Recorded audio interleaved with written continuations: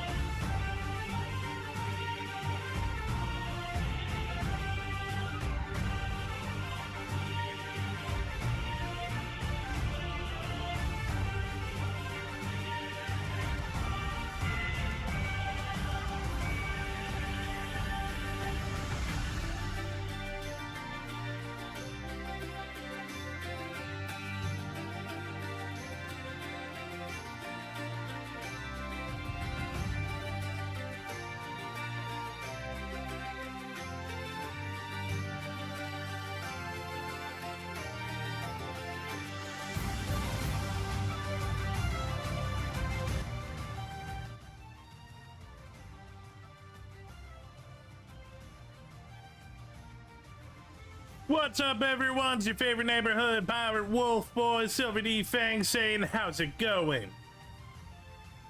Ah, look at the stars in my eyes. Everything is so beautiful. Sorry, I ate a scone. How are you guys on Saturday? We got, like, nothing planned.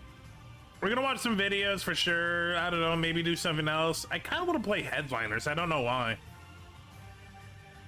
I don't know, man. We're just gonna be vibing, man. We're just gonna be chilling. Gonna be doing the, you know, just hanging out. Hi, you all. How was your Friday? How's your Saturday? Toph is right next to me, just hanging out, staring at me, being like, God, he's doing that thing again. You know what? Yeah.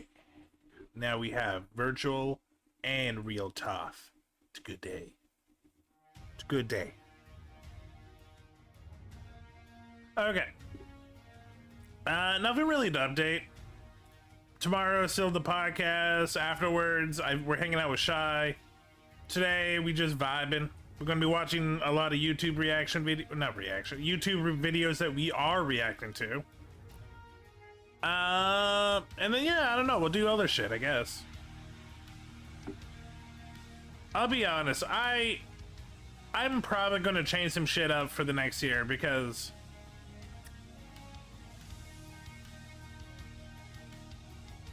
I'm not liking some of the things that has happened to me this year. I think they were out of my control. I was put in a position that I shouldn't have been in, and I'm the one left with the bag, and it just sucks. So I don't know. I still love doing the game shows. I still love doing the like special event stuff. But you never know who you can trust. You never know who's going to be respectable. You don't know who's going to be a proper like person on stream. You don't know. You never know. And this year, I've had so many just other people crash outs or like situations, which we all go through. But like, can you not like be a little bit more professional? I don't know, man. It makes me worried of doing events, and I hate that because I love doing the events. The events are great. But yeah, I'm probably going to have to sit down and really just reanalyze of where my focus needs to be. Fight Night's not going anywhere. Well, Guilty Gear's not going anywhere. Marvel Rivals, I have to figure some shit out because, like, if you've watched the last couple, it has been a disaster. I don't know what is going on, but, like, Marvel Rivals is just not synced up for me right now. And I could not tell you why. But yeah, Fight Night's not going anywhere. D&D will be coming back in February. I already have another project planned starting next year, so... But... Like, I'm definitely going to do more reaction content. And I'm still going to bring in the goobers for the reaction content time to time, and maybe some other people, but like... There's something I gotta do. Welcome Pokemon community game. Because, yeah, some shit's happened that I don't appreciate, and I feel like the only one that really suffers financially or stream-wise is me. I don't know. It's stuff I gotta think about. I'm being vague on purpose, guys. But yeah, I gotta sit down and see how I want to improve. Because that's the thing. I don't care if I'm slow, but I always want to go up. So if something is in a rudder, something needs to give. Sometimes you just have to admit that a project just isn't working. It sucks. It sucks when it happens. Welcome Camper Kai. Hey Kai, it's going well. I'm just, you know, talking to chat, you know, giving them updates on like the future of, you know, the channel and like what I'm thinking of going, you know, next year, and like just a little bit of shit that's been on my head, in my brain. We're about to go watch videos and react to them. How are you at work?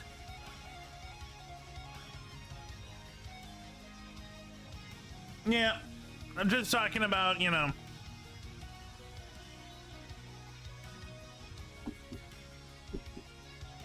just talking about, you know, having to change stuff because, like, Rivals, I love playing Rivals. Rivals is not bad for the stream, but, like, the last couple of weeks, every time I play it on stream, it's been chunky, and that sucks, and I hate it. So I might have to replace it for Fight Night, but I don't want to. Thursday Crew is definitely going to evolve because it's not working as it is right now. And then, yeah, D&D comes back February. I have a new project that's going to start up in January. But, like, the thing that scares me is I love doing my event stuff, but the event stuff it's hit or miss when it comes to the streaming stuff. Because people don't expect it.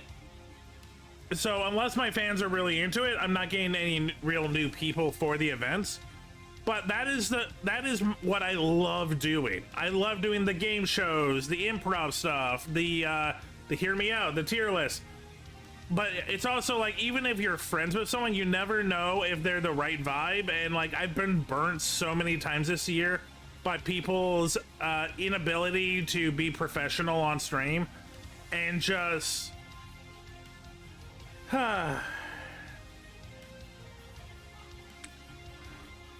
Jeopardy's not going anywhere, but the problem is I don't actually get a lot of buzz with Jeopardy, which is a bummer.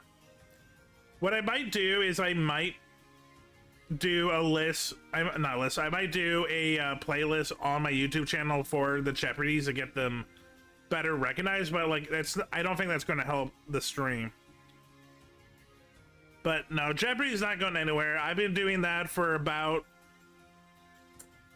almost maybe 2 years. And I really do love it. Like, I've been a game show kid since I was I was a kid. So I want to do more game shows. The problem is some of them I definitely need to know the person more.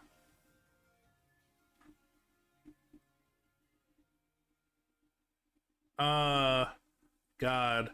Yeah, Kai sent me some really, weird shit. Jeopardy, I think I'm Welcome, gonna... Blue Fox Overlord. Jeopardy, I think I'm gonna keep the same, but I might do other game shows where they are cursed.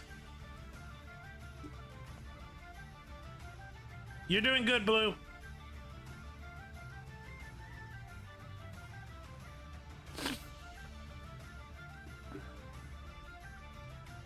I think there's another element that I have to bring up and I have to keep in my head because I'm making it sound like that like one of the big issues is just ideas.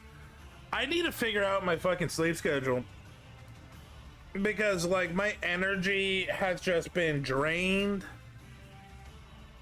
and I know it's because I just have been not sleeping well for a long ass time. If I could fix my sleep schedule and not be in bed for like 10 to 12 hours a day, oh my god, the productivity I could do. Because a lot of this is I need to sit down and like take some time and think about it. Problem is I don't have that time.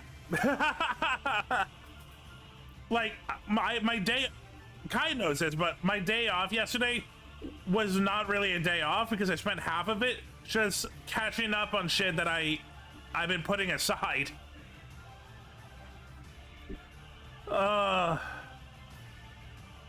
Right now, on a day that I don't have anything planned, I am in bed, not even fully sleeping, just in bed. 3:30 a.m. to about 3 p.m. on average. Of that, I might be sleeping anywhere from 4 to 7 hours.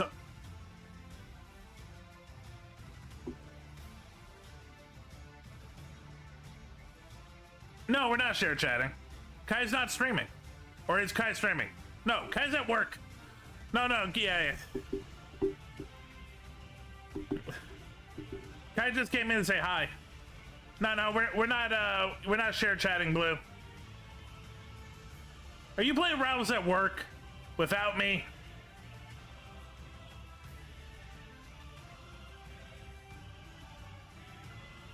Chat, would you be okay if we watch videos? No, like, again, I don't know if Rivals is going to work. No! Also, I literally just uninstalled Rivals because Jade told me that a possibility that's helped her friends is uninstalling and reinstalling it after an update. That might help. So I'm doing that now. So you know what? Let's get into some videos. Let's get into some videos. Do do do do do do do do do do do.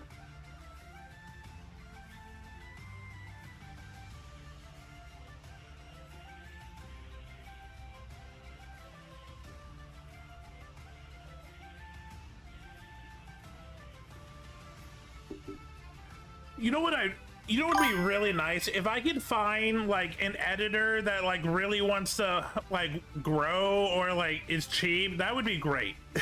That would actually help me so much if I can get someone to like do thumbnails or like simple edits. Oh my god, that would save me so much time. Blue, never apologize for panicking. You're doing your job and I appreciate you.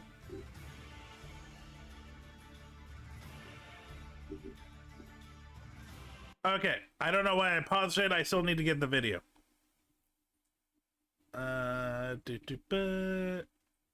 Okay.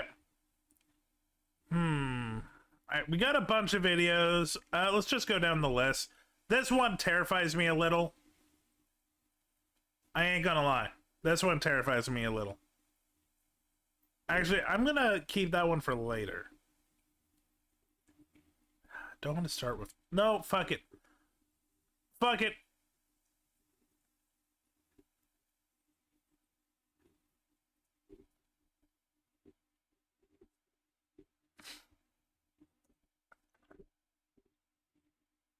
It's gonna be like the episode of B99 where it's just a getting hit in the nut montage.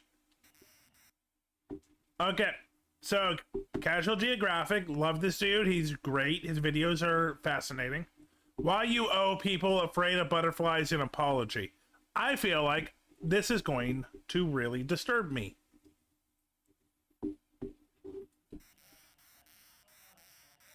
Plenty of animals have pretty privilege, and no other animal has ridden that train further than a gutterfly. I did not misspeak. This halo effect insect is an abomination with wings, and if that offends you, you could die in the field today. Corpse still warm. Last thing you might see is a bloodthirst. I'm sorry, this is not the right silver for this. Doop, boop. Boop. Boop. That is more appropriate. Butterflies. Many butterflies drink blood, among other things. Butterflies will do this thing called mud puddling, and essentially, it's I know about this. Okay, I know he's going to talk about this, but I gotta do it in my own weird way. So yeah, so you see that big ass long tongue thing? It actually will suck up blood with it, and just like dip it like a what's the word? A Mormon high school student. It's just gonna be soaking. Proboscis to suck the juices out of organic matter to farm free nutrients. Trench flies usually get it out the mud, but they'll also suck on rotting plants, feces, and dead bodies. You don't even have to die. If you pull over to the side of the road to relieve yourself and come back hours later, you may find a flutter of fiends feeding on your urine. See, now you thought they just use flowers as fuel. Ew. That is true. The problem is just a diet of sugar water would leave butterflies without key minerals they need. One of those minerals is sodium. I think some moths, but no, there are butterflies that drink blood. And they'll go to extreme lengths to secure it, even irritating the eyes of reptiles to drink the tears. Ew. Crocodile tears have use to someone. Of course, butterflies taste through receptors on their feet, so one landing on you doesn't make you a Disney princess. It makes you a sodium-seasoned rest stop for a flamboyant fly that's just using you until it gets what it wants and moves on to the next mark. Because butterflies are boys. Blue, I am not joking. You can Google it. There are butterflies that will drink blood. With wings, and that is not a joke, because their mating behavior is out of pocket for something with its PR, but one thing at a time. We'll get to that. But the only thing more questionable than what some butterflies eat is what some people will do to find them. The Purple Emperor is a beautiful, ethereal muse to any entomophile. It's also a death merchant that avoids flowers, instead preferring rotting animal flesh and fecal waste. That hasn't stopped folks from seeking out this corpse fly, and here are some of the things people have used to attract them. Rotting fish, fermented shrimp paste, stinking bishop cheese, dog poop, roadkill, very used diapers, and in one case, a trailer of pig poop. But according to longtime enthusiasts, one of the biggest turn-ons for a purple... People are fucking insane. I'm sorry. But if your hobby makes you find a pile of pig poop, your hobby sucks. Emperor is urine-soaked fox poop. I don't think that's a coincidence, because not only are butterflies fine to mine for liquid gold, science says they might prefer the pee of carnivores, specifically mountain lions, to that of humans or cows. So when you say they prefer cougar pee, we're talking about in more ways than just clouding with a chance of storming Daniels. But butterflies are opportunists that'll take them from anywhere, and Russian experiments have shown that vampire moths, yeah, them's a thing, are able... So Blue said they can just buy it off someone, but here's the thing, Blue. That person they're buying off of had to do this. So someone still had to bring stinky diapers and pig poop to collect these butterflies. Able to use hook-shaped tongues to drill through human skin and feed on the blood. But not that was me. just an experiment. To you You're watching right, Blue. this, a vampire moth is no risk that we know of. That being said, butterflies are not what you think they are, and the more you learn about them, the more you understand why SpongeBob turned his town into an Avengers end credit after experiencing its mugshot once. The funniest part is, the close-up they crashed out over was actually a horsefly, probably because they knew an actual butterfly would have ruined the animal for an entire generation. Because like I said, no animal has had better PR than a mosquito in drag. In fact, even their name might be a cover-up. A popular theory is that their original name was actually Flutterby, and the global game of telephone ended predictably. It's much more likely that it came from the Dutch word butterscheiter, or butter shit, because apparently a butterfly bowel movement looks like a brick of butter. It's not 100% confirmed, but believing otherwise goes against my narrative, so I'm gonna disregard it. Insane intro aside, what is it that makes a butterfly? Because I wasn't kidding. If you're like me, butterflies are not what you think. Like on a scientific level. Oh my fucking god, I'm not gonna lie, that freaked me out. I'm not afraid of butterflies, but no, they are insects. They're not the pretty insects, they're just insects. They're no better than any other. Lepidoptera represents the order of flying insects that are, well, basically moths and anything that looks like a moth. Butterflies are a relatively small superfamily that's less than 10% of the Lepidoptera party, with a small contribution of, at most, 20,000 species. Everything else is a moth. They go to war, moths clear. There are also skippers, which are technically butterflies, but were such an out-of-character butterfly that science thought it was its own thing. Long story short, it's a butterfly that heavily borrows from the moth's playbook, especially when it comes to flying. Which gets straight up confusing when you realize there's an animal called a moth butterfly that skippers have nothing to do with. But basically, Not gonna lie, skippers actually kind of look like flying crickets, and I'm kind of here for it.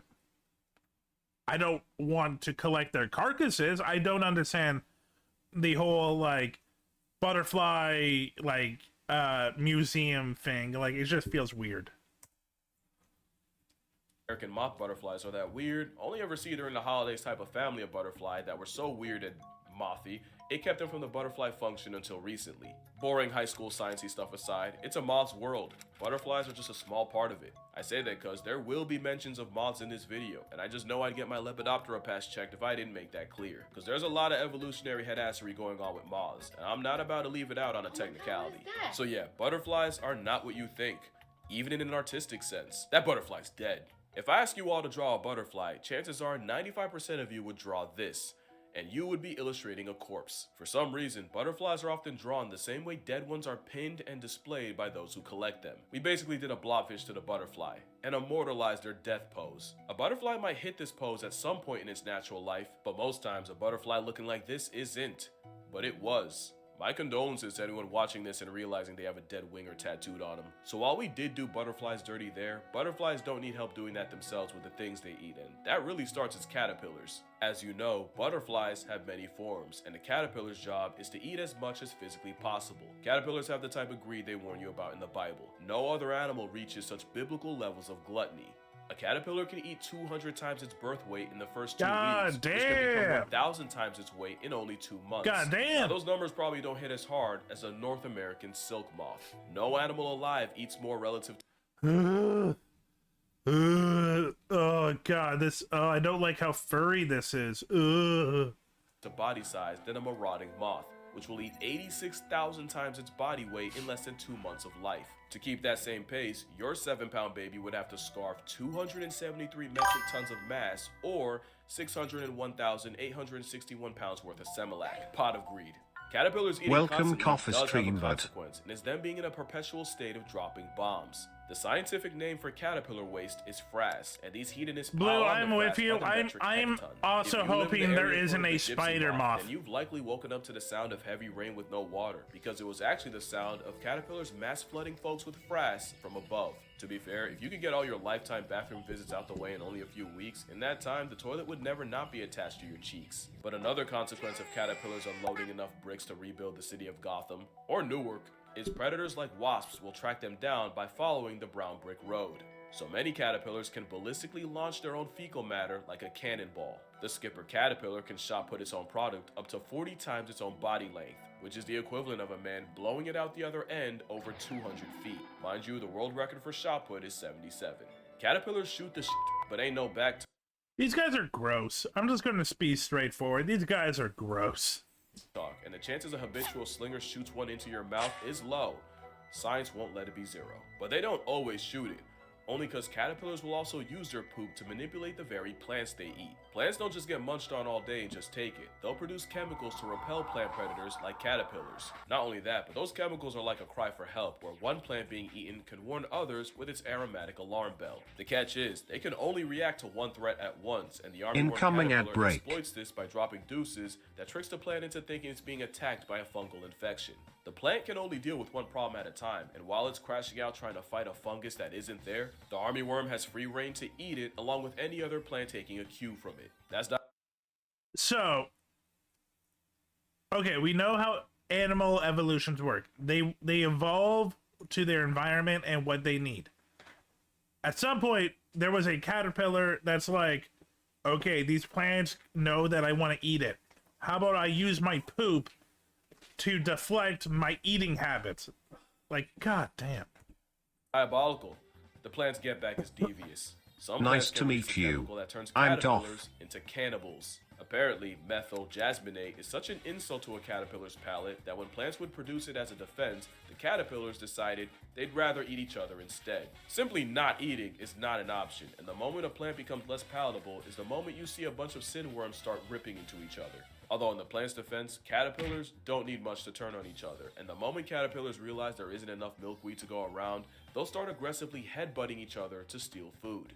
So caterpillars don't always choose violence, unless it's food. Then the bulkworm's ready for war. But the reason the hungry caterpillar is more of a curse than a kid's book is because they'll need all that energy for metamorphosis. And if the endgame of that wasn't a butterfly, we'd probably look at the whole process differently. You know it starts when hell freezes over and the caterpillar does something wildly out of character. It stops eating. If you keep watching, you'll witness the caterpillar split its skin and then pull its flesh suit down and then writhe around like a foot trying to emancipate itself from a gym sock until the skin suit falls and reveals a gooey casing called the chrysalis. So a quick rundown. The chrysalis is the shell booger the switch up happens in. Pupa usually refers to the life stage this happens in, and the cocoon you may remember hearing about are the silk cases many moths will make as a chrysalis substitute. Some moths don't cocoon, but no butterfly does. Now, the process of metamorphosis is beautiful and has also been associated with rebirth. It might be associated with something else if nature removed the modesty chamber and let you see what actually happens. Inside the chrysalis, the caterpillar releases enzymes to dissolve its tissues, basically digesting itself into almost soup. If you cut the chrysalis, a mess of caterpillar slushy would spill out. The only things that don't turn into I heard Shrekfest about are this. imaginal discs, and what they are basically whatever they need to be. They're like the blueprint to their adult life, with discs for every butterfly body part like wings, eyes, antennae, and they lay dormant in the constantly eating caterpillar like a sleeper cell. The only thing stopping it from activating is the juvenile hormone in the caterpillar, and the same way neutering neophytes kept castrato sounding young, the hormone Peter Pans the caterpillar and keeps them young I'm not so they looking can it keep up. eating like nature's favorite feedie. Once the hormone drops, the caterpillar pupates, and those sleeper cell imaginal discs use the protein-fueled former caterpillar to fuel rapid cell division. The process isn't one-to-one for every caterpillar, but that's pretty much the spark notes. Monarch butterflies occupy a chrysalis anywhere from 10 to 14 days. Some, like desert orange tips, will wait years, some say even close to a decade, for the right conditions to pop out. Another fact is that adult butterflies can remember part of their lives as caterpillars, even with their time as butterfly broth in between. Science shows that caterpillars conditioned to avoid certain smells through electrical shocks go on to show the same discernment as flying adults. I feel like that's way cooler than people I'm sorry, what the fuck was that? What the fuck was that? give credit for. Shocks go on What the fuck? Oh my god, this is to show the same. Also possible they do remember their past lives of greed, which might be why many moths don't have mouths altogether. Okay, that's a joke. Well, not the no mouth thing. The Luna moth is only alive for as long as its caterpillar past ate for. But the reason is because the same way a caterpillar's job is only to eat, once they can fly, their main priority is getting laid.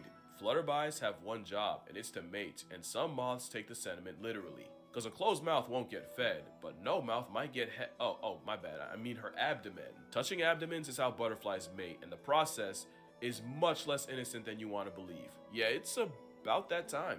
Almost every messed up thing about butterflies comes down to them catching a date. Butterflies will use several factor authentication like sound, color, even flight patterns to choose a mate, but the real secret sauce are pheromones. Males use pheromones like a calling card, and many moths and butterflies have a hair pencil to help get the message out further. Also called the coromata, it's a scent organ that inflates and fans out pheromones to anyone who might be interested. And with over 180,000 species of moths and not moths, someone was bound to take it too far. And Creatinos Genghis shows you just how far love makes some guys go. If it's any solace, a horny male moth can't fly with its coromata out. Life finds a way.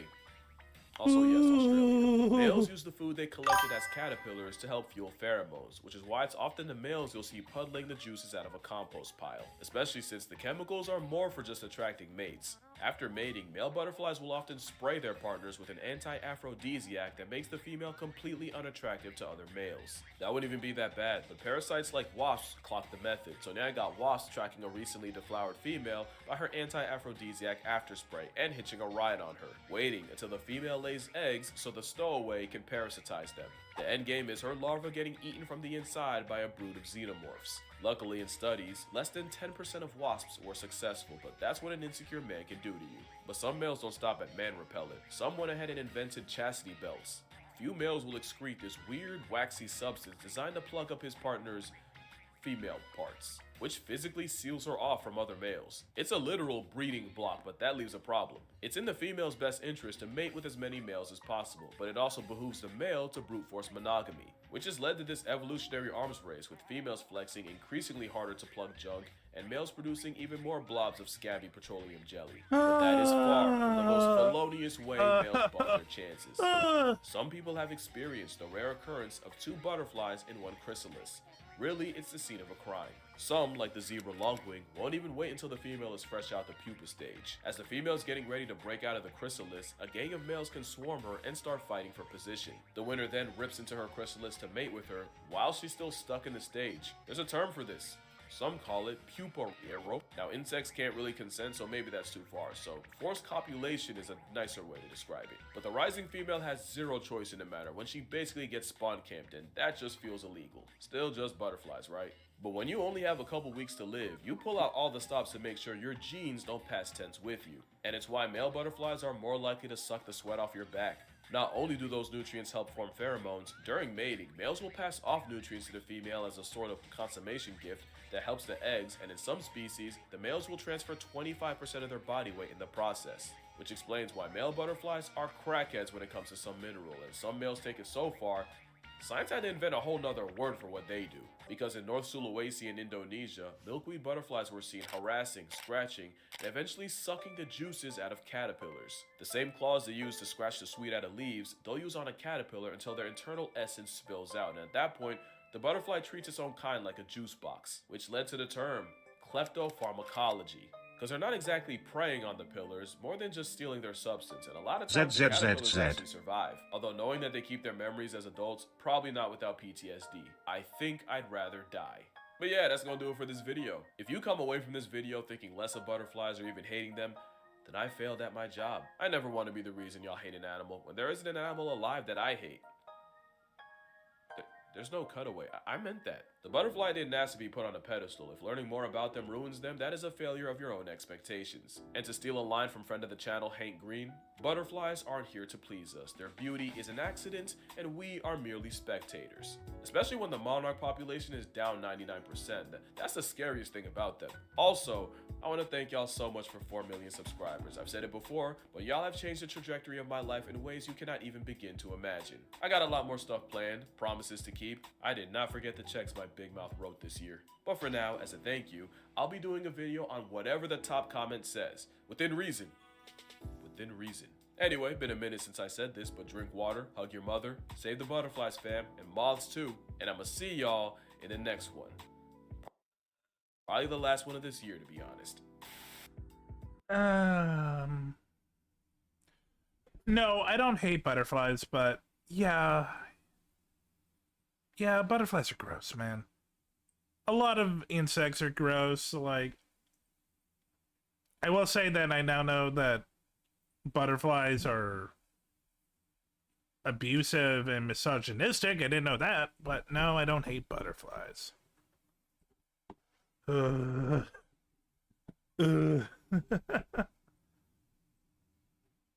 Nah, what? God damn it. God damn it, Octavia. Why did you have to say that? But that was fun. We learned. We cried. I mostly cried.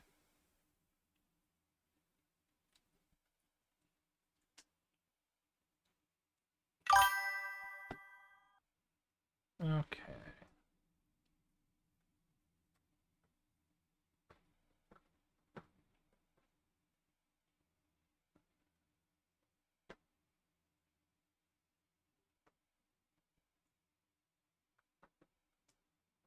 I am going to get the number generator out.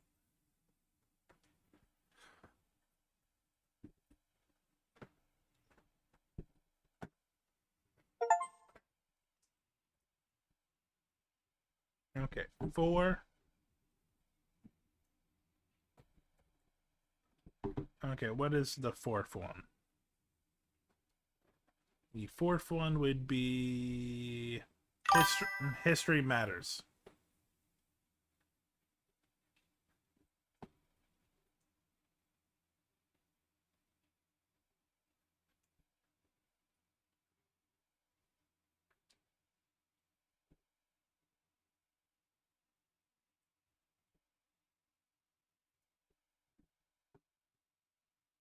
Okay, let's roll again. 32.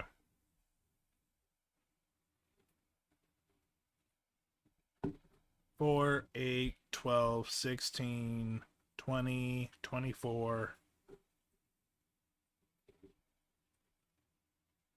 28, 30, 32. The Cold War saw the United Why? Okay, History Matters. Why did the U.S. side against Britain and France during the Suez Crisis?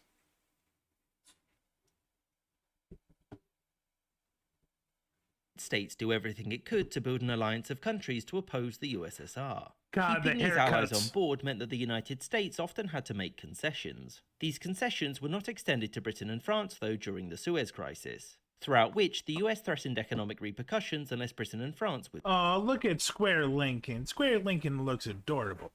withdrew. So why was it then that the United States went against two close allies instead of just letting it slide? As you'll know, during the 1950s, Britain and France's empires were Square collapsing, Napoleon. and in Egypt, the British were trying to stick around for longer than the Egyptians wanted. And after the Egyptian monarchy was overthrown, the new rulers there were keen to make sure that the British left quickly. The Egyptians also wanted the Anglo-French Suez Canal Company to relinquish control over the canal to Egypt so it would have full control of its waterways and its revenues. Yeah, let's be honest. Egypt didn't care about, like, the cultural... money. The Suez Canal is a money maker. When the British refused this, Egypt's president Gamal Abdel Nasser seized control of the canal by force. Ooh, absolutely. To the east of Thanks, Egypt, Kai. Israel was watching closely, since it also had a gripe with Egypt in that Nasser's government blocked Israeli ships from using this strait. To open them up again in late 1956, Israeli forces invaded and took all of this territory. Britain and France, despite knowing about and greenlighting the invasion beforehand, issued an ultimatum to both to leave the canal zone alone. And about 5 minutes later, both launched an invasion of Egypt. They took control of the canal zone and it looked like it was a done deal. The three invaders were internationally condemned, with both the USSR... No. What? Global powers invading and taking over a part of a country for corporate greed? No. Shocking. USA agreeing that they'd gone too far. The United States demanded that Britain and France withdraw immediately, and President Eisenhower threatened financial sanctions unless this was done. And Britain and France promptly left with their tails between their legs and their international reputations damaged. So why was it then that the Americans didn't help or at least turn a blind eye? Well, the first reason was that the British government had promised the Americans that they weren't going to invade. And so, when they did, Eisenhower was pretty annoyed and refused to give Britain the benefit of the doubt. The second reason was that the US... Yeah, if the US and the USSR agrees on something, you fucked up. was concerned with war breaking out in the Middle East, and Israel's role in the invasion meant that other Arab nations would have justification. Remember when the US didn't want war in the Middle East and didn't want to cause more conflict? Yeah, not in my lifetime either. to wage war against Israel, which the US didn't want. There was also the concern in Washington that the invasion would see Nasser become a de facto leader of the anti-Western Middle East. The US, despite not being involved, was seen as partially culpable for the attacks, which meant that countries in the Middle East and Africa would turn to the USSR for support in case any former colonial power wanted to return. The third reason was that the United States didn't think that the invaders were going to succeed. Nasser had already blocked the canal, and so dragging the occupation out would mean that the West's reputation in the region would only get worse. The fourth reason was that the unilateral invasion undermined the West's claim to moral superiority over the communists. Just before Israeli troops entered Egypt, Soviet forces had brutally repressed. You gotta remember, chat, in this time, it was all about global vibes. They like, US still couldn't give a shit about, like, actually being a good person and, like, not evading shit. But they wanted to be seen morally superior to the USSR. So it was on vibes. The Hungarian revolt, which the US could now no longer condemn with the same force. The portrait of the Soviets and their allies being brutal occupiers no longer held the same weight. As such, the US had to make sure that the invaders left, ending some careers and making it clear that these two nations were no longer superpowers that could act of their own accord anymore. Thank you for watching, with a special thanks to my patrons, James Bizanet, Sky Chappelle, Kartoitska, Marcus Arsner, That was fun. Yeah, the Suez Canal is, to this day, still one of the most important ports in the world, because it is the only way to get from Asia to Europe without going around Africa. And Egypt knows it. It is a moneymaker.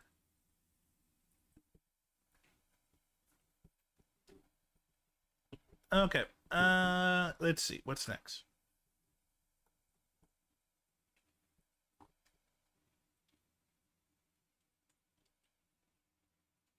This is a long one that I don't want to watch alone, so I'm going to hold that off. I don't want to watch you.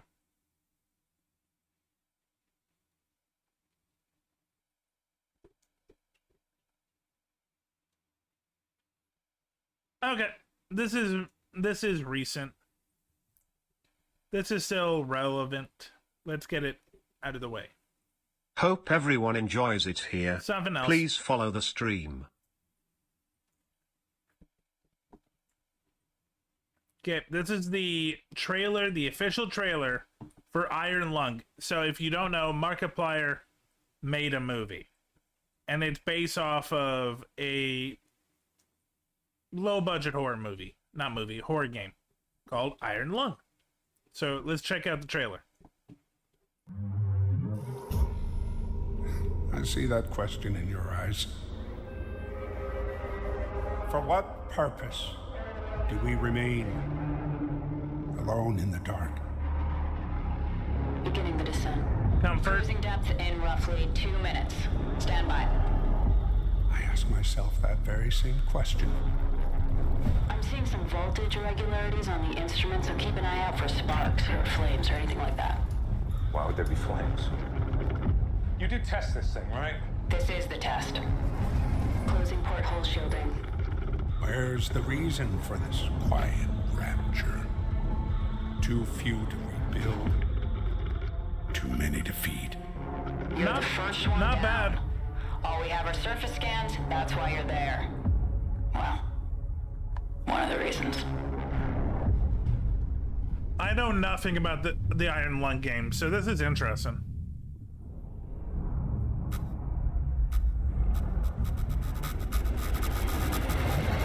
Can we just agree this is important? Food, air. We need this, not just the COI, all of us. We need this. There aren't enough of us left to be throwing lives away, but there is too much at stake not to take calculated risks. Eden doesn't understand that. You don't understand that. I just want to live. Is that so wrong? Why Damn. doesn't anybody else want that? Damn. Markiplier. I don't know. I'm not a big horror fan, but, like, I don't know. This looks like a good thriller. It looks like a good bottle movie. I don't know. It looks good. It looks good so far. Markiplier had a TV show? I did not know that.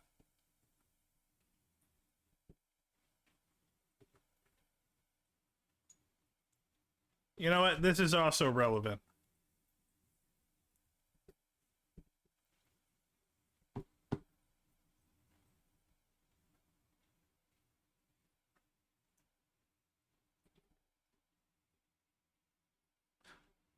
Jacksepticeye had a show?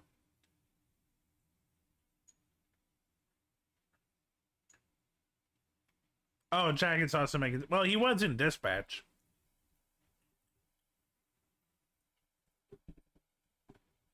Okay.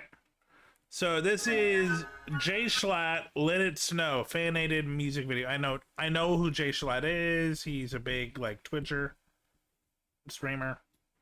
I don't know about his music video, so let's check this out.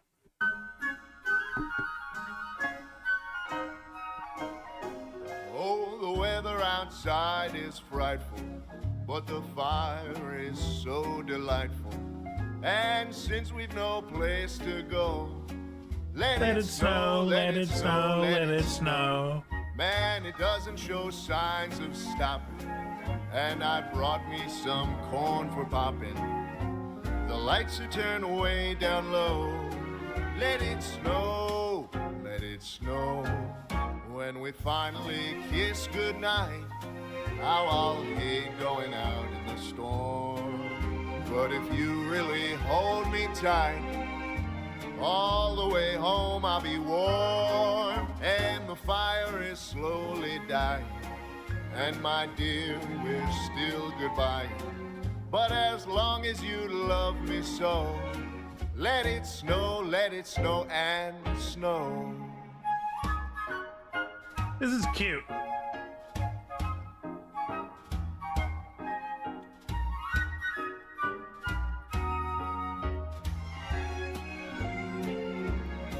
When we finally kiss goodnight, how I'll hate going out in the storm.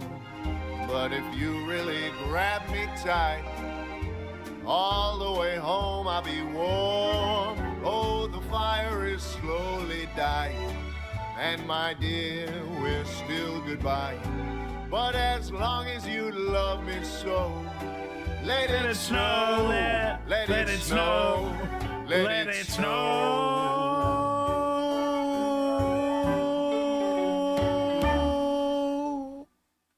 That was cute. That was very cute.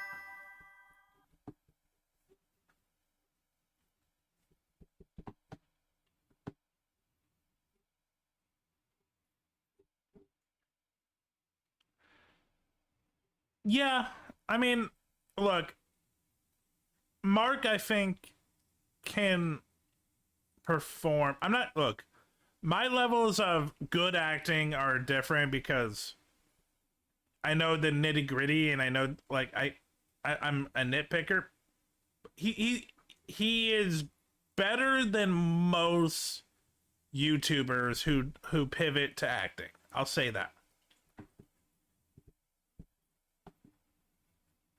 I don't want to be mean to Mark's acting, but he is okay. That's less about him and more just like I know I know the nitty gritty. He's okay. If you're a fan, it's okay. I like Markiplier. I'm just, being honest. Okay. History time. History time. Boop. 5. What is 5? 5 is 1, 2, 3, 4, 5. Oh, okay. We haven't actually done a video of this one either. SilverDFanng. Blue, how do you pronounce SilverDFang's channel?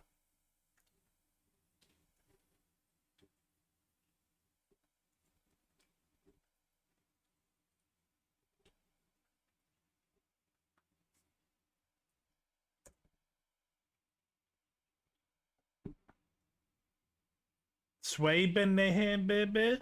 Sweatbanany. I'm sorry. I'm not trying to like sound like I'm making fun. I'm not. I don't know. Okay. 15.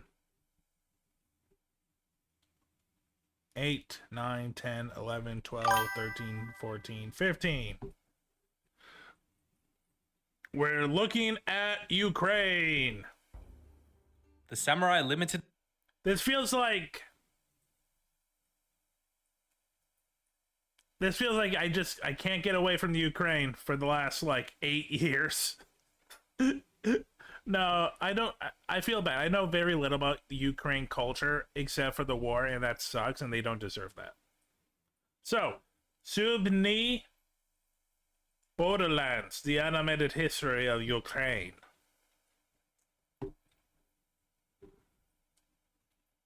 Edition pin is available now. Hurry and order yours now before they run out. That's or a get cute one pin. for free by signing up at Patreon like all of these nice people. That's a This cute episode pin. is supported by Raycon, a wireless earbud company co-founded by Ray J and many other titans of the music industry at about half the price of the leading premium brands. Head to buyraycon.com/SUIBHNE to get a further 15% off your order, which will also help support this channel. So, if it's under a year, I'm playing the advertisements because they are still making money off of them, and we are using their video to react to, so they should get something out of it. If it's over a year, they're not getting anything from Raycon anymore, so that we're watching the ad. Ukrainian identity long precedes the formation of any nation-state on this soil. The modern geopolitical entity and the current Ukrainian I like crisis their can all hats. trace their roots back to the land's unique geography and some of Europe's most fascinating cultures. An identity that has its foundations in no less than 3 geographic features. Okay. The Eurasian steppes, the Dnieper River, and of course, the Black Sea.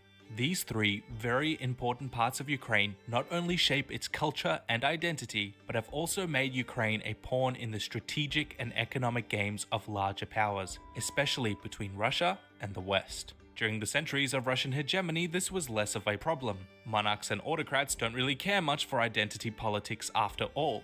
But post-independence, the centuries of influence from outside powers have started to show.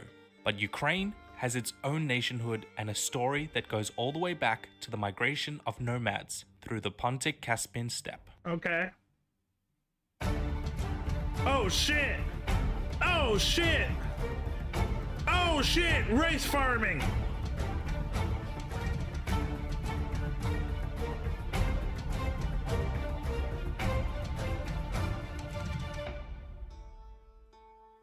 Well, it's been a long time coming, the remake of my old Ukraine video. Let's see if I can get it right this time. Now I know what you're thinking, doesn't Ukraine's history begin with the Slavic migrations? And the answer is kind of yes, but then... Okay, I'm just gonna say it right now. Slavs, I like your fit. I like the tunic, I like the buttons, I love your goofy hat, I love it all. 10 out of 10 fashion. Nomadic cultures of the Eurasian steppes are inseparable from Ukraine's early development. A steppe, in geographic terms, if you're not aware, lends itself almost exclusively to the development of Russia. nomadic societies. Also, fuck you, America. I'm on neither side. Fuck both of you. They lack geographic boundaries for defense, materials for building, and the grazing patterns of animals mean that, well, you go where the food goes. Makes sense. This is one of the reasons why the horse was domesticated in the steppes. It made travel and hunting easier, and facilitated the raiding of rival tribes. And if a horde got big enough, it might start raiding, say, the crumbling Roman Empire.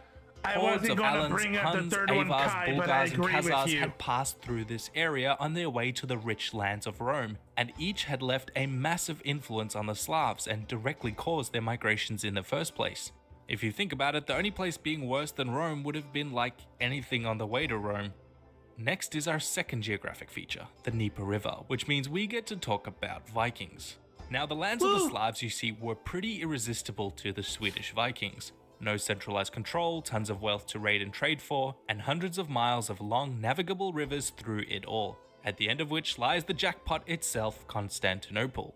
It wasn't long before these Norsemen, who the Slavs called Rus, had built a huge trade empire centered on the Dnieper River, at an old Khazar trading post called Kiev.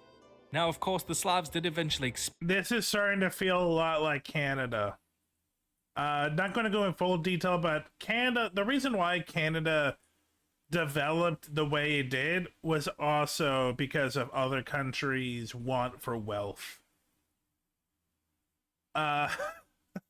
Like, we started small ports on the East Coast, and then they realized the resources of the middle, and then they found out about the forests and the oil and the minerals and the gold on the west, and then England, France, a little bit of America, a little bit of Spain got involved.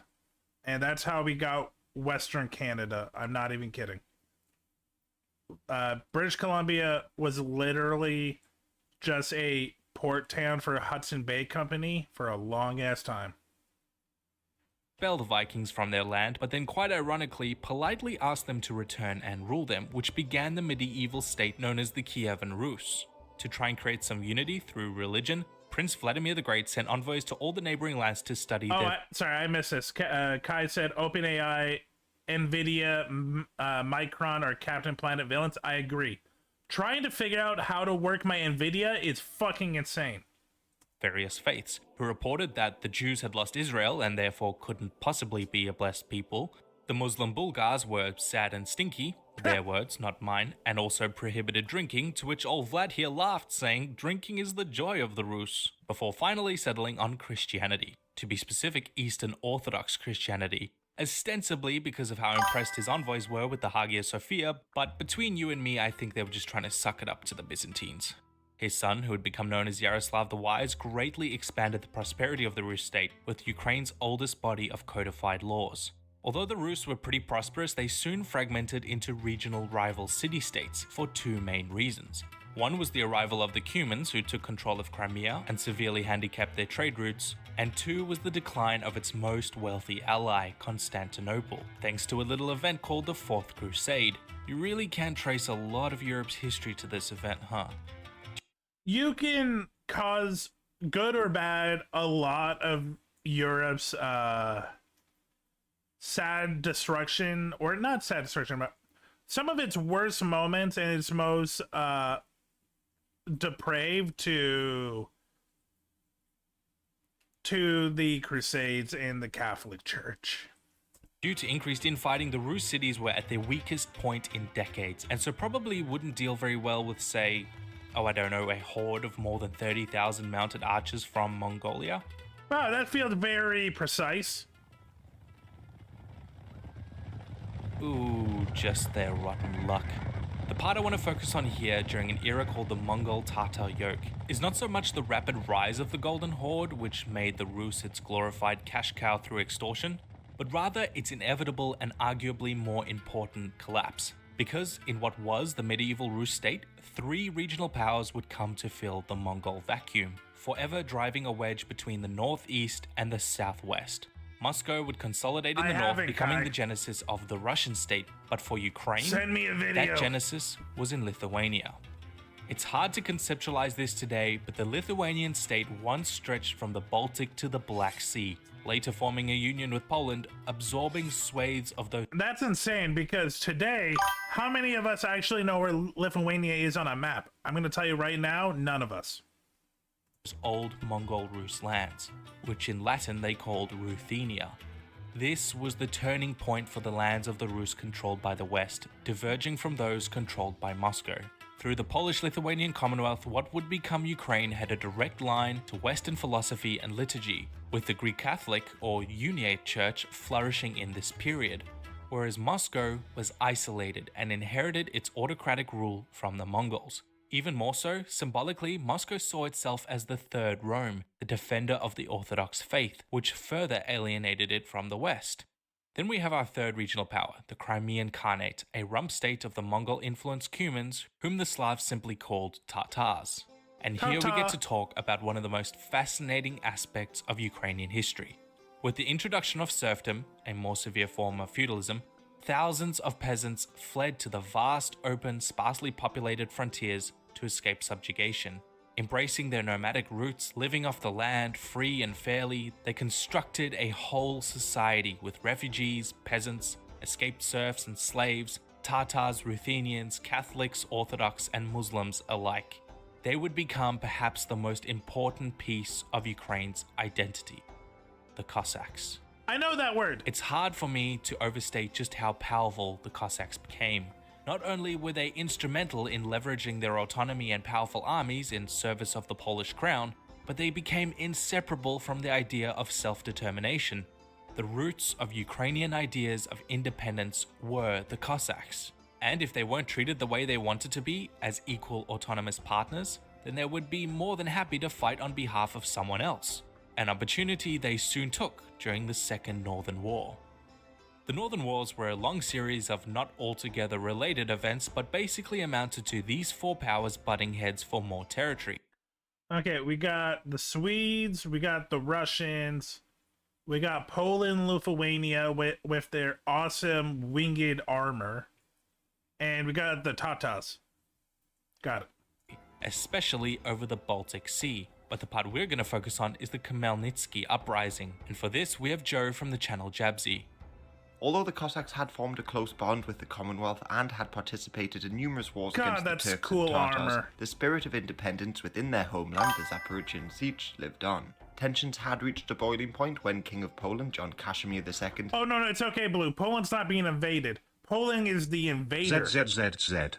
treated the siege with contempt and made efforts to curtail their autonomy, spurred by that many man's local got nice hair. uprisings.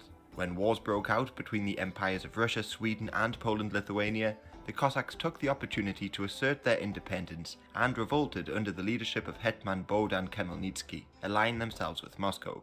To this day, it is still unclear whether the treaty between the Tsar and the Cossacks aimed for further integration within the Russian Empire, or simply as a temporary military cooperation. But the Russian Empire's growth in the 18th century would ensure that Russia's interests would soon dominate. However, right-bank Ukraine still remained loyal to the Commonwealth, and when the left-bank Cossacks invaded Poland... Hey look, it's red and green, it's Christmas! Oh, see, even war is festive. Happy holidays, everyone! Except if you're in 14th century Poland, Lithuania, Russia, Ukraine, or you're a Tata. On the side of Russia, it set off a series of brutal atrocities remembered in Poland as the Deluge, and in right-bank Ukraine it is known as the Ruin. This pivotal event would not only weaken the Commonwealth as a regional power, but also result in the creation of a Cossack hetmanate within the ironically far more heavy-handed rule of the Russian Tsars. And if you'd like to learn more about this period, come check out my video on the Khmelnytsky uprising over on my channel Jabzy. Now, basically from the onset of the uprising, the Cossacks were treated with a certain degree of suspicion by the Russians. They were all too happy to use them to defend against Tatar raids and even to aid them in their conquest of Siberia, but the Tsars knew all too well that a Cossack revolt could spell absolute disaster if they ever lost the hetmanate's favor. All the Cossacks wanted was independence, and Russia simply couldn't allow that to happen. Their fears were pretty well founded, as it turns out. Call them Cossacks, call them nomads, call them Ukrainians. Doesn't matter. Russia doesn't want them to be independent. Sad.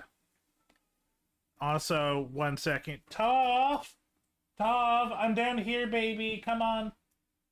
You might not hear her, but Tov is just meowing sadness upstairs, and it's very sad. Out since the Cossacks again switched sides in support of Sweden during the Great Northern War, but this time at the disastrous Battle of Poltava. The Cossack host was defeated, and from this point on, the seeds of malicious distrust in Ukraine had been... Blue, what are you talking about? They already did invade Ukraine.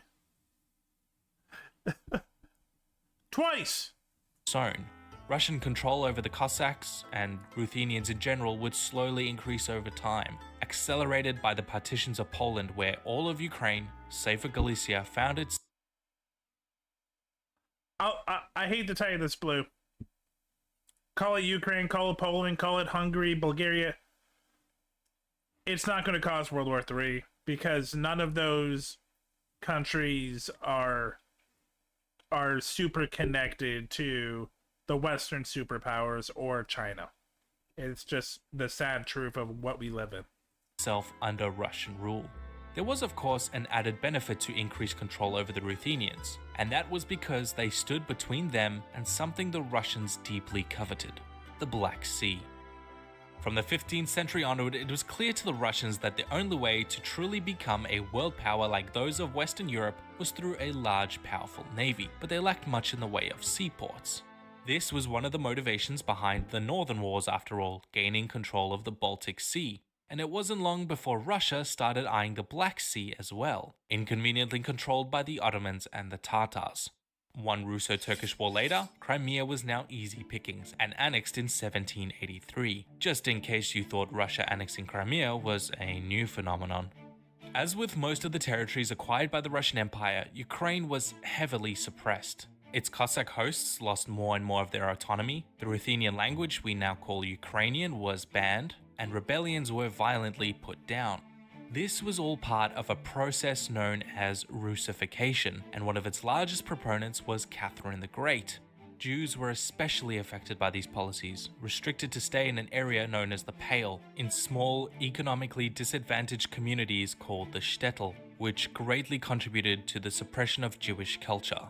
Now, although 19th century Russia was succeeding in the spreading of its internal power, the same cannot be said for its place on the world stage, and their intellectual control over Ruthenia would weaken due to several reasons. Firstly was the spreading of the Enlightenment ideas of self-determination during the French Revolution.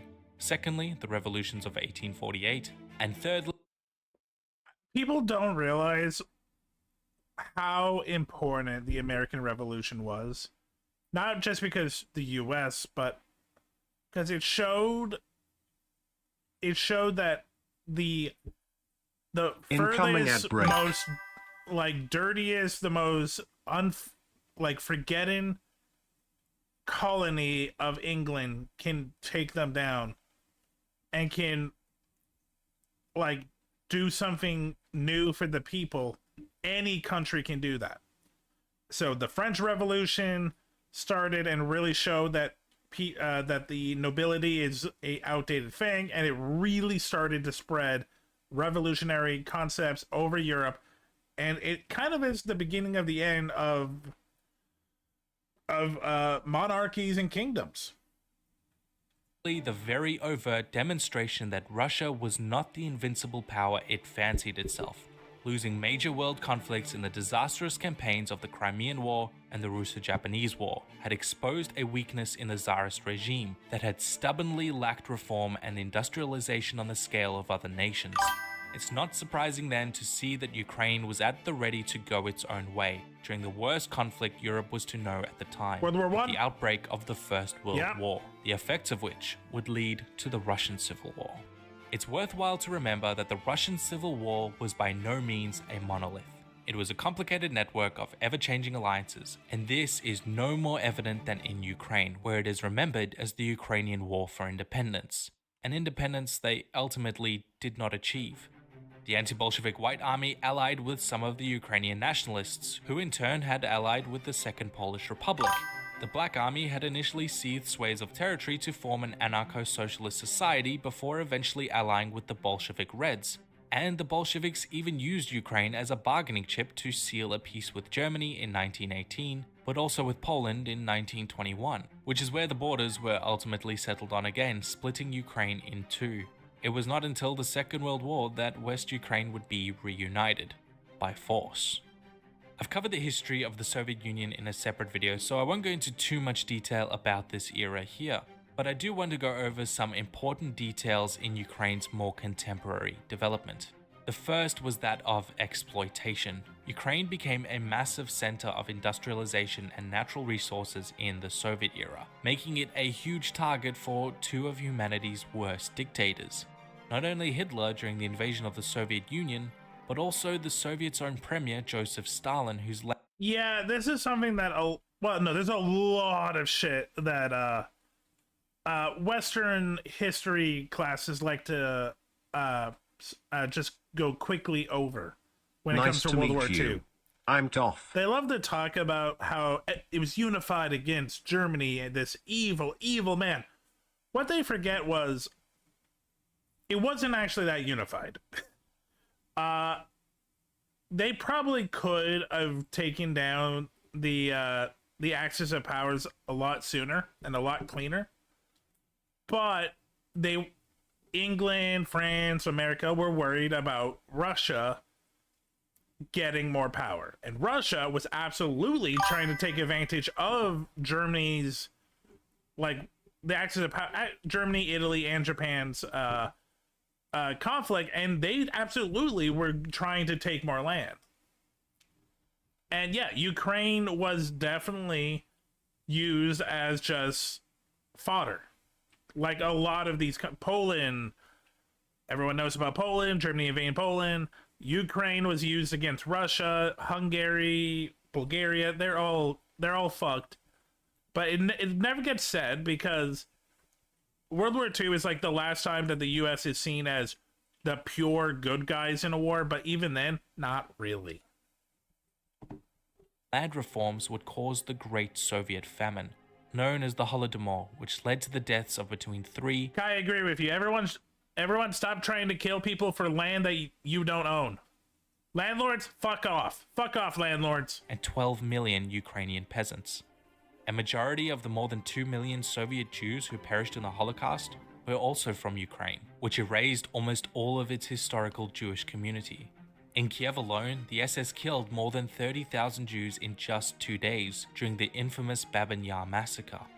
The second is more to do with Ukraine's current geopolitical standpoint, which I think is vital to understanding post-independence Ukraine, which has been in a push and pull in 2 directions directly linked to its unique geography. The vast open steppes are still envied by the Kremlin, who has lost one of its great buffer zones to NATO. Pro-Western leadership in this young nation has been hamstrung by Russian influence on more than one occasion. Russia wants Ukraine to be a quiet and stable ally, and they've actively supported pro-Russian separatists since 2014. The Dnieper River still forms the nucleus of the nation, and a divide that has gone back centuries by influences from outside powers. The inhabitants on the east of this river are still more likely to identify as and to speak Russian, thanks to centuries of oppression under the Tsars and the Soviet Union. And of course, the Black Sea is still as hotly contested as ever. Fearing Ukraine moving to closer ties with the European Union and the rampant instability of the Ukrainian crisis, Russia illegally annexed the Crimean Peninsula to protect its Black Sea ports. The current Ukrainian crisis may feel new, but it's worth remembering that we're not at the end of Ukraine's story, nor are we ever. We're in the middle of its most recent chapter, and conceptualizing its past may help with its future going forward. It's also not new for other countries to use Ukraine's bullshit situation for their own advantages.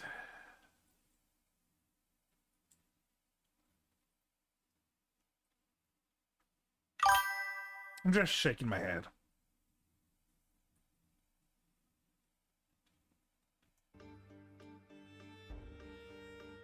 Thank you to today's sponsor, Raycon. Sorry, no clever segues this time. All I want to let you know is that I hate buying earbuds. They're always way too expensive these days, and audiophiles talk endlessly with words I don't understand, and at the end of the day, they're probably gonna get lost or eaten by my dog anyway. So, Raycon is the perfect solution to...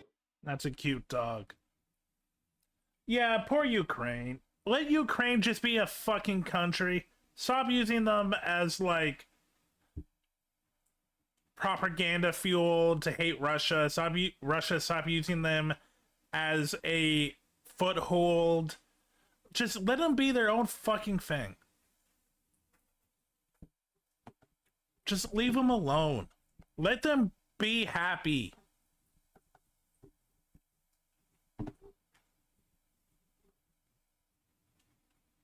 Okay. Kai sent me a video. Let's check it out.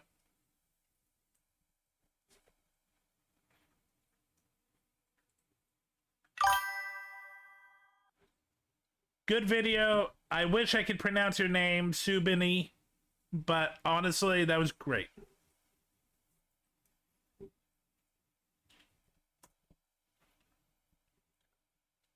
When most of us think about cloud storage, we don't... Okay, this is People Make Games, why we're boycotting Xbox, and maybe you should too. This came out 2 days ago. There's a fundraiser. Check it out. The fundraiser supported the Palestinian Children's Relief Fund. I respect that. There's 9 days left. By the time you see this, it will be over. Sorry. Don't imagine a physical space. Like, I know that when I upload something to Dropbox, that has to end up on a server somewhere, but I don't really think about the physical infrastructure very often. Like, it happens in the ether, it happens in the cloud. But of course, in reality, there is an enormous physical component to all of that. And those files, they end up somewhere like this, a data center belonging to Microsoft in Middenmeer. Is it sad that that could also just look like any Amazon office? Game Pass was cool.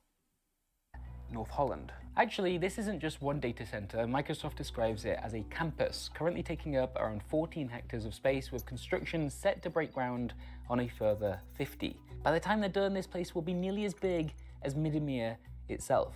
And we now know that for the last 2 years, these buildings, these exact buildings, have been the home to audio recordings of hundreds of millions of phone calls made by the people of Palestine. So many calls that if you were to try and dedicate a dozen lifetimes to listening to them one after the other, you wouldn't be able to do it. These phone calls, as we now know thanks to reporting from The Guardian alongside Plus 972 magazine and Local Call, were captured by an IDF intelligence.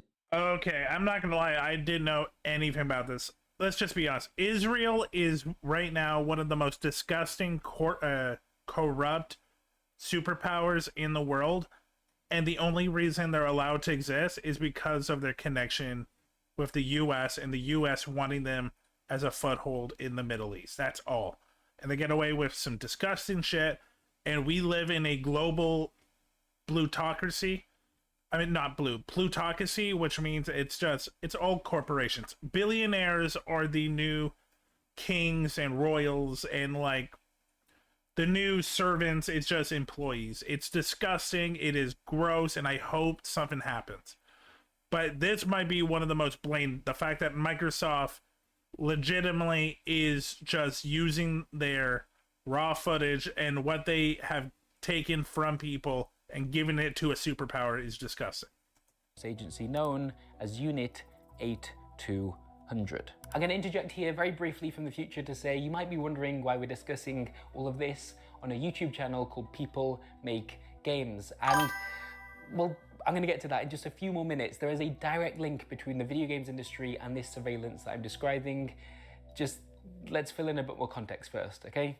Few more minutes. Now, Israel has been intercepting text messages and phone calls made from the West Bank and from Gaza for many years now. That's not new, but what has changed is that up until this point, the IDF has needed to be much more targeted in its data capture. It simply hasn't had the capacity to both store and monitor the communication of an entire population all at once. But fortunately for the Israeli military, Microsoft offers its customers two extremely valuable services for anyone hoping to carry out mass surveillance on a people being bombed out of existence. First of all, there's the near unlimited data storage. These buildings behind me are thought to have contained around 11,500 terabytes of data belonging to the IDF as of July this year.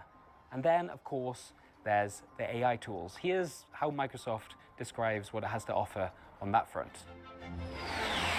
Decision superiority is key to mission success. With Microsoft's industry-leading artificial intelligence capabilities, you can modernize and automate intelligence gathering and analysis with AI and machine learning to empower decision-makers at every level and across all domains.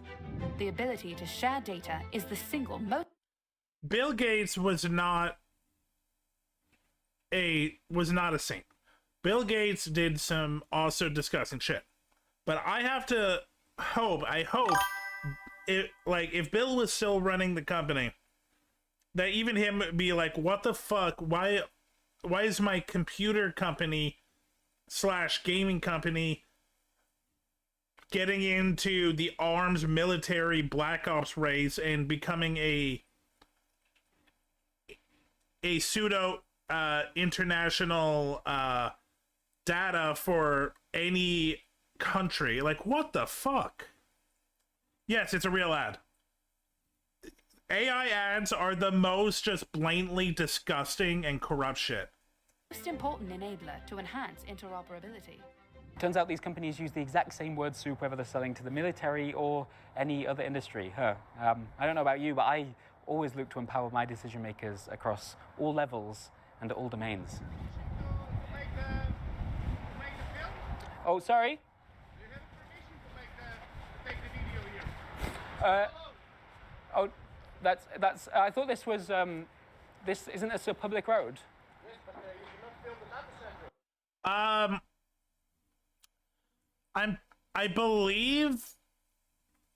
I believe that he is in the right. He's not filming on private land, and I don't think you're allowed to say you can't look at a building on public land. I believe that is not you can't just be like, stop staring at our building. I can't point the camera at it. How long do you want to be here? Because we're gonna okay. Okay, sure.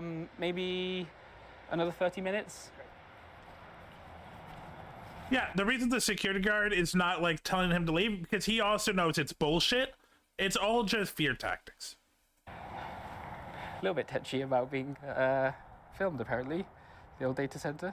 I mean, I'm not exactly the first person to come here after finding out this is where the Palestinian calls were being stored. Anyway, where were we? Microsoft has been pitching its AI tools to different militaries around the world, but the language it uses to do so, at least publicly, is totally empty and meaningless. I'm guessing the company doesn't revel in the idea of drawing too obvious a link between its services and the violence being carried out by its customers. An Israeli colonel put it much more plainly during a leaked video from an IDF conference in Tel Aviv last year. You have to understand, it's a platform that's a weapon. No less than that. And that's how we treat it. You have to understand, it's a platform that's a weapon. No less than that. So how did all of this work? Well, according to the sources who spoke to The Guardian... I'm just going to say it now. It's going to get worse, but fuck Microsoft. Fuck Facebook. Fuck... I don't know what. Fuck Amazon, not because they're doing like military shit, but they are definitely manipulating the news and manipulating information. So fuck them. Fuck Paramount Skydance, because it is just straight up just a MAGA hate machine now. Fuck. Who else should you fuck off? A bunch of people, probably. Local Call, 972 magazine. The internal ambitions of the Israeli military were to capture up to 1 million calls an hour. In essence, this meant that if a phone call happened in Gaza or in the... Oh yeah, fuck off Teal. If you don't know who Teal is, he is probably the Silicon Valley guru. Any of these Silicon Valley bullshitters in San Francisco that like are just slowly manipulating and corrupting the world just for their own financial gain, Teal. If you want to know who JD Vance truly believes in, it's not Trump, it's Teal. West Bank, it were to end up on a server inside one of those buildings. These calls could then be transcribed, translated, and then analyzed by Microsoft. They built Amazon's hit in India for 1 million jobs and donated a lot of money to make cheap-ass labor for them. Yeah. AI tools to create a huge archive of data, an archive that was then able to be used by the IDF for many different things, including the identification of targets to be bombed in Gaza. Oh, Here's built. a particularly My grim bad. follow-up to that from The Guardian's own reporting. One of the sources said when planning an airstrike on an individual located within densely populated areas where high numbers of civilians are present, officers would use the cloud-based system to examine calls made by people in the immediate vicinity. Gross. The suggestion there seems to be that this could prove an effective way for the IDF to justify the murder of bystanders who happened to be in the wrong place at the wrong time when their bombs landed, Gross. blurring the line between innocent civilian and potential threat. That kind of tactic is said to have been mirrored when detaining Palestinians in the West Bank as well. One former IDF officer told Plus 972 magazine, these people get entered into the system and the data on them just keeps growing. When they need to arrest someone and there isn't a good enough reason to do so, the surveillance repository is where they find the excuse. Gross. We're now in a situation where almost no one in the occupied territories is clean in terms of what intelligence has on them. How many times have these servers been used over the last 2 years as Gaza has been leveled from the sky? As I stand here right now, the official death toll of Palestinians killed in Gaza is nearing 70,000, with the majority of those being children, women, and the elderly. How big? If I remember right, I believe the average age in Gaza is like 20. It's like 23. Don't quote me, but it is very young. A role have these buildings played in their deaths? But you know what strikes me the most as I stand in front of these buildings? Like, I'm sure the IDF thinks of what was stored in there as some grand data set. I mean, without a doubt, it must have been one of the most extensive acts of mass surveillance in the entire history of the human race. But just think about the content of what these calls actually was. In this exact moment for the people of Palestine, this was brothers ringing sisters to find out if they were still alive, mothers calling family to find food and shelter for their children, friends mourning and grieving together. These were not normal phone calls. This was the trauma of an entire people as they were being starved, displaced, and butchered, with the rest of the world just standing on and, let's be honest, letting it happen. This is what I'm looking at right now, a vast archive of human tragedy, hundreds of millions of hours of grief. So why am I here today in front of this shithole? I'm here because Microsoft has now admitted to the enormous role it played here in enabling the surveillance of the people of Palestine during a genocide, although it certainly doesn't use the G word itself. And since making this admission, Microsoft has also terminated its contract with the IDF's Unit 8200. But the company did this because it was forced to by an entire movement of people across the globe, a movement which has involved applying pressure on this corporation both from within. 50,000 people have died, and Microsoft... All right, so today's celebration did include some interruptions. And whoever that woman is, thank you. I hate to say this, but it is true. It is hard. It is so hard to find this info. You have to just dedicate your life to paying attention to all of the disgusting bullshit happening to the Palestinian people and who's causing it to understand, because you're not going to get that from news. You're not going to get that from newspapers. You really have to do the research, and it is so much. Microsoft, their Starbucks, Coke, like they have all had dealings with Israel. There's food companies, there's countries. It is so disgusting. And it's hard to find all this. I did not know about this. From the outside as well, including a boycott. And I try to pay attention to news. There's just so much going on. Chose to target Xbox specifically. So I came here to see this place for myself, but also because this boycott is not actually over. It secured a major victory, but that is just one step. And if you're not already part of the boycott yourself, maybe it might be something you want to consider. In this video, we're going to talk about how this boycott against Xbox actually works and why it's not over yet. But we're also going to make sense of how... I find it interesting that they're saying Xbox and not Microsoft, because I think they have the same issue as I have. Is I use Microsoft Office and like Microsoft Windows every day. Yeah, it sucks. Again, Amazon's also really hard to not use. Oh, okay. How on earth a landmark win like apparently this Xbox and Microsoft are having issues with each other. One of the largest, most successful corporations on the planet. There are literally no other examples of Google. big tech breaking ties with the Israeli state in this way in response to what's happened to I Gaza. forgot. Also, fuck Google. Fuck you, Google. Not just for the Palestinian thing, but like stop shoving AI everywhere. Also, stop sending our info to every country. So why military did Microsoft blink first? To answer that question, we're going to need to understand the wider movement, hearing from the boycott's organizers, but also looking at how Microsoft's own employees have fought back against their company's war profiteering from within. And given this Xbox boycott is shining a spotlight once again on the relationship between video games and Palestine, I want to re-examine the video we published 2 years ago, where we challenged the industry's lack of action in the weeks directly following October 7th. Have things changed now that the world has witnessed what we call today the first live-stream genocide in human history? Finally, I'll be meeting a group of game developers working at Arcane, a game studio owned outright by Microsoft, who've come forward to support the boycott despite working on a game that would be, of course, a direct target of it. Okay, so a lot of ground to cover then. Let's talk about Xbox and Palestine.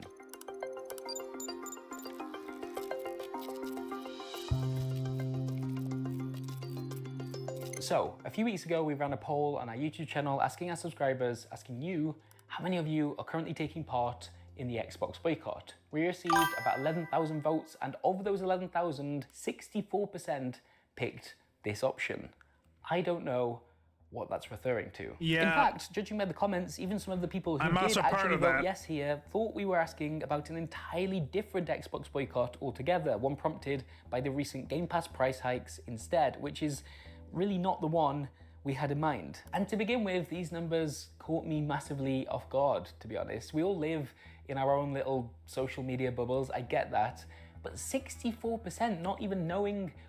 Like I said, there's so much news. Bunch of those people probably are literally ostriching in their heads, just avoiding all of it. But even the people that aren't, there's just so much. What the boycott was, what I was asking about, I hadn't been expecting that.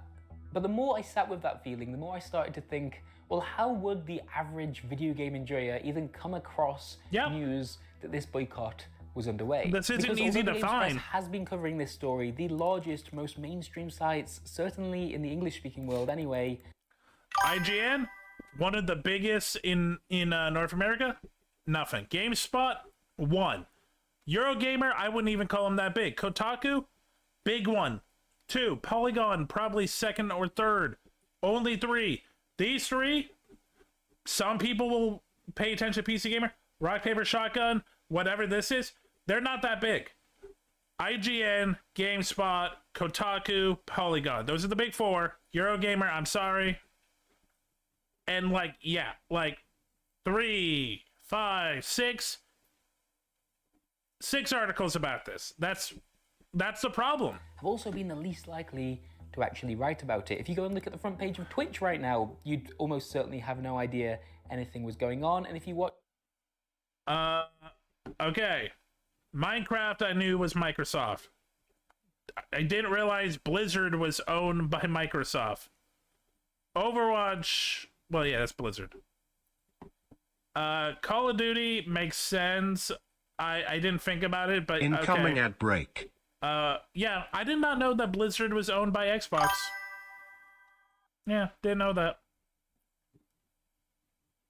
So to answer the question, no, I'm not a part of the boycott because I played Hearthstone 2 days ago.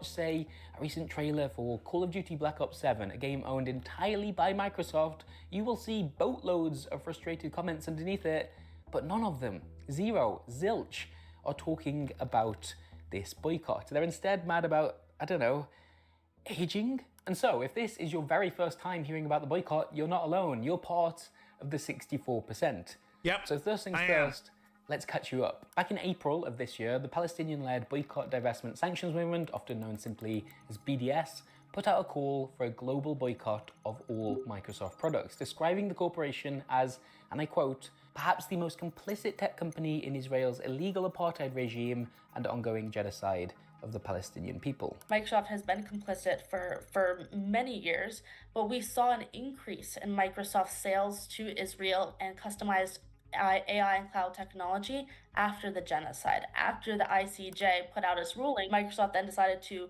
bump up their sales to Israel. And so that level of complicity is something that can't be ignored. BDS has been operating for more than 2 decades at this point. Having been inspired by the South African anti-apartheid movement, it's brought together hundreds of different groups from across Palestinian society, including trade unions, refugee networks, human rights groups, all working in collaboration with activists from BDS. across the rest of the world, like Bala, who you've just heard from, in order to launch these campaigns against the companies it believes I knew about Chevron. Oh, fuck Eurovision. Oh my god. The Eurovision stuff I knew about, and fuck that. Israel, first of all, being in the Eurovision is disgusting. And second of all, they literally, any contestant that was against Israel and what they were doing in Palestine either was not on the show or they had to apologize. It was disgusting. To the Israeli subjugation of the Palestinian people. And because BDS has been running for 20 years now, and because it has that entire history of the anti-apartheid movement to draw upon as well, it tends to structure its campaigns in a very particular way. Take Microsoft, for example. This is one of the largest companies in the world, which makes it, in some ways, an easier target to boycott. It's a household name and one that almost all of us interact with in some way on a daily basis, whether that's using Windows, Office, Teams, Azure, LinkedIn, Xbox, GitHub, Copilot, Edge, or Outlook. This company is responsible for I use 3 of those. I use Outlook. It's not my main email. It's my junk email that I had 20 years ago, so But I use Office almost every day, and I have Windows 11. Very infrastructure, the digital plumbing that so much of our lives rely upon. And it's also this very fact that makes the company so difficult to break up with. A full boycott of all Microsoft products is, for many people, too daunting a prospect, too big a hurdle to jump. I hate to say it. I'm sitting here and I'm like, I could get rid of Xbox. I could stop playing Hearthstone. Getting rid of Office would really fuck with me on a day-to-day basis. And swapping to Linux, even though people tell me to, I don't understand how to do it properly, and I feel like something will be fucked. Which is why BDS launched its most recent campaign against Microsoft by targeting Xbox. Which is smart. Specifically. Smart. There's no easy BDS wins, right? Every BDS win is hard earned, and there is a lot of collective pressure that has to come together to get to those wins. Tech targets are especially hard because we're looking at monopolies. Boycotting Microsoft is really challenging, right? But that's one of the reasons why we created a focus on Xbox, because this is a consumer product that is not necessary in your everyday life. So I got to give them props because we see a lot of like left-wing, in air quotes, companies or like stuff that's like goes just right after the jugular. It's like, it's not going to work. These guys are smart. They are going after the consumer side. Sadly, to a lot of people, including me, Windows, Microsoft is not a consumer. It is just a part of my life that I need to run my job. But going after Xbox is a win, and if they can get people on board, they're going to lose a lot of money. Right? There are tons of feasible alternatives. Now that's going to be truer for some of you watching than for others, I'm aware. There are people in our audience, for example, who are game Welcome, developers Chef who may feel they have Spiral. no choice but to interact with the Xbox platform in order to make a living. Or there could be some of you who have one console, it's an Xbox, and you simply can't afford to switch to an alternative just like that. That does not mean there aren't ways for you to be involved with this boycott as well. BDS is not about purity. It's not about boycotting everything perfectly, but it's about doing what we can where we can to exert as much pressure as possible so that we can, put pressure on these companies to end their complicity. So yeah, that's an overview of the Xbox boycott, with Microsoft's gaming division being presented by BDS as the easy... One quick second.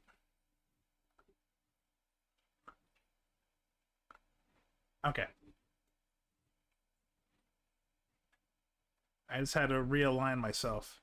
Easiest way for consumers to target this company as a whole. But even here, there are different levels of engagement for different people. Okay. Okay, so ZeniMax Media Incorporated.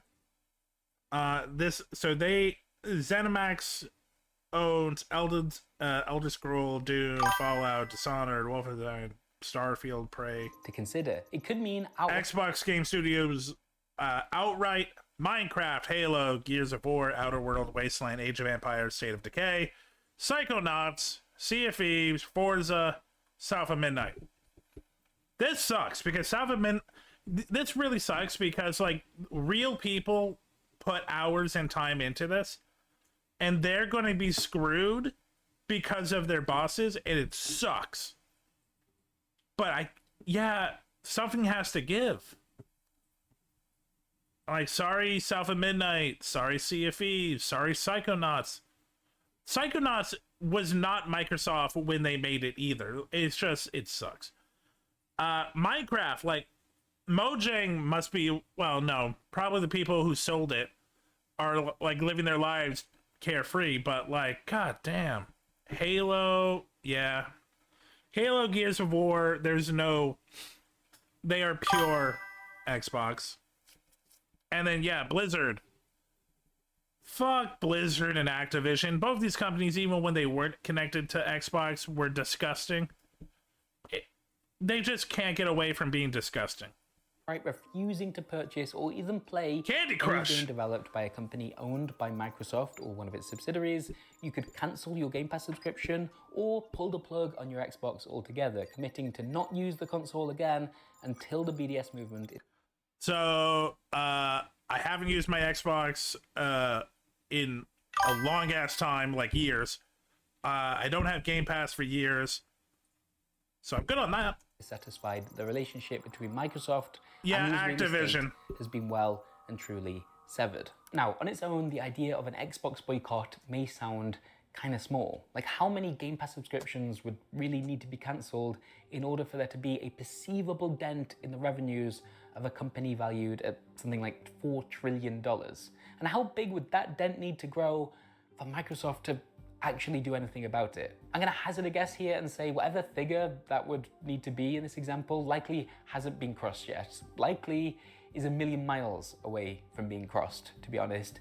But for this boycott, that is not the only metric of success, because a campaign such as this one can act as a central pillar for other parts of the movement to build upon as well. BDS has been targeting Microsoft for many years now. This is not their first campaign, and that has acted time and time again as a rallying cry for other groups to take action as well. Even within Microsoft itself, that's taken the form of things like No Azure for Apartheid, a collective of the company's employees who've publicly signed their names to a petition calling for their employer to terminate all cloud computing contracts and partnerships with the Israeli military and government, including the one we described at the beginning of this video. Some of those employees have gone significantly further, hounding Microsoft CEO Satya Nadella every time it seemed he dared step foot on a public... Fuck you, Satya Nadella.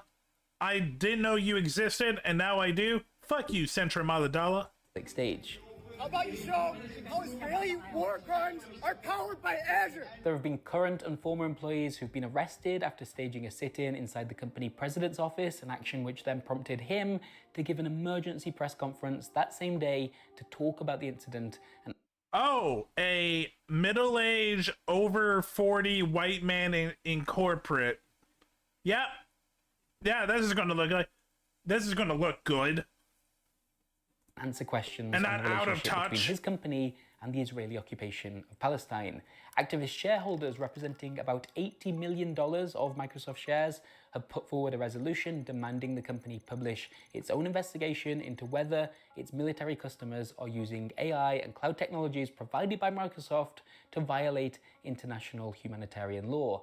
A letter co-signed by international legal and advocacy groups has now been sent to Microsoft's CEO and president, warning Microsoft that both the company but also its leadership as individuals could be held liable for the aiding and abetting of Israeli war crimes. The investigative reporting we referenced earlier, which has applied enormous pressure onto this company's leadership since it was published, relied upon whistleblowers coming forward, both from within the Israeli military but also Good. Microsoft employees horrified by their employer's own complicity. This isn't about any one individual action, it's a movement we're describing, one that can push at Microsoft from so many different angles, both inside and out, until eventually it buckles. So, how does the games industry fit into this wider struggle? That's a question I wanted to answer before I returned home from my trip to the data center in the Netherlands. 2 years ago, we published a video on Pretty People Make Games lake titled or river. The Games Pretty Industry river. Must Not Stay Silent on Palestine, in which our guest host, Tamoor Hussain, questioned why the video games community wasn't doing more to speak out about what we were just starting to see unfold in Gaza. And one of our key interviews in that original video was Rami Ismail, the Dutch-Egyptian game developer who has been shouting and screaming for his peers to do more for Palestine for years now. And while I was here in the Netherlands, I realized he was the perfect person to catch up with. I wanted to ask him how he felt this situation within the games industry had changed over the last 2 years, and importantly, where exactly this Xbox boycott fits in to that wider picture. When we did the original video with Tamoor, I think the hope was that there would be a bit of a rallying cry, that there would be more loudness, that there would be more response, and it's been quite quiet after. And that's not I didn't to say know it that exists. nothing has happened. Like, I think there is a general sense of frustration with the world's inability to do anything or to act, but that doesn't mean that the pressures that are on the topic have gone away. And I think a lot of people... Look, I love gamers. I love in games. Let's be honest. The average gamer is gaming because parts of their life is scary and they want to isolate. So many gamers I know will not talk politics, will not even think about it, and just shove their heads so far on the ground. And sadly, they use it as a kind of like a numbing drug. And I'm sorry, but at this point, you are a part of the problem. If you're not a part of the solution, you are a part of the problem. I'm sorry. But just being numb to it isn't making you making your life better. We're still just very scared, and not necessarily for unjustifiable reasons, like since I spoke up since the original video, and I've obviously continued to speak up over the past... Well, Blue, that's the thing. You are doing something. The fact that you are actually putting your wallet and not buying shit, that is you doing something. As soon as you learned about it, you're doing something. You're not avoiding it. So I wouldn't say that you are the average video gamer isolating themselves in their bubble to avoid this.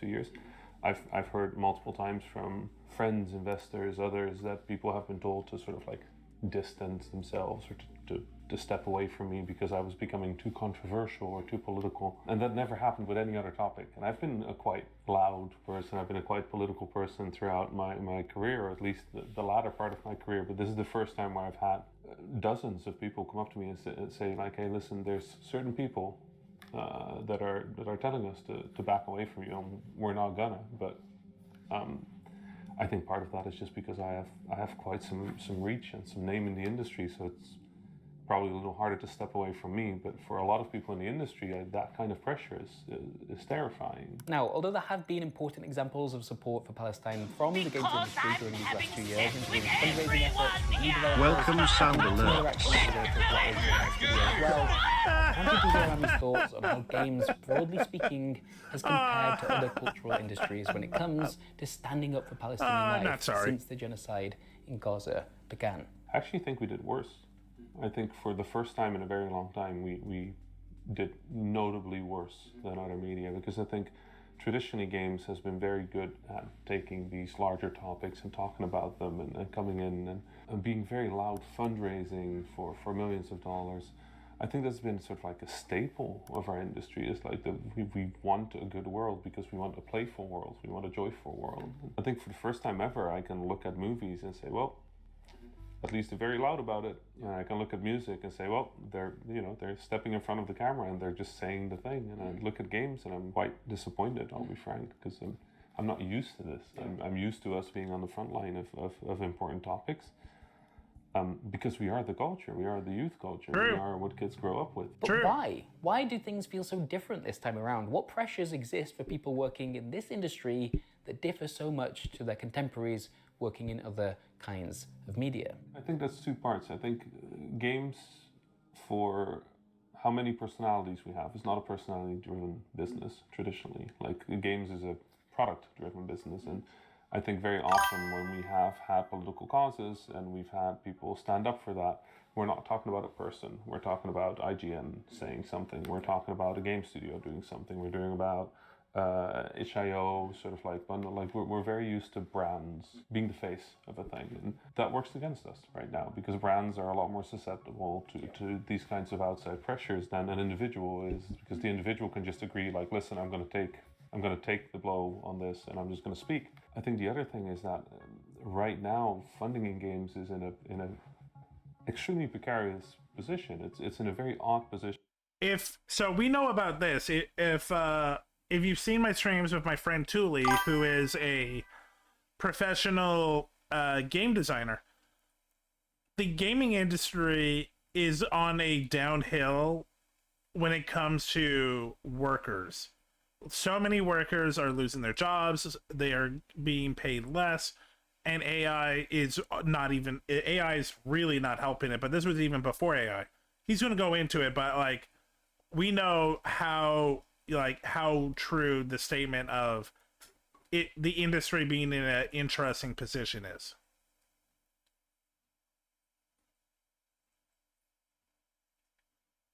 Yeah, absolutely, Kai. You know what? 1 second.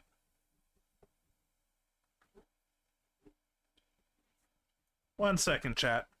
I'm doing something for two friends.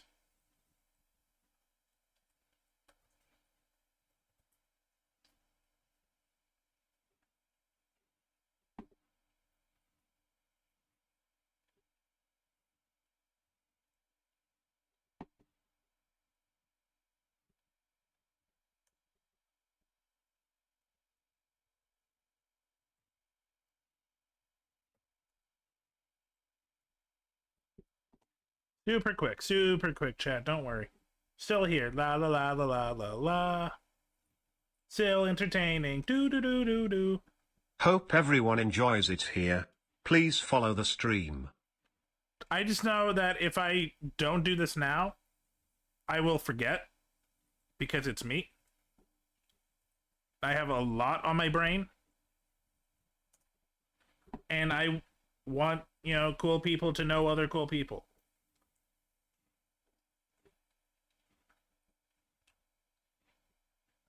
Okay, we're back. Post-COVID, and we haven't come out of that hole yet. Like, investment in games is very low, so I think a lot of people are also just incredibly careful of trying to lock out certain methods of funding. And since there are a lot of funding venues that might feel scarier if you are politically loud about Palestine, there are not a lot of venues that close for not being loud about Palestine, and that risk assessment just makes it very clear that the better play financially is to just remember the exclamation My final question lurk. for Rami was this: what role can BDS play in this space? How does Rami view the Xbox boycott? For people to feel that power, that ability of being part of something that does affect what's going to happen, I think that's incredibly powerful. I think the other thing that BDS does is it's anonymous.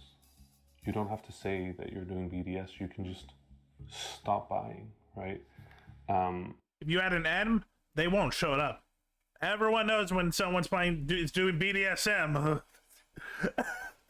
I'm sorry. And ultimately, for better or worse, that's how the world works, right? Like money speaks. The push-pull over BDS is ultimately like, do we have the right to spend where we want? Or can we be forced lurk works. to spend exclamation lurk on blue things we don't like? It's a beautiful act of rebellion in saying like, listen, no, I'm just not going to buy these things. I'm not going to be part of that. And giving people that small but meaningful act of rebellion in a world that forces us to listen, I think, is weird. good. Earlier on, we It talked about how should've. this boycott Oh, could act that as a sort of sucks. central pillar for other parts of the movement that's a to bummer. build upon. And That's something to there have been pockets figure of out the games later. industry that have done Damn it. exactly that. One of the most surprising examples of this for me happened back in August when a group of game I used it earlier this week and it worked and I got the message. So I don't know what developers at the happened. French studio Arcane, that's the team behind Dishonored, Prey, Deathloop, Redfall. They're currently working on Marvel's Blade. They released a joint statement. Now, it's worth saying this statement didn't come from the entire studio, but You know what sucks? Blade looks good and I want to play Blade, but fuck them. Also, some of those games are also really good.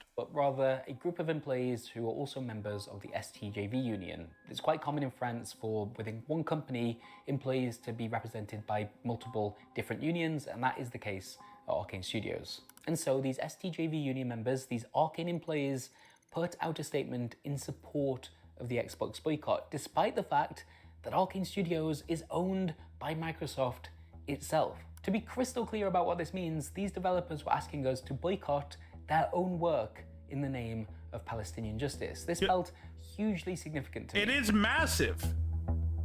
Again, like I said earlier, it is hard right now to get a steady job in the gaming industry. And these people are literally putting their careers on the line. Like, kudos.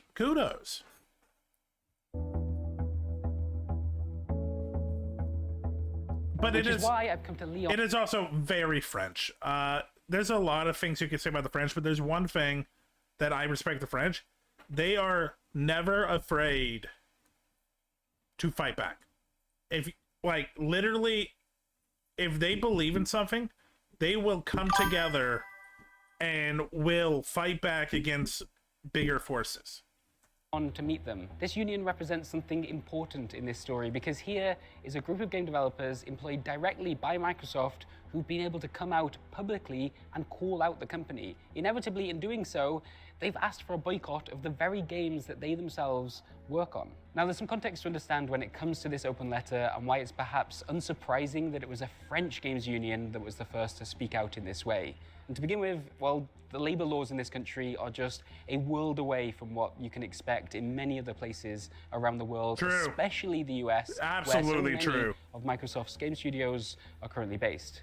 And it has to be said, well, French unions, they're formidable. That's a factor. As I stand here today in Lyon in early October, there are demonstrations happening across the country with hundreds of thousands of people taking to the streets, various sectors going on strike in order to challenge Hope everyone budget cuts that are enjoys being it put in here. place by the Please country's follow the latest stream. Prime Minister. STJV is a part of today's demonstrations. In fact, its members have gone on strike alongside so many other unions throughout France. So yes, I'm here to speak to this union about its decision to stand with the people of Palestine, a decision that inevitably has come with some significant risk for the workers involved. It's that risk that explains why the open letter was signed on behalf of the union as a collective, rather than naming any specific individual members. And it's also that risk that will explain the very significant precautions we've needed to take when filming the interviews you're about to watch. Why did you and your union decide to publish the open letter to Microsoft in the first place? We saw that BDS was calling for a boycott of Xbox gaming, and we talked about it in the union, of course. And we thought that, hey, that's us. We're impacted. Nice, Blue. We're concerned directly. We couldn't just be bystanders. I will add Microsoft that after. is our mother company. It owns Arcane.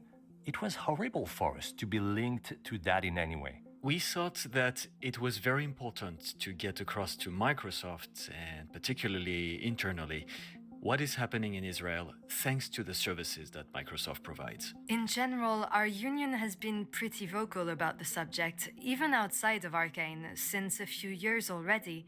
So it totally made sense for us to do something at Arcane. What are the demands exactly that you're making of Microsoft here? Like, what did the open letter call for? We're calling for the termination of all contracts and all future contracts with the Israel occupation force. Let's For now, go! they've been, let's say, very discreet or not very transparent with all their details.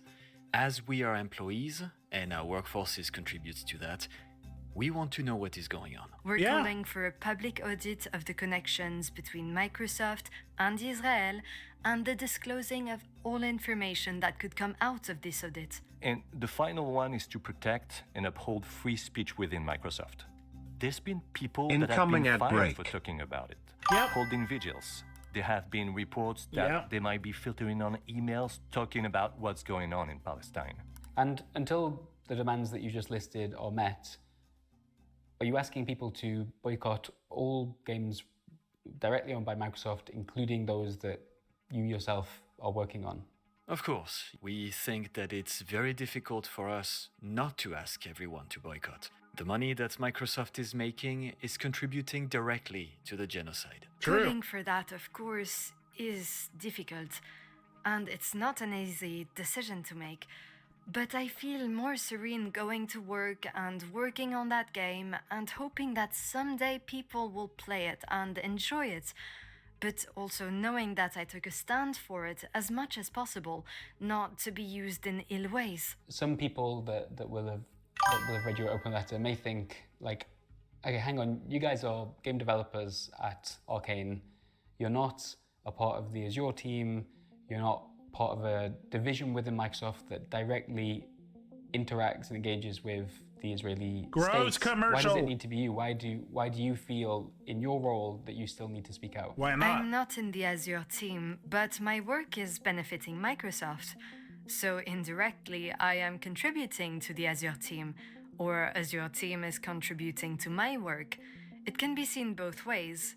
We are part of Microsoft, so we are not in a closed circuit. We are all part of one company. Obviously, right now... It's all good, Kai. I got time. I have nothing other planned, and I'm enjoying this. On screen, you're a blurry silhouette. Your voice is distorted. It's actually 40 There's minutes, some but pretty I'm doing extreme my precautions that job, we need to and I take am... here, but from your perspective, I'm why pausing have to those explain precautions my been feelings.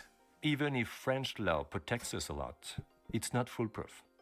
Microsoft can still do stuff, and there has been occasion where, mainly with no Azure for apartheid, where people were fired for raising their voice. So we don't feel particularly safe. I didn't even know about like the sit-ins. Like, that's how powerful like mainstream news is, and like, yeah, we just did not know about it. A major company had a sit-in and took over their CEO's office and nothing. To speak in our own voice. But if it were to happen, we are ready to fight back, and our union is ready to use any means necessary to protect us and to make sure that the labor law is respected. The other reason is that we think it's important to speak as a collective rather than individuals. We are not alone in this. We are trying to join other movements as well. There are a lot of moving pieces in this whole situation, and we're trying to join up with bigger movements to have a bigger impact. So, a core demand of both STJV and the BDS movement is that Microsoft should immediately terminate all contracts it has in place with the Israeli military. Now, as far as we understand, the company has ended its relationship with the IDF's Unit 8200, as we talked about earlier, but does that truly represent the extent of Microsoft's contributions to the Israeli occupation of Palestine and the genocide in Gaza? It, of course, does not. Thanks to leaked commercial records from both Israel's Defense Ministry and Microsoft's Israeli operations, we now have a clearer idea of just how intertwined this company remains with the Israeli military apparatus. We know, for example, that Microsoft Azure has been used to maintain a system referred to as Rolling Stone, which was built by the Israeli government to keep track of Palestinian... Small little thing, but it would be a setback if Rolling Stone, the band, or the magazine that one of them definitely has a trademark, would like sue them for using their name in this act. Is it petty? Yes. But would it cause a lot of issues for Microsoft? Oh yeah. Living in either the West Bank or Gaza, and to monitor their movements. We know that other IDF units, aside from 8200, have purchased service. Blue, Rolling Stone is still a big magazine. I say magazine, but their website is also still getting traction. from Microsoft, including Unit 81, which the IDF describes itself as one of the most highly classified intelligence units it has, as well as OFEC, an Air Force unit responsible for managing the databases known as target banks, which contain the potential targets to be hit by IDF airstrikes. We know that between the start of the bombardment of Gaza in October 2023 and the end of June 2024, Microsoft sold nearly 20,000 hours of engineering support and consultancy services to the IDF. We know that the IDF is a significant customer of OpenAI, a company which Microsoft has secured a very large stake in. Here's another quote from The Guardian on that. In January 2024, OpenAI quietly deleted its own restrictions against the use of its services for military and warfare activities as part of a comprehensive rewrite of its policies. At around this time, files suggest the Israeli military's consumption of the Azure If you see the words OpenAI on anything, just assume that some disgusting shit is happening. OpenAI suite of products began to spike. That's just a taste of what came out in the most recent leaks. We don't know how much deeper the collaboration goes, of course we don't, but this perhaps gives you a sense of why the BDS movement feels so comfortable describing Microsoft as, and I quote, perhaps the most complicit tech company in Israel's illegal apartheid regime and ongoing genocide. Although, I think it's worth saying that title is a contested one. The Guardian sources back in September suggested that Unit 8200 may have already transferred its enormous data set, those millions of hours of Palestinian phone calls, from the data center I visited in Midamir to an alternative solution provided by Amazon Web Services instead. There it is! With Amazon or the IDF chose to comment on that allegation. It's also very public knowledge that Amazon and Google together secured a joint $1.2 billion contract with the Israeli government in 2021 in order to provide the government, the defense establishment, and others with an all-encompassing cloud solution. I knew about this. To, as Project Nimbus, this contract has been widely criticized for its contributions to the oppression I knew about of Palestinian Nimbus. people and its likely direct links to the genocide in Gaza. You remember that leaked footage of the Israeli colonel that we showed earlier speaking at an IDF conference? Well, it's worth paying attention to the three logos that appear behind her as she's talking about the civilian capabilities that her military relies so heavily upon. Big tech is in this thing all the way down. Listen, I know this is incredibly fucking depressing, and it can be difficult at times like this to even imagine a world that could honor and value and protect Palestinian lives in the ways afforded to so many others that just so happen to have been born within a different country's borders, deemed worthy of humanity. Now, if you'll forgive me just one tiny lecture right at the end here, I think we have a shared responsibility as non-Palestinians to maintain that hope that things can and will be better for Palestine. I don't mean that in some kind of head in the clouds, hopelessly naive sort of way. I mean, we have to think that the world can change. Even if we have to force it, kicking and screaming, there has to be a better world than this. If we give in to our own apathy here, if we convince ourselves that we can't make a damned bit of difference to what's happening in Gaza or the West Bank, then the Palestinian people truly are alone. Believing we can bend the governments of the world to our will, the trillion-dollar corporations, and whoever the fuck else is absolutely vital because, well, what's the alternative? There isn't one. It's a flame that has to be protected by us. That's part of our responsibility here.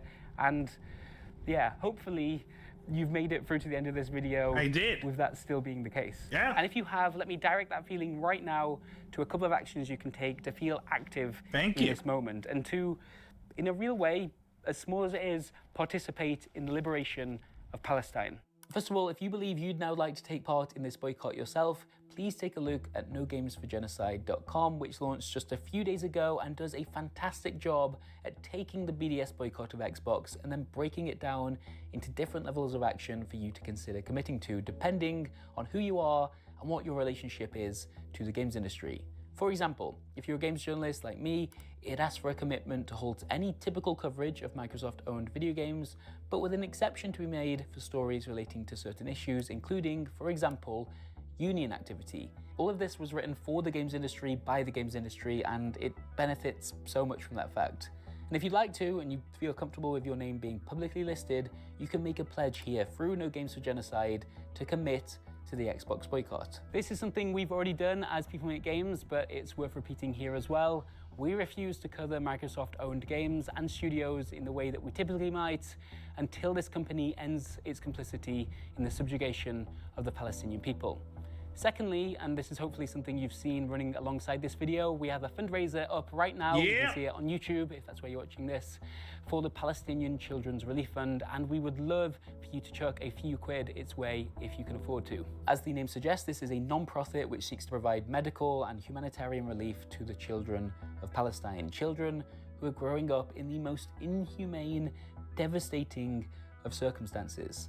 The PCRF has been on the ground in Gaza constructing field hospitals and clinics, providing medical care to tens of thousands of patients, and turning the donations it's received here into direct aid for those who need our help so desperately. 2 years ago, when we published our first video about the games industry's relationship with Palestine, you all donated $67,000 to the PCRF through the fundraiser we were running at the time, which was so much more than we could have ever anticipated. I have no idea if we can reach that kind of figure again, but if you can, please consider donating to help us get there. Any ad revenue generated by this video is going to get chucked into that same pot as well, and then if we cross, let's say, $25,000, People Make Games will donate a further $5,000 in the early weeks of January. The Xbox boycott isn't over yet. We stand with Palestine. Thank you very much for watching. Important video, very powerful. Like, I'm sorry, there's a lot going on in the world.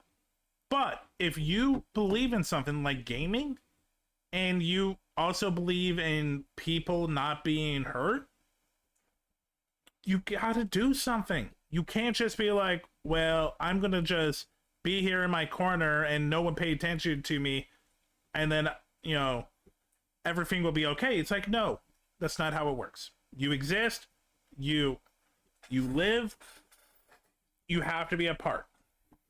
I'm sorry, you do. Yeah, that was fun.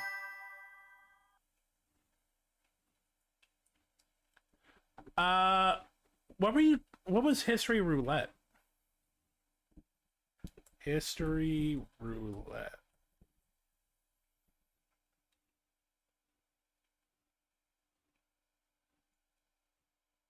I don't know, we doing shit. We doing things. We're doing stuff.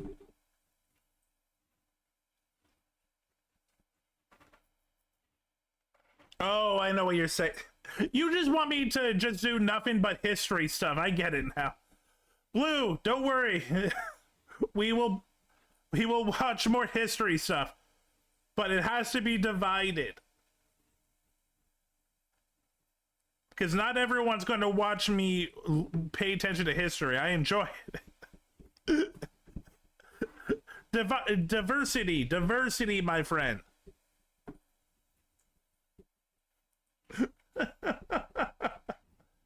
We will watch a history video next. I will tell you that. But I'm doing something right this second. I am going. There we go.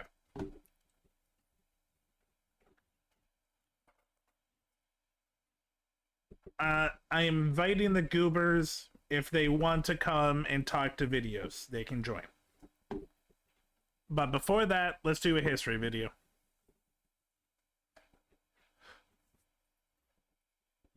I'm going to tell you the same thing I told Octavia, who sends me so much stuff. I am going to divide your stuff. To give everyone a word.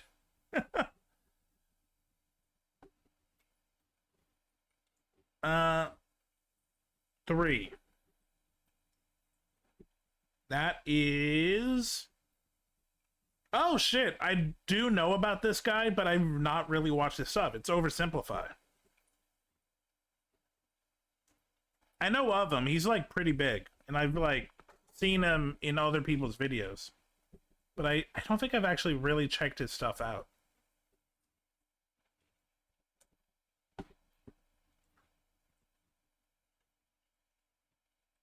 I love history too, but I also understand that not everyone is going to just watch me do history over and over.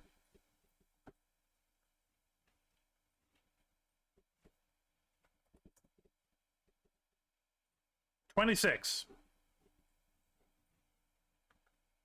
4, 8, 12, 16, 20, 24. Oh, I have seen this shit. Okay, this is a part 2. That doesn't feel right.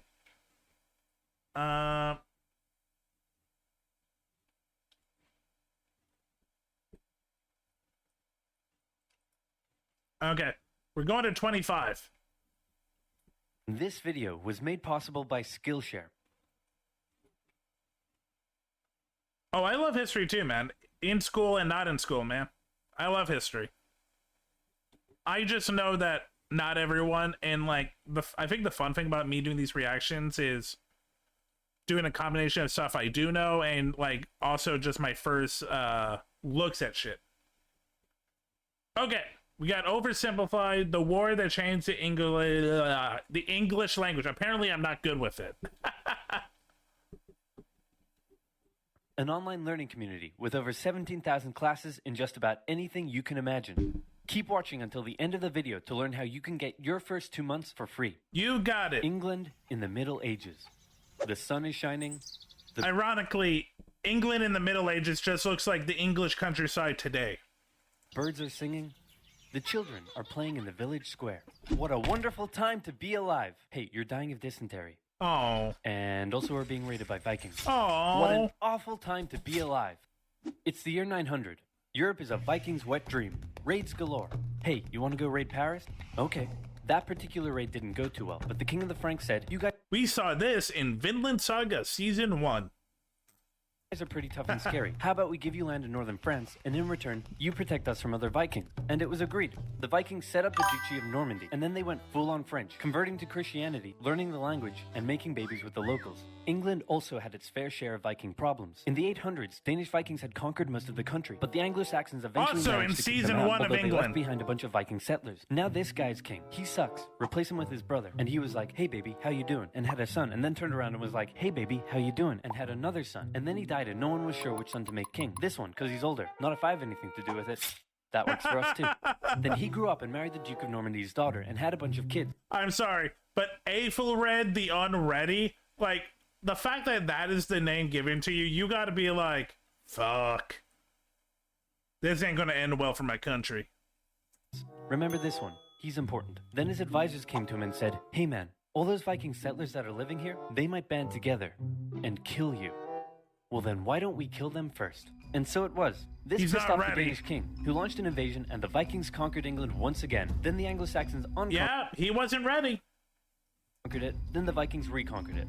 The king's family had to go into exile, including Edward. Remember him? He went to Normandy where he lived for 30 years. He and his brother Alfred tried to return to England to retake the throne from the Vikings, but they were betrayed by the Earl of Wessex, who said, hey friend, I'll take you to London where all the nobles are waiting to make you king. Oh no, look out, red hot poker in the eyes. I can't see. And thus you can't be king. Edward then escaped back to Normandy. After a few more Viking kings came and went, one finally died without an heir, and Edward was called back to England where he became king. And that's where our story begins.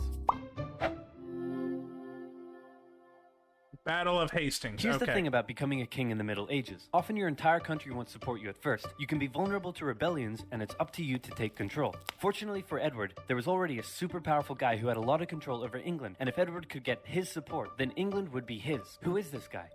Oh, piss, it's the guy who gave my brother the red hot poker in the eyes. After an awkward moment where Edward exiled Godwin from the country, he eventually had to give in and let him keep his earldom, possibly after Godwin gave him a bunch of gold and said he was very, very sorry.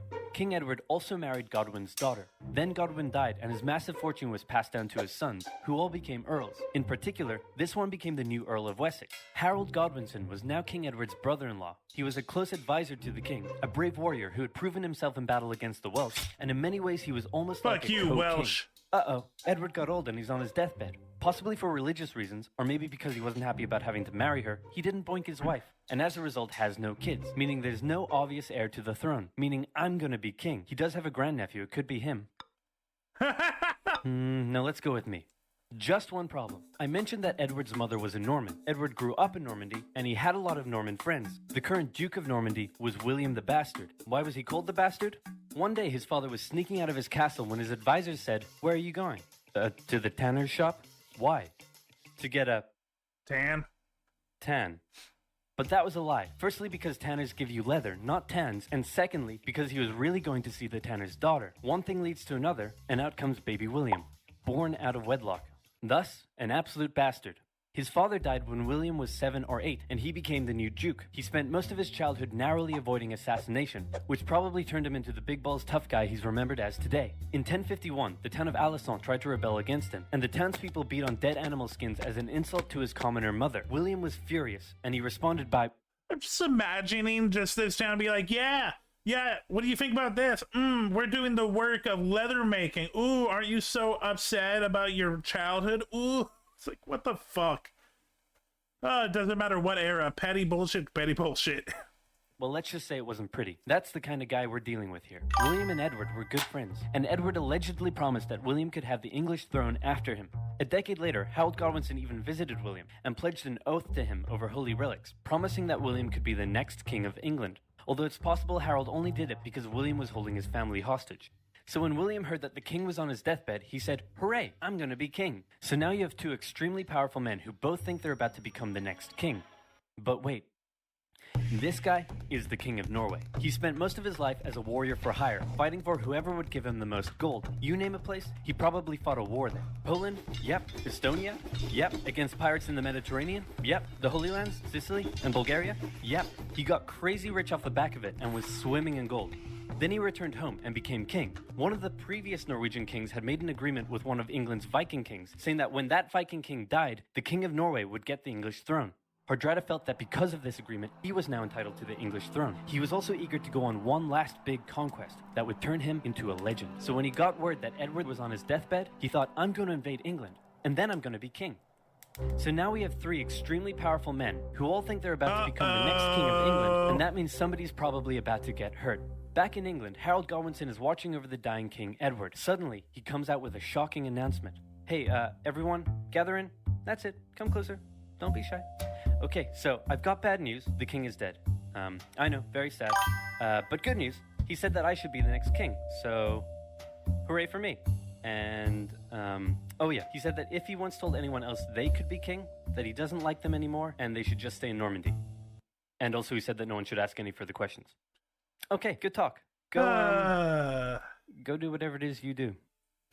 Usually the video took months was great, of preparation to crown a new king, but Harold rushed it and he had himself crowned the same day King Edward was buried.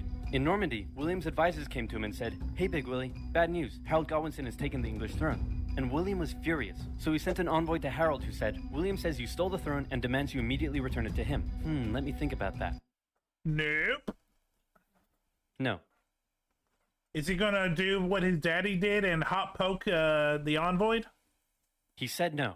That bastard. Wait, I thought you were the bastard. Dude. Uncool. William immediately began gathering his armies together and preparing for an invasion. Poor Big Willie.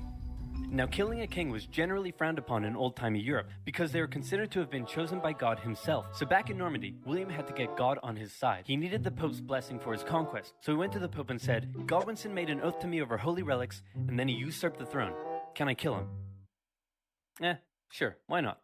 So the Pope gave William his blessing, meaning William now had God on his side. Everything was ready to go. Just one problem. The wind. It was blowing the wrong way, and William had to wait with his army in Normandy, while Godwinson waited with his army in the south of England. They waited, and waited, and waited, and then William said screw it and sailed for England and got shipwrecked because the wind was blowing the wrong way. So then he decided to keep on waiting. They waited for 2 months and the wind never changed. Eventually Godwinson got bored and also ran out of food for his soldiers. So he sent them all home and he returned to London. The south coast was undefended and all William could do was keep waiting. While the northerly wind kept William in Normandy, it was carrying Hardrada and his Viking army to England. Hardrada landed near the old Viking city of York and defeated a regional army led by the Northern Earls, and York surrendered. When Godwinson heard about this, he must have been pretty upset. He had just disbanded his army, and now he had to gather them all together again and march all the way north. He made the exhausting journey in just 4... But it's Christmas! No more Christmas for you. Aww. 4 days, which is crazy quick, and he caught the Vikings off guard and unprepared for battle. The two armies stood on either side of the river Derwent. Legend says that a berserker Viking single-handedly held the only bridge crossing the river, dodging arrows and fending off attackers, until some English soldiers got under the bridge in a barrel and gave him the old spear in the jewels. This gave the Vikings enough time to form a shield wall, but because they'd been caught off guard, many weren't wearing their chainmail and armor, and the English eventually defeated them, killing Hardrada, and with him, bringing the Viking era in England to an end. Not what I expected.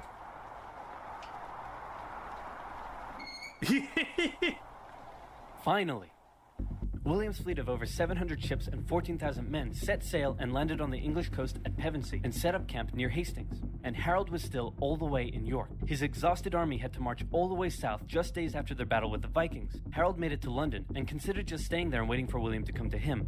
But William forced Harold's hand by burning down a bunch of villages. Harold's army set out and met William's on the 14th of October, 1066, and both sides prepared themselves for the Battle of Hastings. The English were on a hill, so they decided to stay there because it was a good defense. I've heard of this only because of military strength, because like the Battle of Hastings is in English military history is seen as like one of their biggest accomplishments, and mainly because of a fucking hill, because they had the high ground. This is the original Star Wars Obi-Wan high ground. Defensive position. The Normans approached, and the two sides probably spent a while yelling at each other. William and the Normans had a few tactical advantages over the English. The first were the archers. The Normans sent volley after volley of arrows at the English, who formed a shield wall in defense. Then William sent his infantry up the hill. The English threw anything they had at them, and the Normans couldn't break through the shield wall. Then the Normans' next tactical advantage came into play. William sent his cavalry up the hill, but even they struggled to break through the shield wall defenses. Wave after wave of infantry and cavalry came, and Harold knew all he had to do was let the Normans exhaust themselves. I have the high ground, Big Willie. What are you going to do? And he would win. But then something a bit strange happened. It's possible the Normans incorrectly believed William had been killed. Maybe they lost their will to fight against the shield wall, or maybe it was an intentional deception tactic. But suddenly, the Norman forces turned and ran away from the English. Believing they had won, the English broke their shield wall and chased down the retreating Normans, who then turned around, encircled the English troops, and cut them down. In the chaotic fighting that followed, Harold Godwinson was killed, the most popular theory being that he took an arrow in the eye. The English were defeated, and William had won. He was no more just a bastard. Now, he was a conqueror. At first, the English nobles were reluctant to make him king, but William burned down a few more villages, and the nobles eventually gave in and offered him the crown. As he was coronated, the local villagers in Westminster let out a cheer of support, but William thought it was a riot, so he burned down the village. William then had to go on a long and costly campaign of quelling rebellions and burning down villages all over England to force the people into submission. And England went through a massive transformation under its new Norman rule. English nobles were replaced with Normans. They built castles and grand cathedrals, but one of the most interesting changes occurred within the English language. The Normans brought their dialect of French to England and it merged with Old English in ways we still live with today. First of all, the Normans were obviously the ones in power, so words related to power like government, judge, castle, and crown come from the Normans. Words that are considered posher or more refined are usually the Norman ones. At first, the Anglo-Saxons probably weren't that friendly to the Normans, while the Normans likely weren't that amiable towards the Anglo-Saxons. An Anglo-Saxon might come into a room, but a Norman would enter into a chamber. An Anglo-Saxon might buy themselves a shirt, while a Norman would purchase a blouse. And while that filthy peasant's new shirt may be fair, the Norman blouse is absolutely beautiful. The Normans actually considered some Anglo-Saxon words so crude that I can't even say them on YouTube. But there's more. Ask an Anglo-Saxon what job he does, and he might respond with some low-level trade, such as a baker, a miller, or a shoemaker. But a Norman has a skilled trade, like a painter, a tailor, or a merchant. The Anglo-Saxon farmers working in the fields owned many cows, pigs, and sheep, but once they were served up in a Norman banquet, they became beef, pork, and mutton. And written English changed too. Since many Anglo-Saxons couldn't write, the written language was romanticized. Your annoying friend that says Cool Whip might just be speaking an Old English dialect, as the Anglo-Saxons originally wrote it when, where, and what, but the Normans swapped the W and H around, and the long English A vowel sounded more like an O to the Normans, so you can thank them that you live in a home, not a ham. Hey, fun fact about William, the man couldn't read or write, not in French, not in English, not in anything. Well, what if I told you there was a place where you could learn French, English, even Japanese if you wanted? Hooray! And not just that, pick up a musical instrument, learn to code games and apps, animation, photography and film, anything you could dream of, all taught by genuine experts, and you can get your first 2 months for free. I'm talking about Skillshare. With over 17,000 classes Gotta in make the that arts, money. business, technology, and more. I get a lot of comments asking how I create these videos, and the answer is a mixture of After Effects, Photoshop, and Illustrator. You can find classes for all skill levels. Okay, this is 7 years. He's not making money off Skillshare anymore. No, this was really cool. I I did not realize that, like, a lot of the words we still use today is it's from a Normandy dialect. I know Old English is, like, just unpronounceable, but, like, I didn't know that. That was cool. That was fun. Okay. Yeah. I say... What should we do? Okay, I'm gonna go to the washroom quickly, and then I think we're gonna play some games. This was fun. Okay, I will be right back, chat. Incoming ad break. Let me put on some music for you.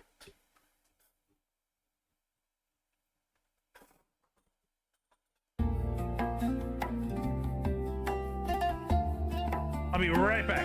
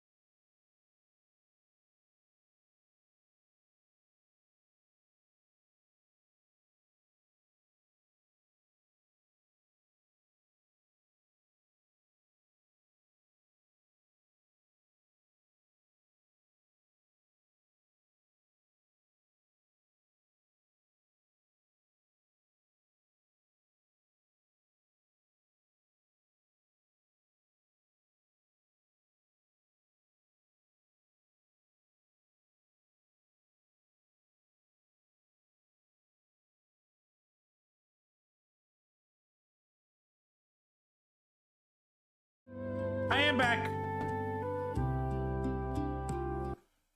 Have fun eating and weebing. Okay.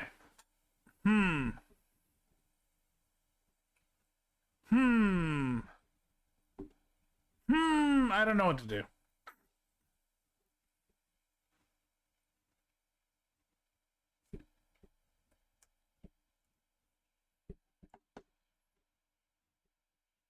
Okay.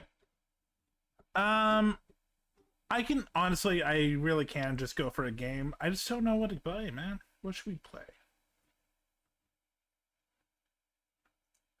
I wish there was someone online that I could play games with. I'm not gonna lie, I'm looking right now, it's like, is anyone on? Is anyone doing shit?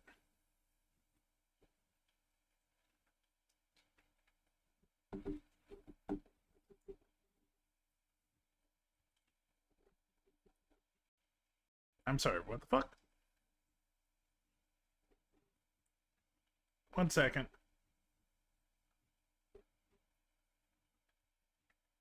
My screen went black. Come on.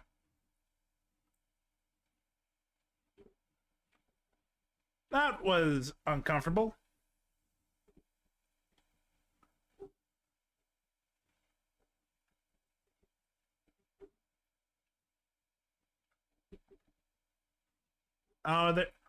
They're watching a movie. Yeah, they're watching a movie.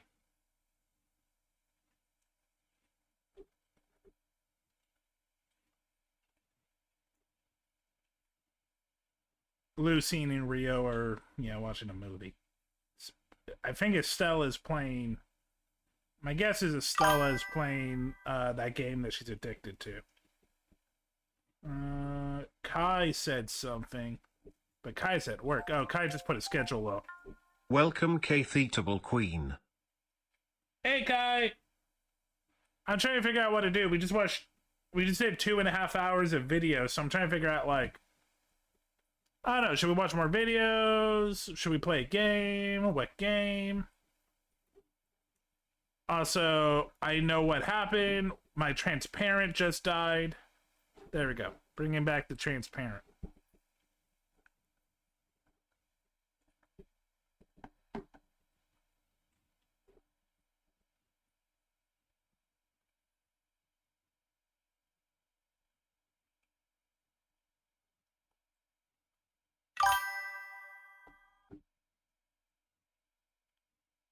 You know what? Yard work will do that. You know what? It's December. I'm curious. Has anyone done the year best list yet? Let's see. Best of 2025. Let's see. Best fails of 2025. Top 10 films of 2025. Top 10 worst hits. You know what? I like Todd in the Shadows. Oh. What? Kitty! Oh. Hi, what's going on? Trying to figure out what videos to watch. Oh, okay. I don't know. Shrug. Think I would know? No. You just asked what just asked what am I doing? I'm doing that. Okay. I'm gonna play Bioshock 2. You're playing Bioshock 2? Nice. I got the entire collection for $10. Ooh, that actually is a steal. Yeah, I was like, oh my god, I can get Bioshock, Bioshock 2, and Bioshock Infinite for $10. Oh hell yeah. That's insane. Those Currently, I have found a little girl, and I am trying to go get Adam because I'm hungry and I need my Adam because yes, it's delicious. Num num num. I have no bullets. Okay. Where the fuck can I get more bullets? Damn, I am not gonna have a fun time gathering. Oh yay! There's a corpse right here. That's nice, actually. Die. Okay, that was quick. I'd have to beat them all with my drill. Are you on 1 or you're on 2 because you said drill? Yeah, I really like 2. 2's my favorite specifically. I think all 3 of them have their own vibe. I like all 3 of them for different reasons. I like 2 because it has in my opinion, it has pretty feminist literature, despite the main character being like set as a man, because Big Daddy and stuff and Subject Delta. I was like, it's all right, fair. I need to get that blue. That Nice. That's interesting to me because, like, I don't know. If you think about it, you can kind of see where I'm coming from, especially more of like the single parent ratio, I should say. Oh, like how like with single dads and bullshit. No, I say absolutely. this to my own dad. No, I understand that. No, what surprises me that you're saying it's more than one, because like one is based off of the works of Ayn Rand. Really? Yeah. I didn't know that. No, fair point. I agree with you about 2. It's just it's surprising that you're saying more because Ayn Rand was like all over number 1. Yeah. BioShock in general, Infinite got a little away from it, but it does actually really have a lot of interesting theming about parenting that we don't usually, especially back then, see. I fucking love number 2. It's my favorite. All right. I need to set this child down so she can get Adam. All right, child, go ahead. I'll at least do one. I need to at least do one gather, or else I'm not gonna get any kind of fucking Adam. But I don't want to harvest them. I'd feel fucking bad. My children.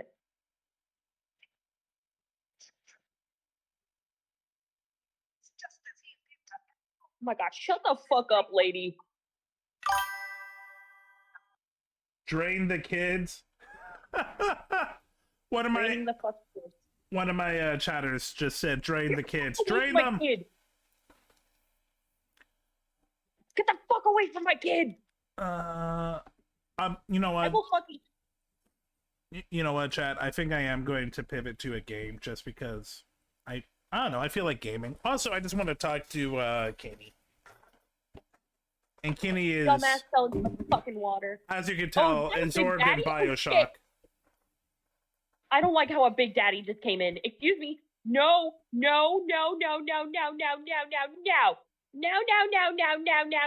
That is bad. Get the fuck away from the kid. Oh my god. Stop attacking her. Get the fuck away. Yeah, I am. I'm doing that, darling. Oh my god. I'm enjoying listening to this chat, I'm not gonna lie. Okay, that worked. Okay. Come here, child. Yeah, come here. Yes, child, we will be together for a little bit, okay? Thumbs up. Okay, I got a bunch of money, so that's good. Search corpses for loot. I should probably do that real quick. Love box. That's nice. Love box. It'll also give me some good money to at least buy more medkits. Okay. I'm kind of just holding out on first aid kits in a dream.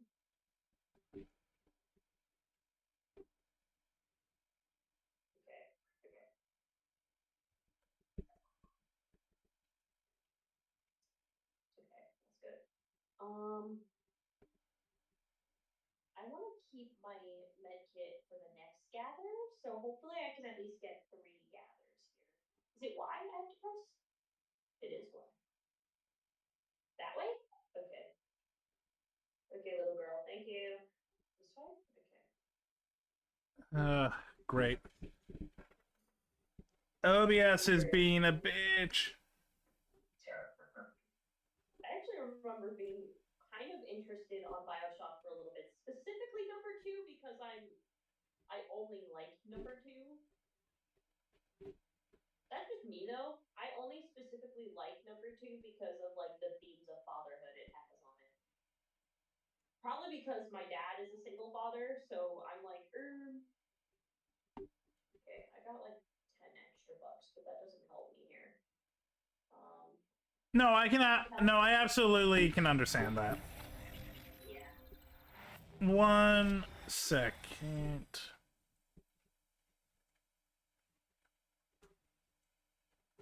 Oh, is it just you? Okay. Yeah, it's just me. Gotta fix the audio. I love hacking in this game. It's actually kind of fun. Get a free med kit. Nice. Okay.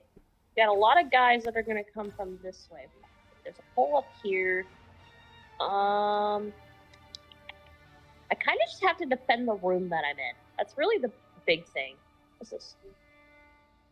Destroyed security camera. Okay.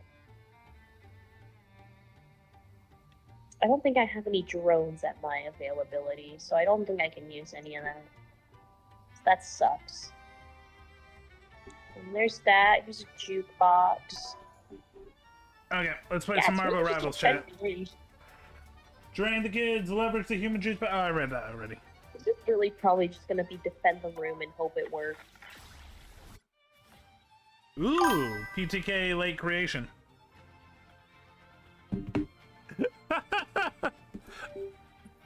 I agree, camper.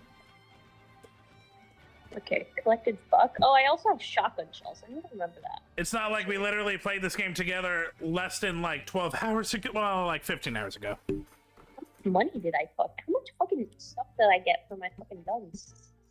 Okay, not a lot. Okay, definitely need to use these trap rivets because that'll definitely help in this atom gathering. So I reinstalled and installed So the Marvel Rivals, so I'm body hoping it's is not as here, laggy. so put those there. Put a few of them actually. And then we can put some at this entrance too. I don't think there's any other entrance they can get into but those two. So we can start reinforcing them a little bit. Like this walkway.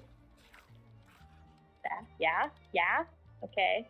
I'm actually planning. Okay, so far so good. It doesn't look like it's lagging. We can start putting some of these at the door. And if they aren't used when I shoot them, then when they come through, then I think I'll be okay. How far are you in this run on 2? I'm currently at, I think it's Topper's something? Topper's Papers? I don't know. I'll fully admit, 2 is the one I played the least, and it's been like over a decade. Okay, that's fair. I don't remember. Yes, that's fine. I don't blame you. Do I have? Okay, I have some 40 calibers still. I have $2. Okay, I think I'm good. I really just need to keep my drill out. That's really my big thing. All right, go ahead, little girl. Let's get draining. I will say the one thing that I do like the other 2 more about than 2 is the Big Daddy feels like easy mode to me. What do you mean? Wait, what are you talking about? I feel specifically with the like just mechanically, like because the other 2 you're just a dude and has to like so you start really spongy and soft, and Big Daddy you already have a little bit of a like an upper head with the drill and stuff. Yeah. I kind of like it. It makes me feel a different POV, and I like that. Story-wise, I do love playing as Big Daddy. It's just mechanically, like going through the game, it feels a little bit easier. Yeah, I get you. Hear you. Yeah, you're dead.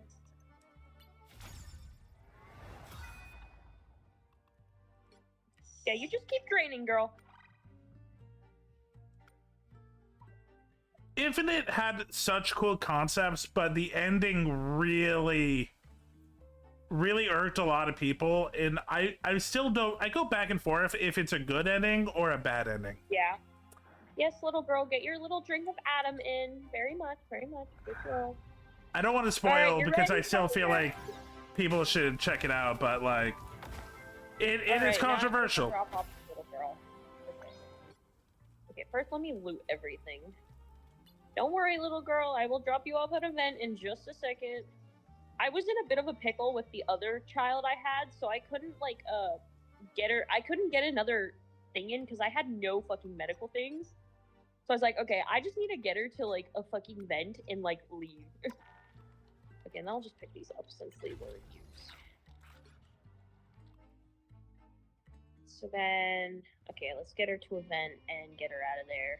And rescue her and bullshit. I will say, I do think Burial at Sea definitely made Infinite as a whole a better game, and definitely took away some of my issues. I might try Infinite after this, but I don't know if I just don't want to play number 1. It's definitely not my favorite, but it's alright. I still think... Big Sister? Oh my fucking god, Big Sister, get away from me. I still think it's a solid game, but yeah, 2 and Infinite does everything Bioshock does and more. Okay, I gotta be fucking ready. A Big Sister is almost here. Prepare yourself. Oh my god, I'm so fucked. Aw, look what you made me do. I got my 40 calibers. I hope this works. I'm so sorry.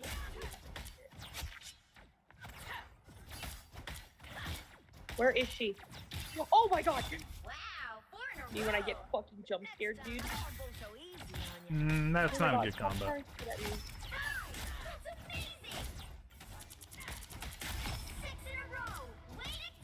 Ooh. I don't want to fight with her hand in hand with my fucking defeat. My fucking...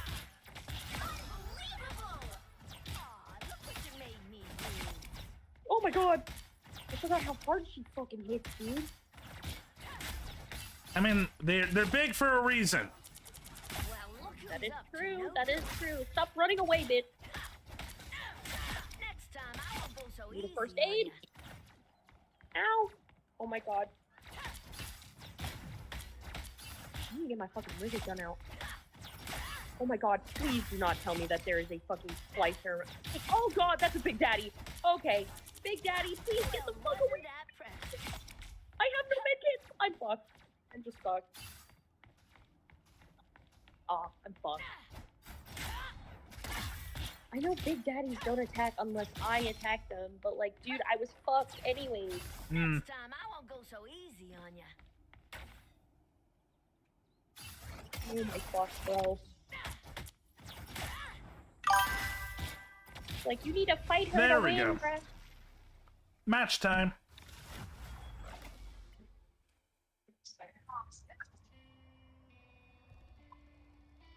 Big Sister's almost here. I can't prepare myself when I have nothing. I have no help. Which hero do you think you want to be today?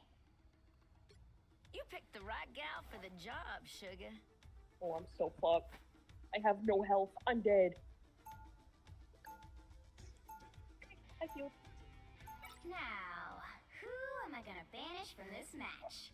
Nope, you're mine now. Oh my god. Get the fuck out. I have no fucking guns. Okay, I'm just gonna have to go with my drill, bruh. Okay, that worked. That worked. Okay, that worked. Okay, okay, that worked, I guess. Okay. Why would I want to ban Gambit? It's literally like my own combo. Thanks a lot, team. Thanks a lot, team. That scared the fuck out of me, bruh. How did... Wow, my team just doesn't want me to play any of my characters. Nothing here, so I guess I just have... Oh, where was I going? Enemy trigger? I don't fucking care, bruh. I think I'm going back to Sinclair to now. Pick your hero. Wow, we just got screwed. Back at the fishbowl. Shut.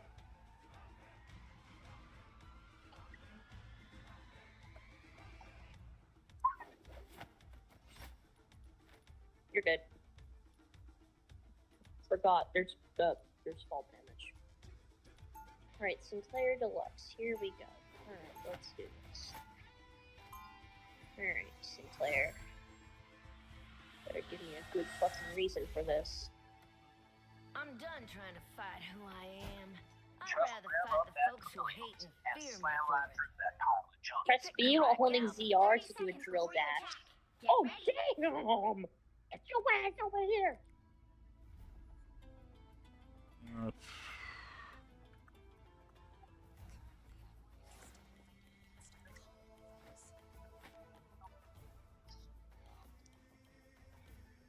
Okay, but first, I need to find something to heal me, dude. I am low. The battle starts in 5, 4, 3, 2, 1. I hope she doesn't try to attack me because I am very low on health. I reckon Oh no. Okay, it's not terrible, but a little bit of lag. No, I'm gonna fucking die. This is not good. Oh, never mind.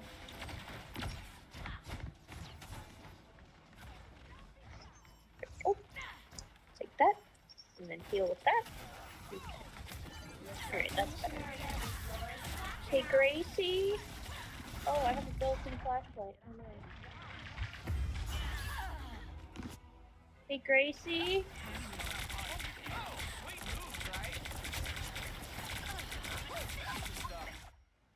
Captured the mission area! And then so am I, sugar.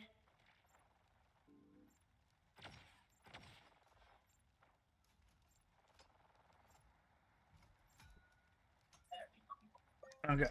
I'm gonna turn off the model and see if that might help a little.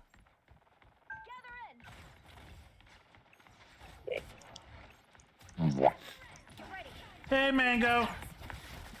Hey, Mango. I think the crap out of Incoming ad break. Why? because they keep touching my daughter and I don't like that. Understandable. Don't mess with the daughter. I don't think the Tin Daddy really I don't think this lady likes me. I need the security code. I need the security access or else I'm not gonna be able to do shit, bruh. And I'm streaming. Playing Marvel Rivals. Yay. Oh, another shotgun? Oh, hello. Hello, shotgun. I could use that more.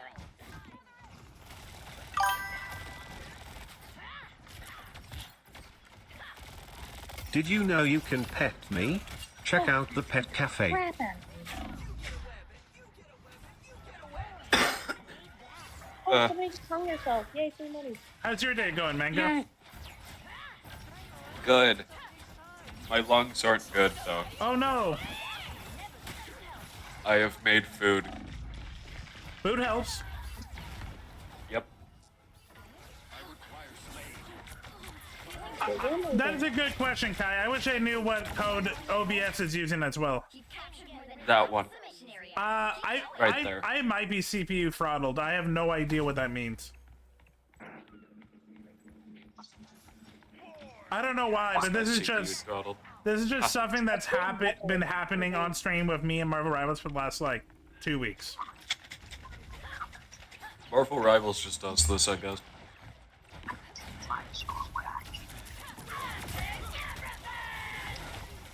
Okay, at least I got 6 shotgun.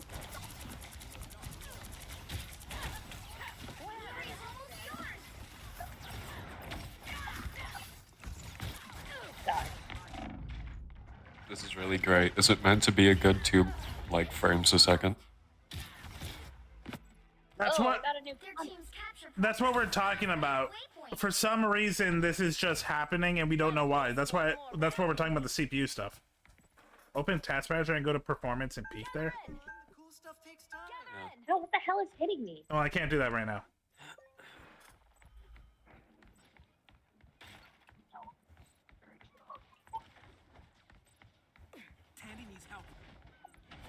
Yeah, it's perfect for me.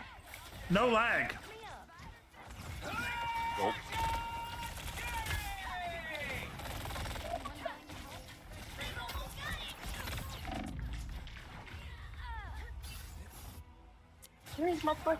But that's the thing, Blue. If it was my laptop, I would be having issues. I'm not having issues. Got at least one more round in me. I don't think this is dropped frames. I think we're at dropping the stream now. You'll have to keep fighting until we have a winner. I don't know where my voice went. It shrunk in the water.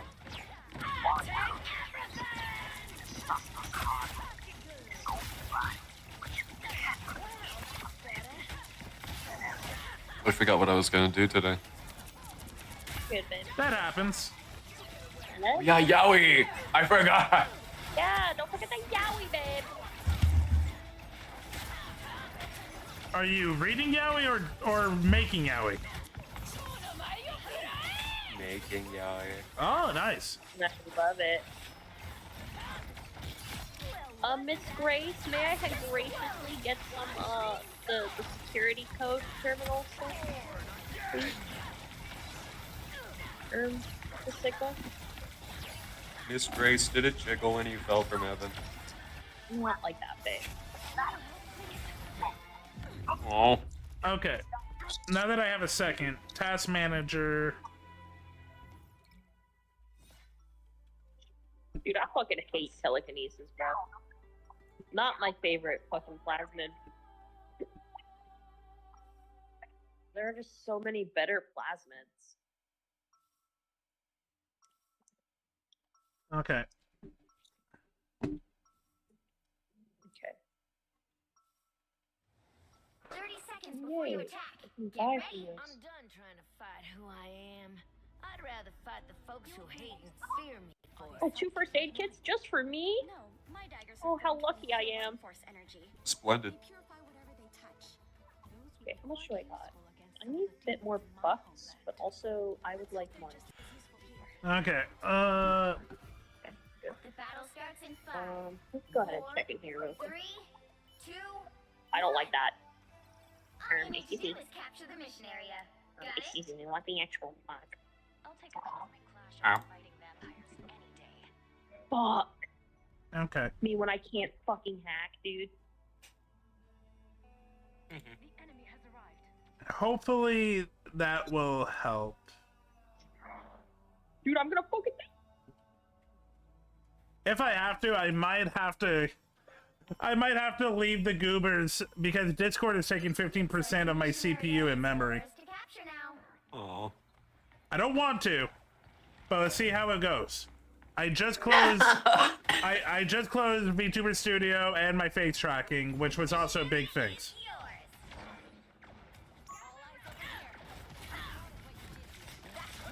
It's running ever so slightly better.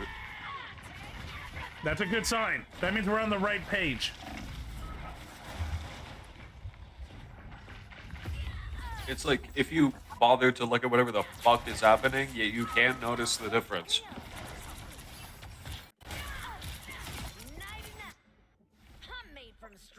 How are we getting farther and farther off the screen, babe?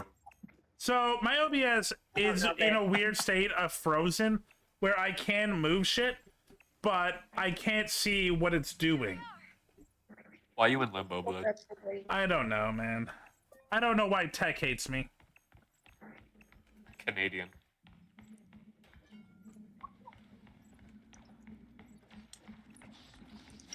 Got it. I just want to make good content and enjoyable times. Oh, let me use my fucking shotgun, bro. I forgot I had this.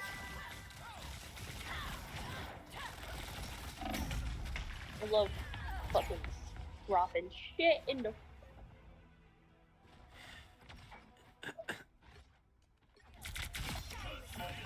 Hey, stop putting Welcome, my fucking drones, Bunilluminescent. bruh.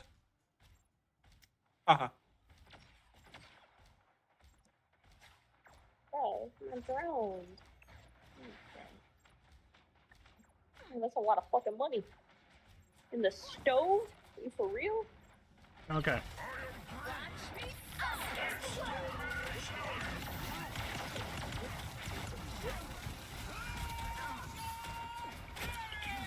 You searching the toilet again? Ah. Ah. The toilet. Toilet. Refrigerator, man. I looted everything. Just a loot goblin. Go buy something. The freeze. Let's go buy it. Bunny! Stop being bullied! Whoever's bullying Bunny, stop bullying Bunny.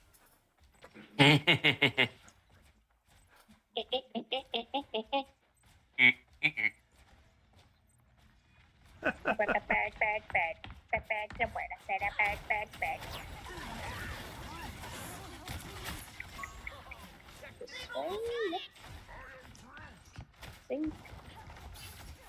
I guess I gotta go up. Racy room is just up ahead. Okay.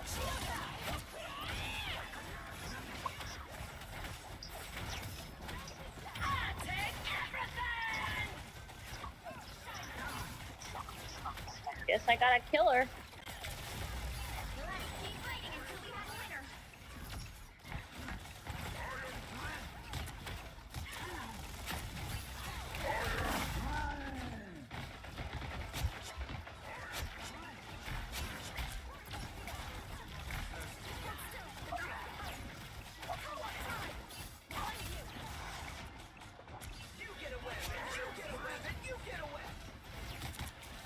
Hey, I guess I'm back here. Sorry for being quiet, chat. I needed to lock in. It's okay, you're fine. Locking in is perfectly okay. G. Holloway.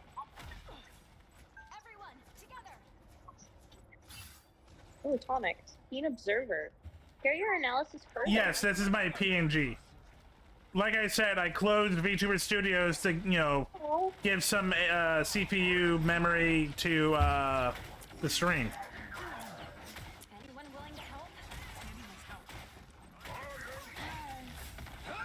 Another first aid kit at least.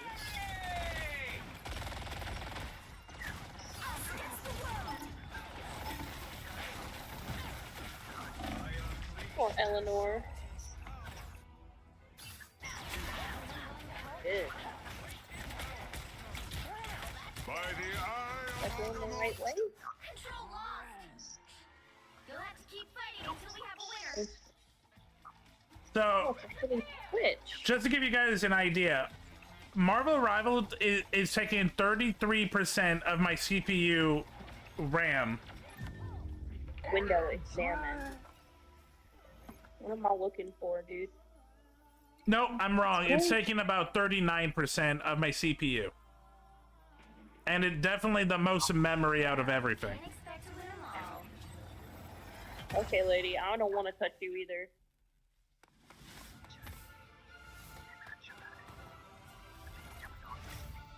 I didn't do shit to that child, matey. I didn't fucking take her. If I had her, she'd be with me. Yes, Kai, what's I'm sorry silly? that I broke your jaw, actually. That's my bad. What's my browser source setup? Could you increase your graphic settings on the game? Oh, sorry, lady. I did not mean to break your jaw. What? Apparently, I accidentally broke Grace's jaw when I was with fucking Eleanor. I can attack her. I do not want to attack What game are you playing? Cigarette? Want to take a What? smoke break? I'll take that. What game are you playing, Kenny? I'm playing Bioshock 2, bro. Oh, okay. 1 second, I gotta turn Octavia I'm down. not. No, that's not the right choice. Okay. I'm not doing that. Bye, lady. Okay, display. So. Okay. I mean, I did punch her in the face when Okay, she tried to higher hold the settings. so, like, I'm not gonna be mean. You had me under a gun, and you just walk away. Does this look correct? Borderless. Borderless. Yay, I changed her mind. Let's Full go. screen or window? Yay, I changed her mind. I showed her that I'm actually kind of good and I'm not trying to be mean. I was kind of just attached to that kid, like, really badly. It's not even my fucking kid. Dude, I'm just walking. I'm not even trying to fight. I'm just walking, man.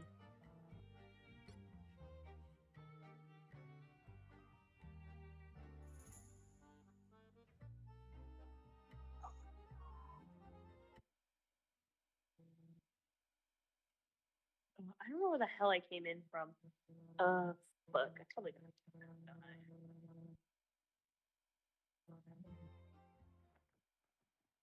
Oh yeah, through here.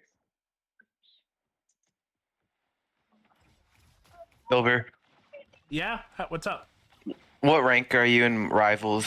Platinum. Oh. How far away am I from that? Oh, I have to win like another game. I was gonna see if we could play together, but I'm gold 1 currently. How are you doing today? Think I could charge at her? Probably. I'm not gonna lie, chat. None of this means anything to me. All right, let's continue on our way to go find Eleanor, my child. A much stronger, friendly security bot has been seen. Oh, thank you, Grace. That's very nice of you. What the fuck? Okay, so Marvel right now is looking at a CPU That's of beautiful, about Katie. less than 10%, which is a. Oh wait, no, it went back up. It went back up. We're looking at about 18, which is a lot lower than what it was before. So, by God, Kai, you may be on to something.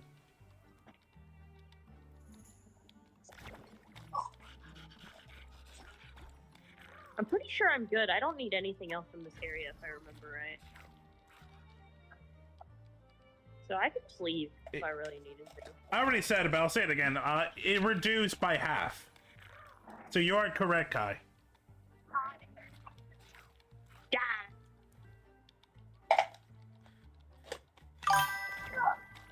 Man, I love killing people. I love stealing. I love breaking things. Fishbowl Diner. All right, let's get the fuck out of here. Chat, that is a quote from what we decided is the greatest robot in pop culture, Bender. I think he's only good because he's so quotable. Yeah. And you know what I say to that? Bite my shiny metal ass. Yeah, of course you would. Bite my shiny metal ass. I still. He's like the most recognizable robot. I forgot to tell you this, but the I made a clip of our debate on Optimus versus Bot. It's actually doing pretty well on TikTok. Of course it is. Oh, it's about us talking about robots. I fucking love robots. Without getting hit. Damn, it's my first time doing that. All joking aside, I definitely went in like the old man, but like I have no hate or love on Bot because I've never watched Team Umizoomi. Please don't get hurt, lady. Miss Grace Holloway. You seem very nice.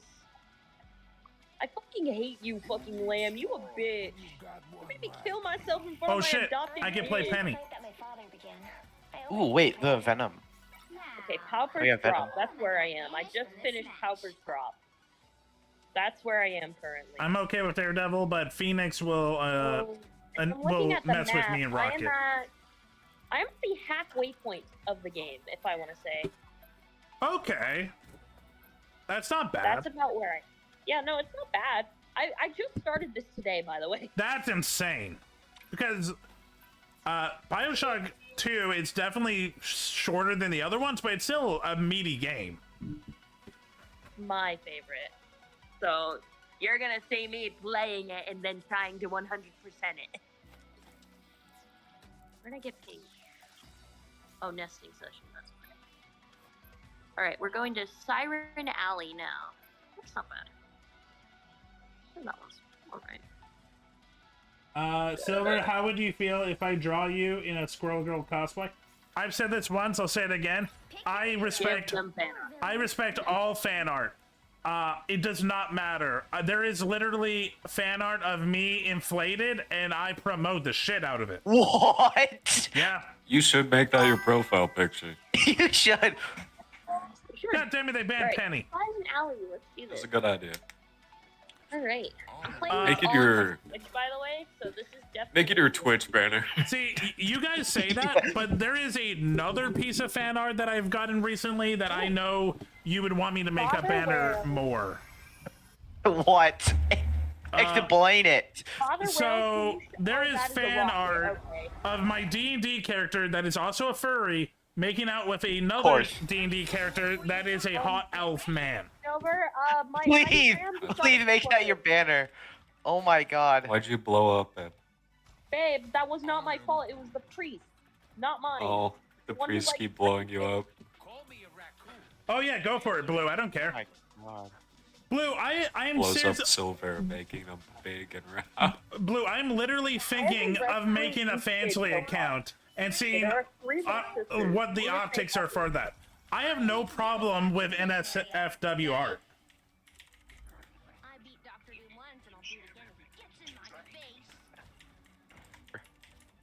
not. Blue, I'm the dude that's rid regretting of- not showing nudity when I played Dispatch because I saw other people allowed to do it. Big Daddy! Big Daddy! Okay. That means I know where one of the kids are.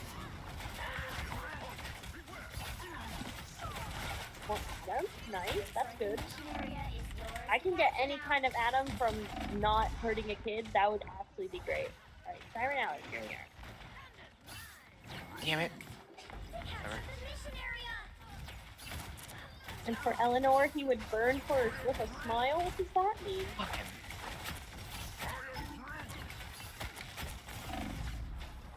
I'm gonna start fixing up my jeans real quick. What is plasmids? Do I remember plasmids? Fix some of these.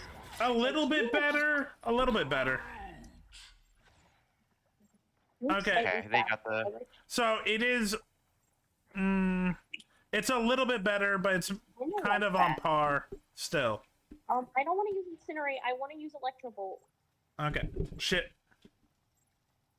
And I think I kind of know what I gotta do. Let me see. Okay, I see the Big Daddy. It is taking care of these guys right now. I'll deal with that later. For some reason, I have 20 chrome going on, which I don't know why. Their team's capture progress has passed the halfway point. What killed me? Okay. Oh. Enemy Jeff. Okay, should I get another health upgrade? I've just been health upgrading. Yeah, it's a bunch of background tabs, and I don't know how to get rid of that. I'm only using one Google Chrome tab. You know what? That would be a good idea, Amazon. I do want a barrel with Monster Energy on it. Just like an empty industrial barrel. I do want that. Thank you. Kind of like Hypnotized. That's actually not that bad sounding. I love Okay, I want a health hypnotism. upgrade, and then I know you do that. I'll get an Eve upgrade, and then a plasma slot upgrade, and then a Gene upgrade. How about another one, so I just have more. And another Eve upgrade. Let me go back real quick.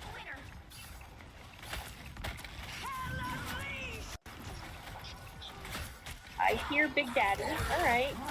I hear you, bro. I'm not here to fight you. He's protecting his little sister right now, so I'm not gonna bother him.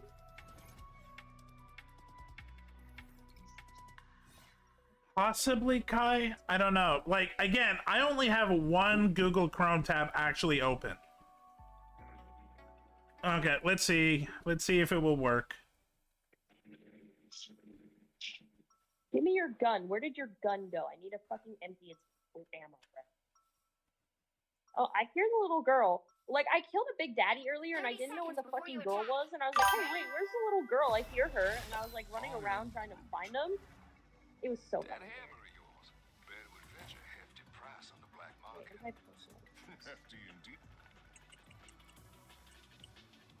I need more bucks, definitely. But I think that's... It said there was 20 going on. Okay. Maybe... Okay, why... What? Now Marvel Rivals is at 50% CPU? Oh, wait a minute. No, that's actually kind of what we want. Okay, so I know where the... No, okay, it's a lot lower now. Ah, fuck.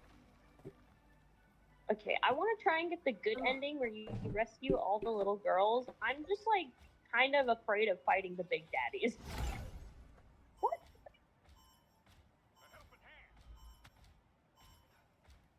Looks like the mission area is yours to capture now.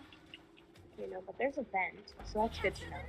Is there a gene tonic area? Oh, start putting genes on. Step on Keen Observer? Get more bang for your research focus, Keen Observer. Oh, faster research. Oh, I like that. Firestorm? Okay. Definitely need to get the new plasma. I don't know what, though. I'm probably gonna get...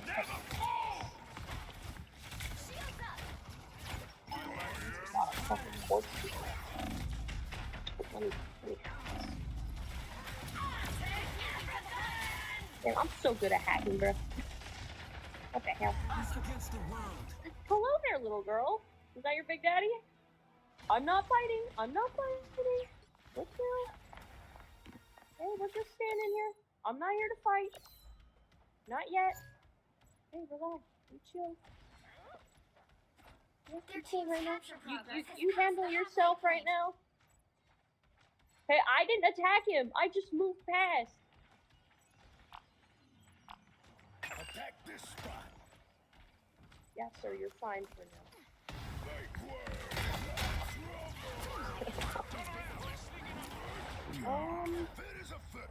I think really the biggest thing here I need to do now is kill the big daddy, but there is something else I need to do. But I think Oh my god, of course they're running triple healers.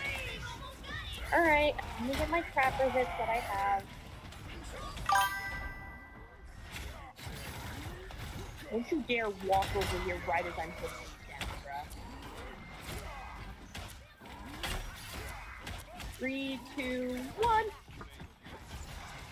It's okay, little girl. I'm just trying to help you, specifically. Oh, this guy has turrets. Okay, fuck you. Ooh. Ooh. That was close. That's cool.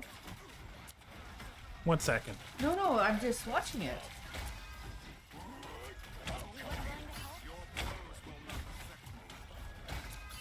Oh god, I'm gonna die. This is not good.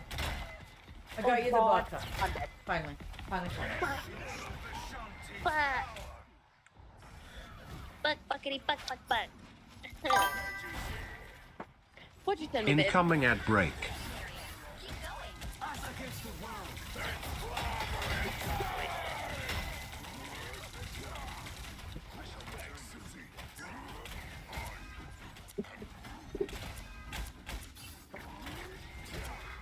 Yes, I agree. Okay, I need to be very fucking careful.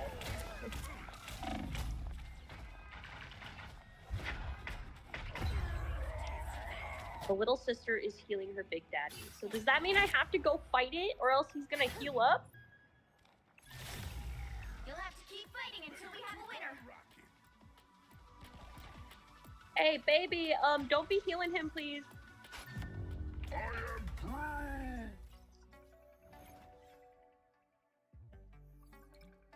It's okay, little girl. It's alright. He is dead. You're fine. Come here. I'm adopting you. Come here. Babe. Okay, now I need to go get healed or something, because Jesus Christ. Wow. That fucking hurt. I'll fully admit, chat, I was not really playing, and that I feel bad. I just want to figure this stream bullshit, man. Like, I don't know why out of nowhere now Marvel is just like Body. Okay, there's two stream-wise, bodies. it's just looking shit. But now I need to find somewhere to fucking heal. Child, do you know where I can get a heal around here? Dude, where the hell are these fucking heals, bruh?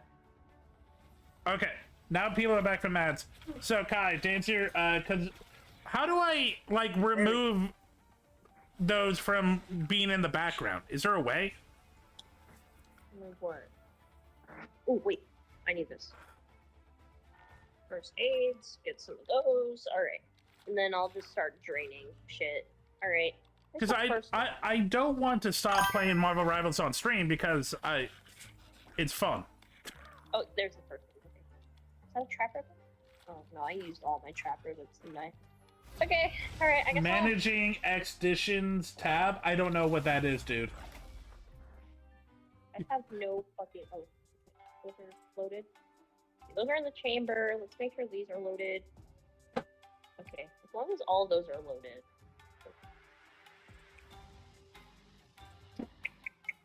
Okay, so I would go to Chrome and their settings and find that info, I'm guessing. Alright, I guess.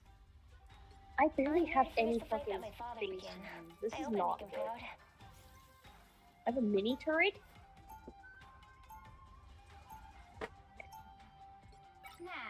start doing this then. Am I gonna vanish from this match? Alright, go ahead, kid. I'm just gonna fucking hope for the best.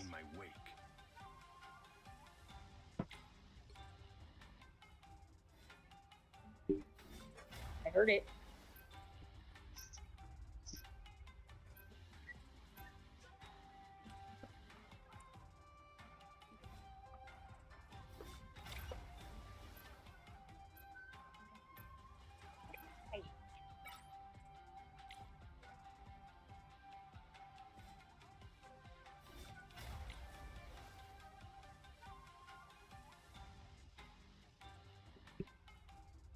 Please just keep getting your Adam, sweetie.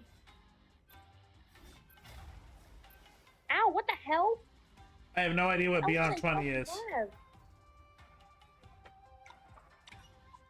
They're a little puzzle piece next to the... Okay. Managing...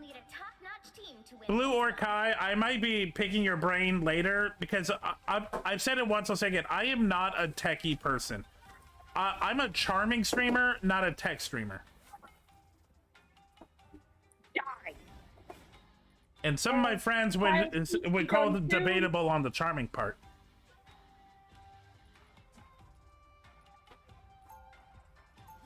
You better fucking not touch my fucking daughter.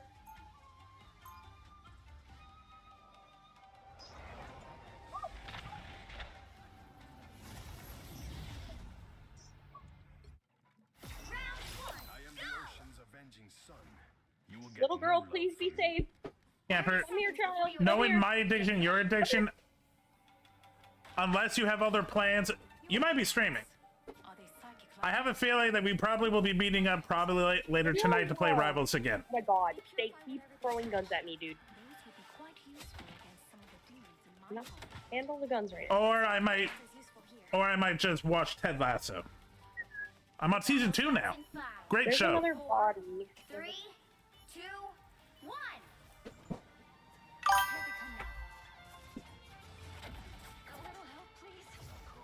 There we go. Give me all your fucking money, bro. Okay, I need to fucking drain all these fucking corpses right now. See what I get. What is it? Okay. I'll get you next time. Where's that lady I fucking sucker punch? Whatever.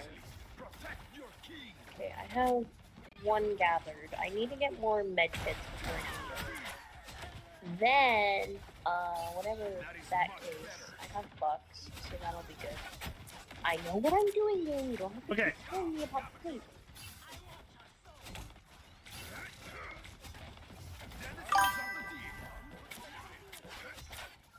Oh, I fucking missed. Ow, bitch. You. Ow. Ow. Ew. Oh yeah. Blech. Like, no swimming away now, I guess. Oh. That is much better. Holy. Okay.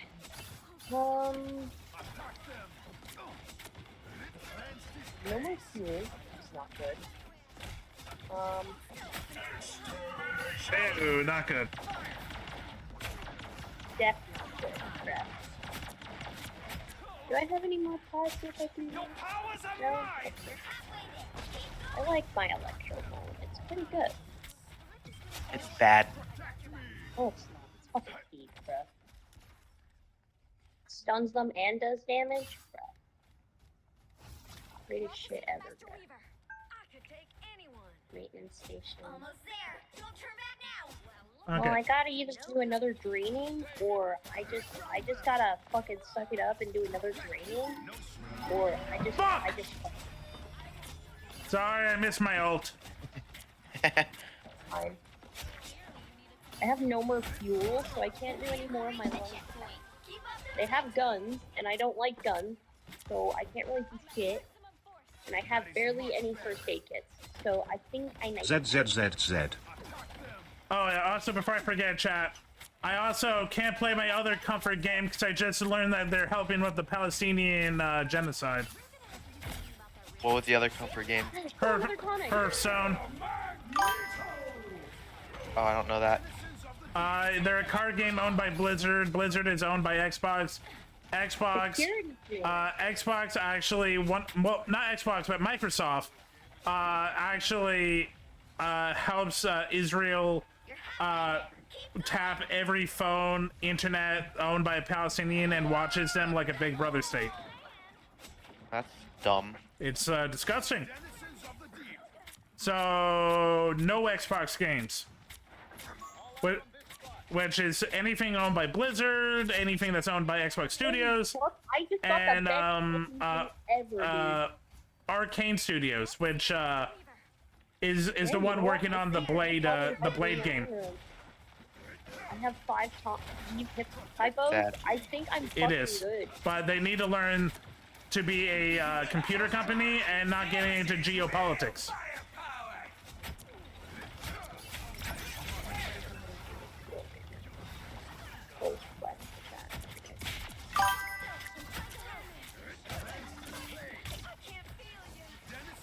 No caliber rounds. To solo heal everybody. You get used to it, and by that I mean it never gets better. Dude, no, the Invisa girl on our team, or like the fucking Sue Storm, I don't know. My brain is okay. Now she's back. The second everybody's dying, she comes back. Wait, that's actually Like the Sue Storm was like in the base for like half like when we started up, and the second everybody started dying, she came back. Okay, whatever. I'll just go Luna for the. They got more money though, so that's good. Money's good. Money's always good. I'd say. Kind of like security command. That's actually not a bad fucking thing, bro. You know. Cash. What? The opposite side. So to be more precise, Arcane Studios, some of the programmers is saying don't play their games. The CEO has not.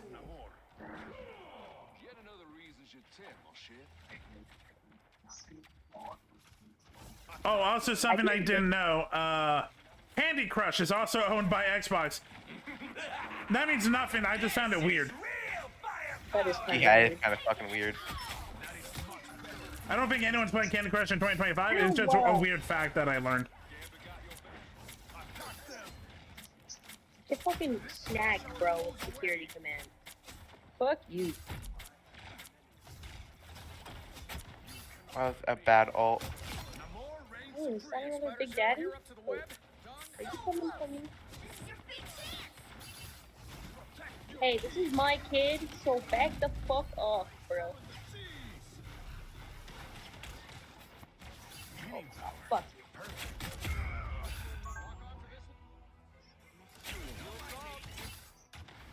I agree, Camper. Worthless people. CEOs need to get the Luigi treatment. And we're not going further into that sentence.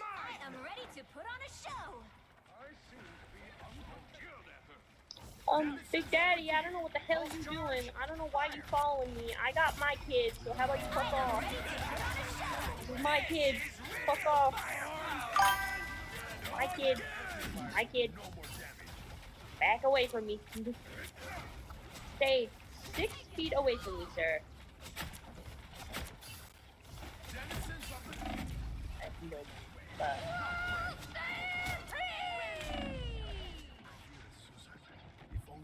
Yes, I gotta start draining this shit. Oh, there's another Big Daddy here. Alright, here you go, little kid. You can go gather. There's another Big Daddy here, so I think we'll be okay. Get that vehicle moving again. We'll make it to Recon Zero. I promise. Or not? Okay. I don't know, what the hell? Immediate. Okay, fuck you. Shields up. Down to 30 seconds. Oh my god, child!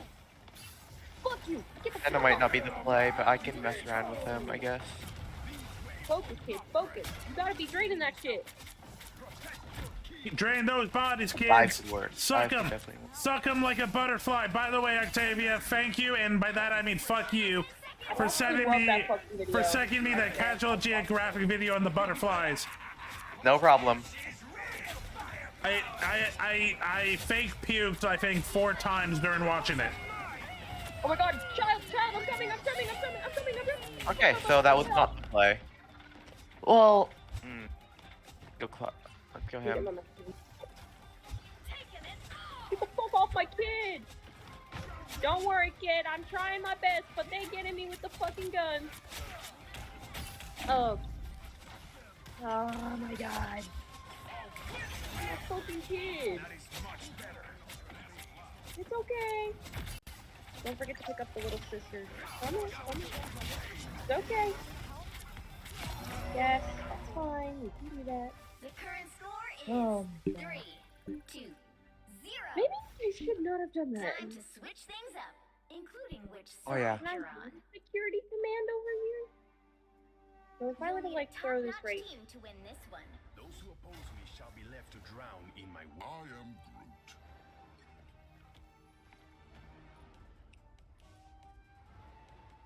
Alright, yeah, no. Thing was definitely the play here. No, Kai, if they get big black cows, JD Vance will fuck it. I know that Big Daddy also has. Proven not to be real, but we don't care. JD Vance fucked a couch. More funny to think that he did. Oh my god, okay. I got little sister with me. I'm with another Big Daddy right now. Did you say? Oh my god. Did you say old sister? I said little sister. Okay. The audio was a little off, and I thought you said old sister. I'm like, collect all your sisters now. We got littles, big, old, new. These guys need to put down their goddamn guns, dude. Next one, Chrome sister. The ultra secret. The SSR sister.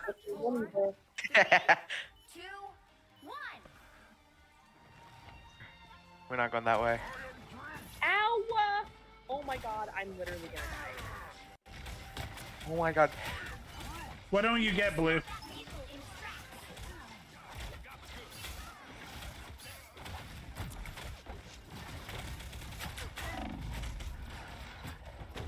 Okay. That ain't gonna work. Oh my god, dude. Now we lost this. I don't think the same way we're coming back.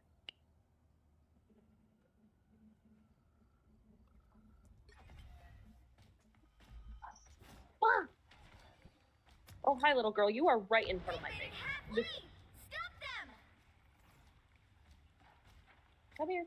A little help, please. You know what? I might just do that. I might just let you vent for a little bit, little girl, so then I can go focus on things. I might actually do that because I don't think I can really focus on this because there's probably going to be a lot more fucking slices now that I have a fucking baby on my back. Get ready. Here come the bad guys. There's still a chance to stop them. Well, here you go, little girl. You can get out of here, all right? I'm not gonna put you through another fucking gather that was that bad, dude. You're welcome.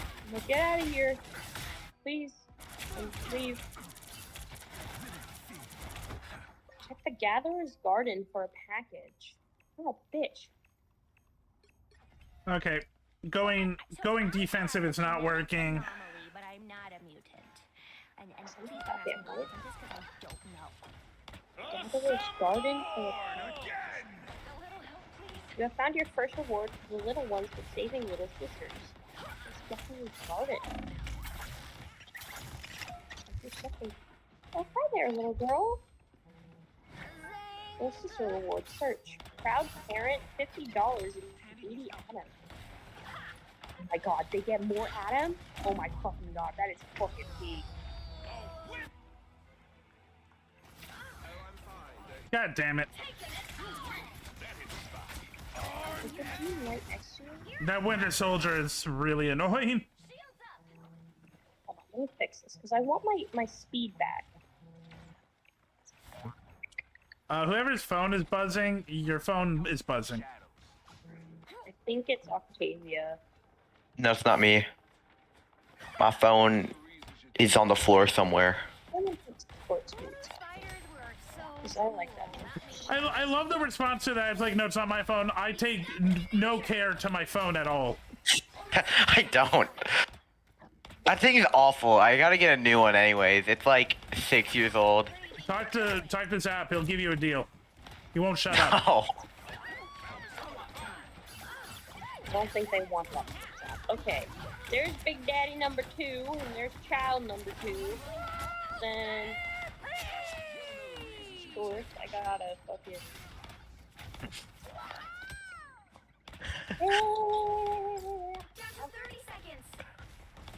Well, I'm gonna have to fight you in a minute, but it's fine. Oh, they made strange portal. Nothing way so bubbles. Oh my god. That almost scared the fuck out of me. Hey, hey, hey. I just wanted to heal. I just wanted to heal. Hey, hey, hey, hey, hey, hey, hey. I'm ready to fight.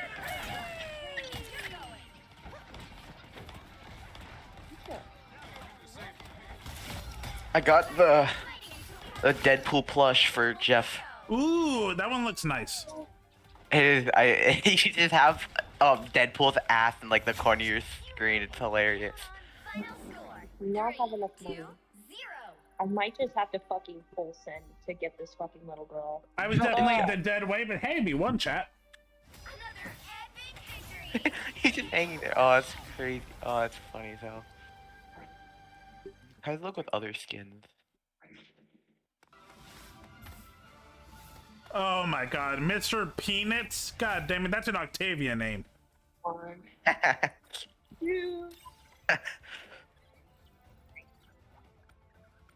Yeah, come on, Mr. B. Come on over here, please. I know you have turrets. Please come here.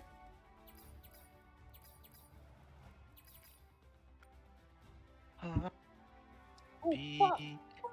Okay. Okay, I did not think that fat fuck was gonna come down either. Let's keep the streak going. We got one. Let's keep going for the wins. This is a weird comp.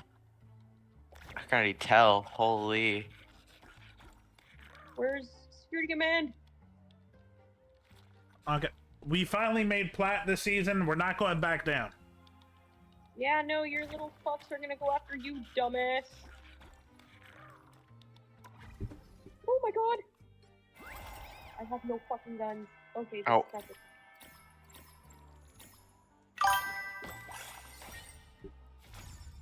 Yes. Yes, I do. Are you offering, Kai? Oh my god, I'm gonna fucking... Okay, tell me when your 30-minute break is starting. Hopefully not in the next 5 to 10 minutes. I have no fucking guns. Who do you think you want to be today? I want to be Penny. I'm here to finish the fight that my father began. I hope I make him proud. Please tell me that fucking killed him. Okay. Bembo one cart one. I'm here. That's a name. Yeah, I need to go heal real quick, child. Can I heal, please? Okay, thank you. Thank you. Give me all those first aid kits, please. Thank I'm okay banning Hella, but fuck Spider-Man on this map. Man, maybe I should, like, spend my money on, like, ammo and shit so when I'm not fucked up. Oh, there's another Big Daddy here. Oh, hello, Big Daddy. Well, there goes my penny. Okay, that's the third one, so I don't know what else I'm gonna do. Okay. Okay, I'm down, Kai.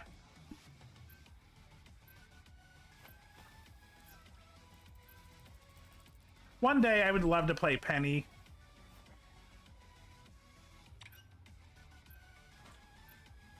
Are they only on there?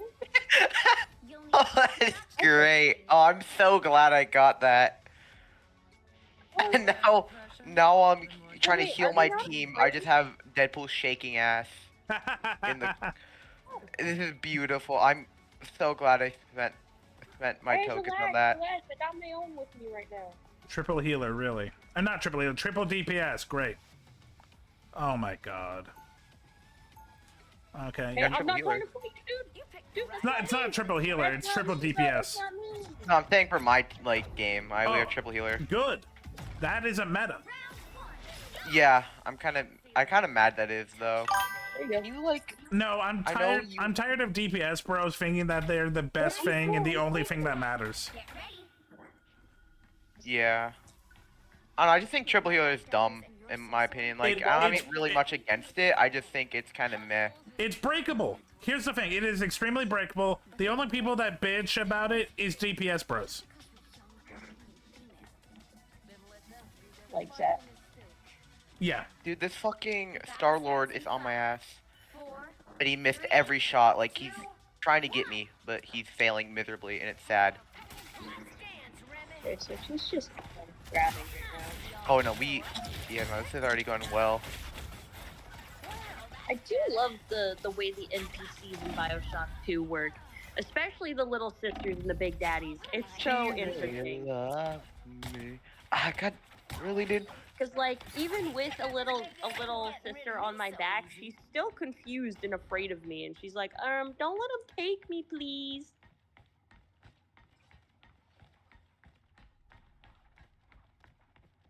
Santa? This is where we part ways, Clint.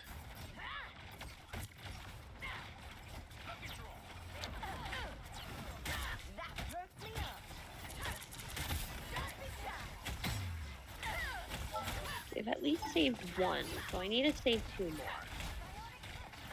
So, okay.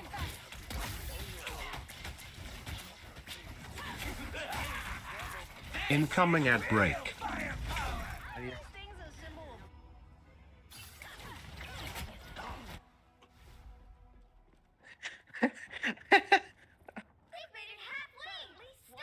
I keep forgetting that it's there, and every time I look, oh my god.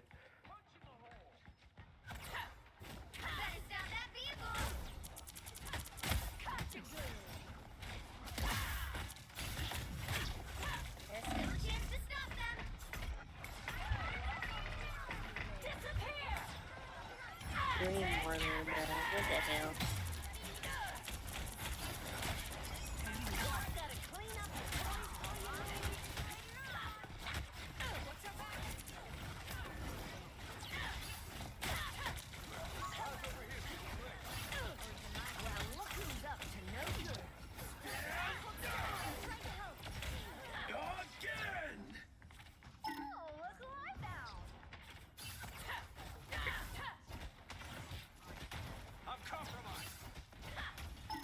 Oh, I forgot I had Adam. I could probably go get some things real quick. The Adam is right behind them, so I'm just gonna like walk around so I can get my Adam, please. You stop them in their tracks.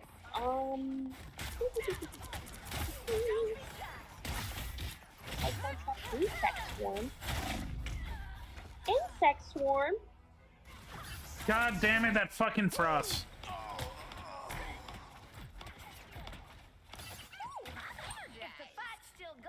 Okay, that Frost is just absolutely countering me. Only 60 seconds left. I have found a greater cause. This is real firepower! How can I get like fucking electric flesh? And then maybe if I can't, how much is insect? 60? Okay. Oh, they're both 60. How much is like electric? 35. I won't have to.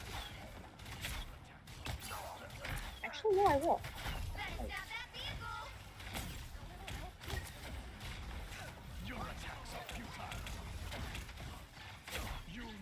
I got the healing.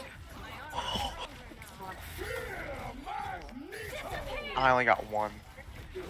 Hey, sir, can I go to the gene bank real quick?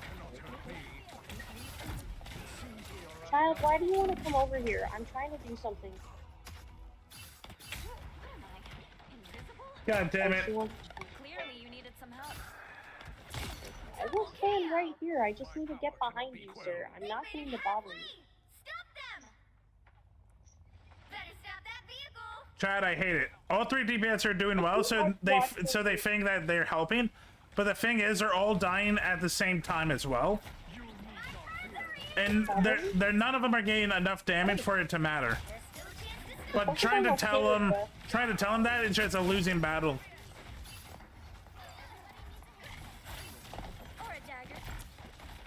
Sir, I'm not trying to attack you. I'm chill. Go with your kid. What's she doing? Or is she just like being funny? She's like, I don't want to go with you. Oh. Dude, that's so cute. Watching them interact is so cute. Holy fuck. Oh. That's so cutie patootie. Hello?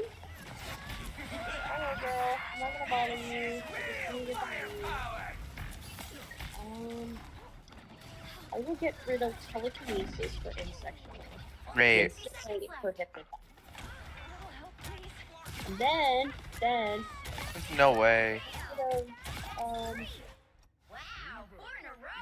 get rid of firestorm, so then I can get. I think our Strange is gonna try to portal like the door. People will jump off. Yeah, it didn't work. Red ball is It hypnotized. was funny. It was worth a try. Actually, there's a body at that top, so I could probably just use that. Freeze your pose and place shadow and Oh, I love it. She stopped them in their tracks. Charge up to the friend slicers to your office. So basically, they'll just be my friend. Is that it? Yes. I like that. I like that.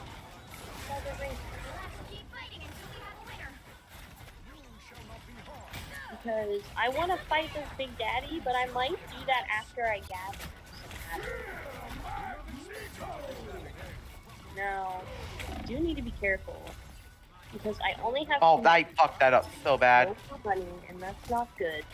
I'm kind of fucked if I don't do this right, so I need to figure out something. Oh my god. Big Daddy, why do you get drunk so fucking fast? You had one drink, bruh. One drink. One drink. Is that all it takes, I guess? You'll need a top-notch team Ooh, to rivets. win this one. That's nice. Yeah, no. exists where Magneto yields. Who needs Just kind of searching around, hoping to find some scraps. Some scraps of money and whatnot, hopefully. That would be nice, actually. That's some ass architecture right there. I'm trying to tank as well as I can, Chad, but like, it's not easy. We're going against a super defensive team, and be the only defense is not great. Nice to meet you. I'm Doff. But I need to at least gather this other fucking body, or else I'm... Yes, dear, this is an angel. I would love for you to drain it, but I'm a little bit afraid of what will happen. Drain that angel. Drain that angel.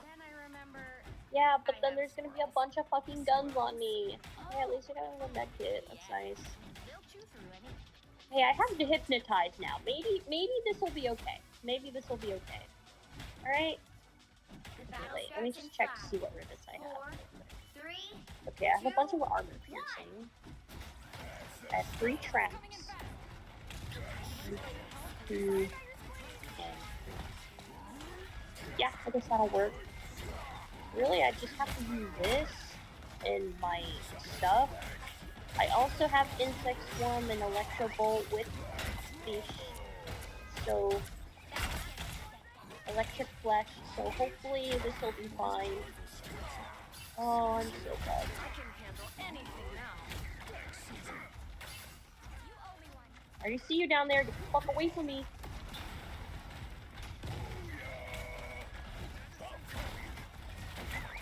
Where? Did they shoot from below?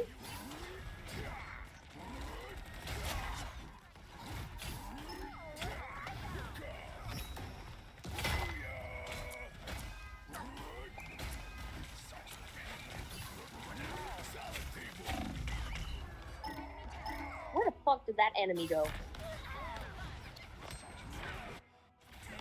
First Krakoa, now this. Ultron's outdone us. My friends are here!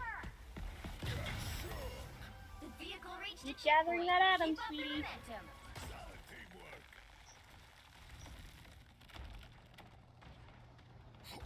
Woo! You go, girl! Okay, let's go. Let's get the fuck out of here, child. Ow.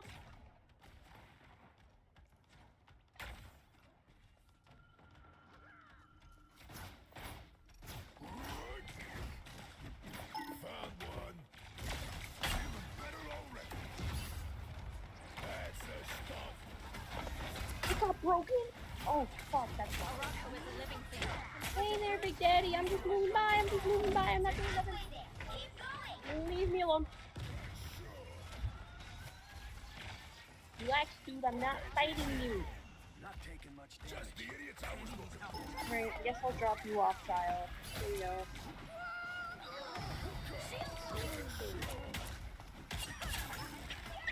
Alright, there we go. There you go, kid. Get on in there. There's all fun. You're so cute. Alright, I assume you know what to do. Alright.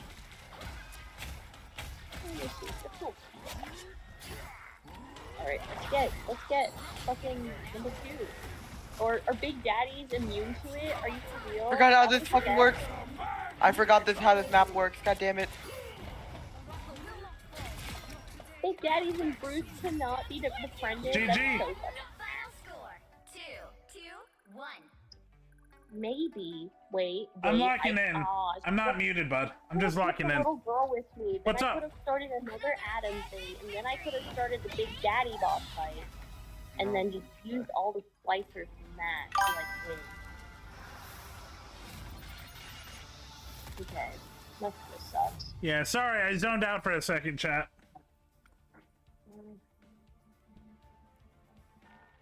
That works. God damn it, dude. That fucking Emma. Okay. Jesus. Oh, wait, no. Fuck me. Okay. I don't think anybody Kai. wants to fuck anybody right now.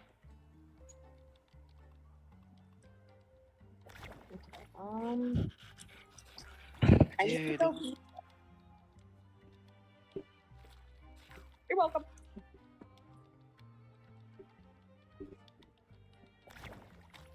Okay, 1 second.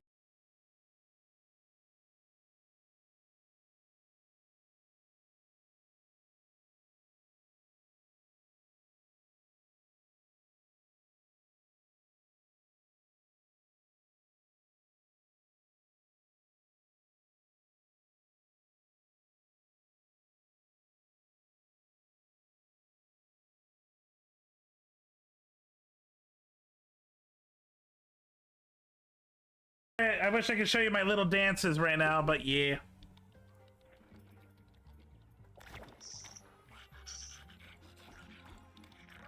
You're welcome for saving your ass, Big Daddy God. Guy's a fucking idiot. Chat, while we're waiting, how's your Saturday? What have you been up to? What has been your highlight? I've been enjoying doing this, playing a little Marvel. We watched 2.5 hours of videos. That was fun.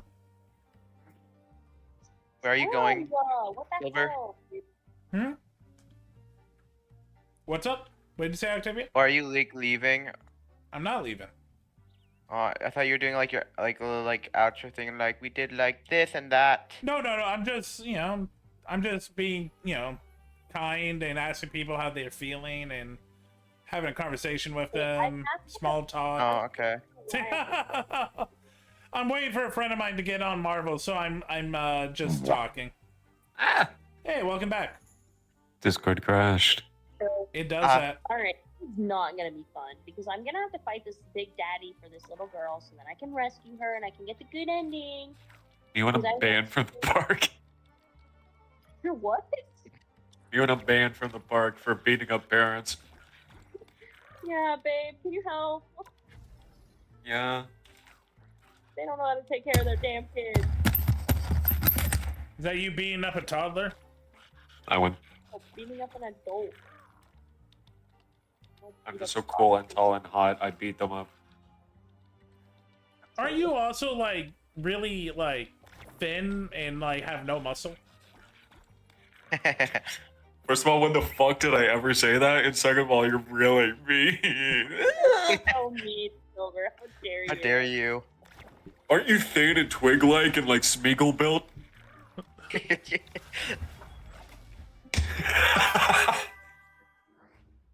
Do you have no muscle mass and break when I poke you?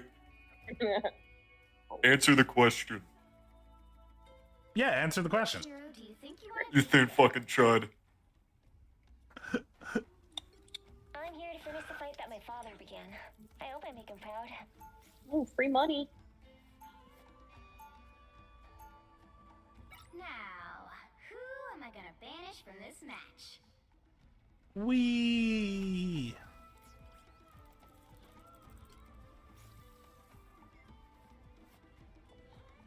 I'm mainly modding. And Blue, I appreciate it. Oh, how is Gun Gale? It's one of the only Sword Art Onlines I never watched because I didn't care. But I hear it's good. Oh, wait, why am I trying to gamble? I have new money.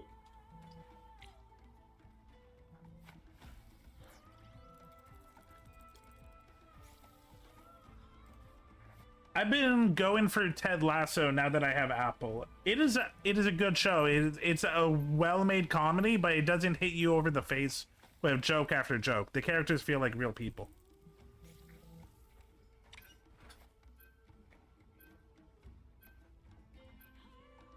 You'll need a top-notch team to win this one. Oh, where are the bodies? We don't need them.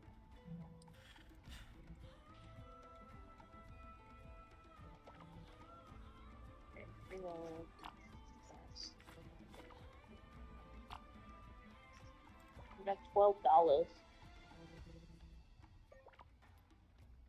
I don't want to gamble. I'm good.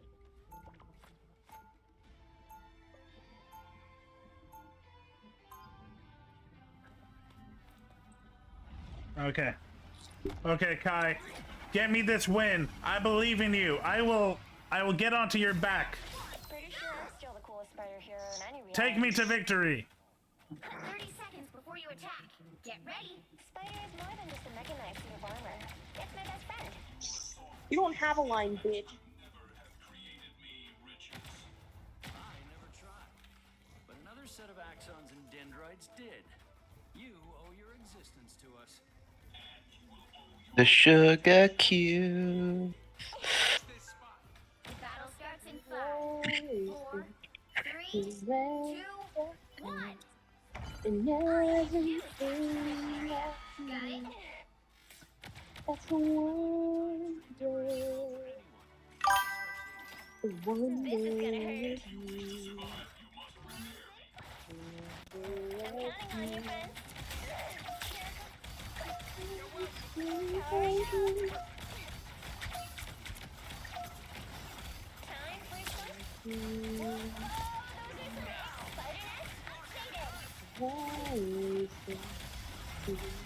Oh, I don't have fire. Fuck, I can't get any of that good stuff.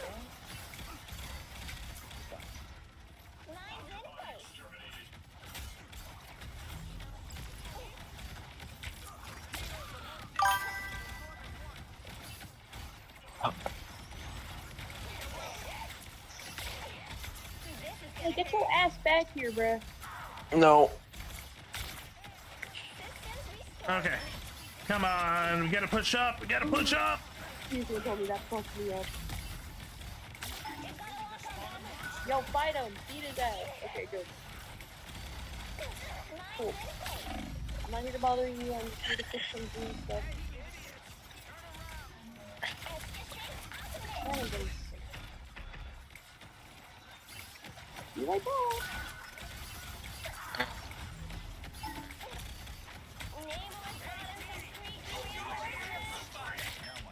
Yeah.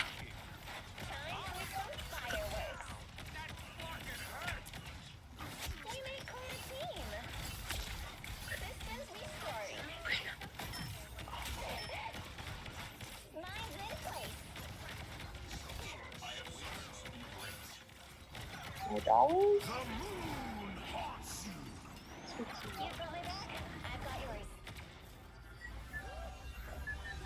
Okay. So far, so good.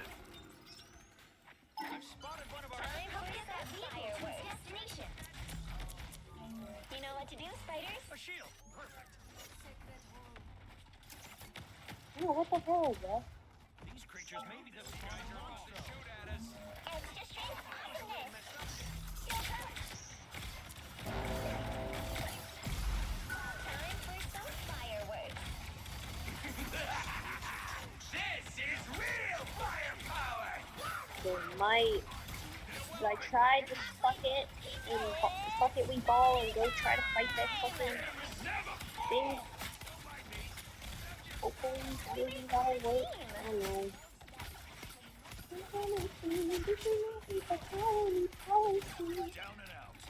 Okay, time to put out some mines.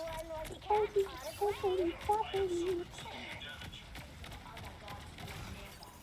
go ahead and put back on security command, because that'll definitely help us against the turret wielding. The turret wielding fucking Big Daddy. Like, where the fuck is this? He was just here. Where did he go? Please don't tell me he left and I missed my fucking opportunity. Okay.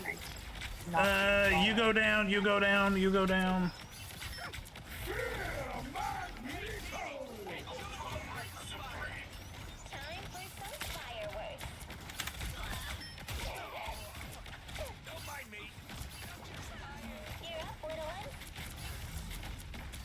By the eye of Agamotto. Your powers are mine. This is real firepower. Thanks.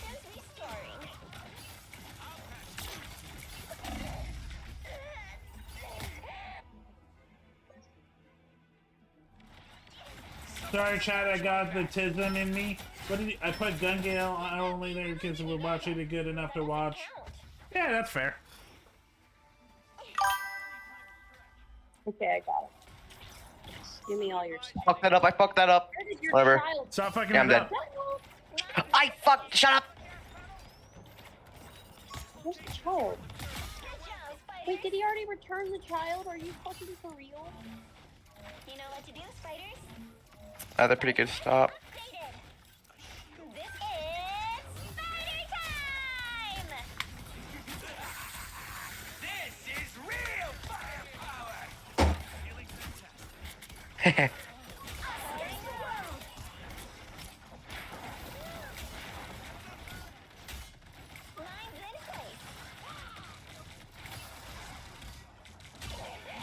Damn it, did I miss the other little girl? Where the fuck did she go?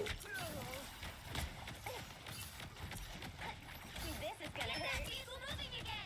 Is it like time whether or not I can get the little girl? Whoever they are, they don't look friendly. Oh, they fucking ain't. That's not cool.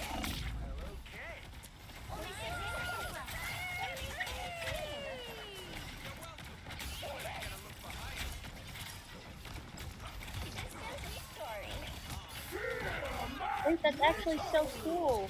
Oh, wait, I have the Venom team up. I never use that. I don't know why. I just don't know how to properly use it, and I die. Okay.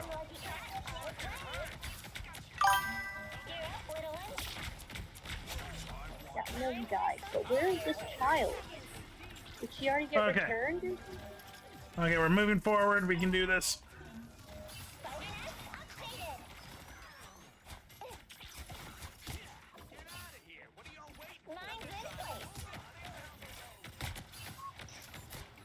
Yeah, bro, go get in some trouble. You got a gun. Do some damage. I don't know. You know where to get a gun. There they are. They don't look friendly. This is gonna hurt. I'm not doing well this round. Oh, have you tried better? Being better? Silver. Damn it, did I really miss the little girl in the level? Oh. No, I've been there, bud. I've been there. It sucks. I'm doing okay. I'm just like dying way more than I think I should be. I'm just getting my positioning like way fucking off. It's kind of bad. And also I fucking hate that magic. Do I have to fight another one just for this to fucking work?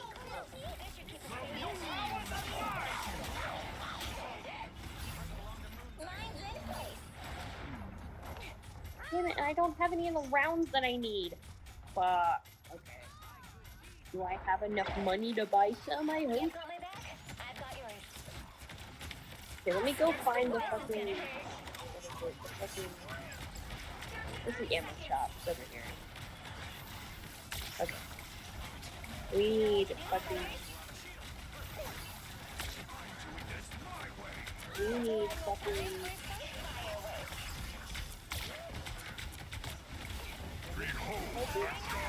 Okay, so wait, where the fuck is the one that gives me the better fucking turret? Okay. God damn it. Do I have to go into another fucking shop? I'm gonna have to just fucking go with it, aren't I? Yeah! Ace domination! The current score is 3-2-0.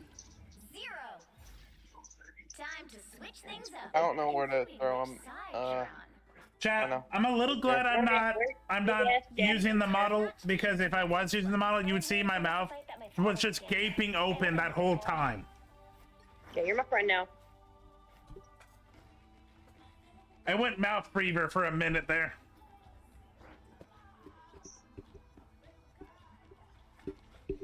Hey, Big Daddy, I'm sorry about this, but I kinda have to use you. Big Daddy have rights too. Yes, I know they do. You may seem dangerous, but I've never felt safe. Oh, what the fuck? That's not good. That is not good.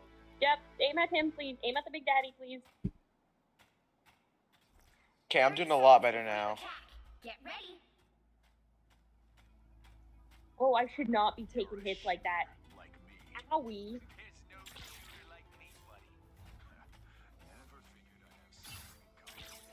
Oh my god. Mine's in place. Incoming ad break. Not a good fucking move, bro. The battle starts in 5. I probably don't even have any money. 3, 2, 1. Time to stop them from securing the mission area.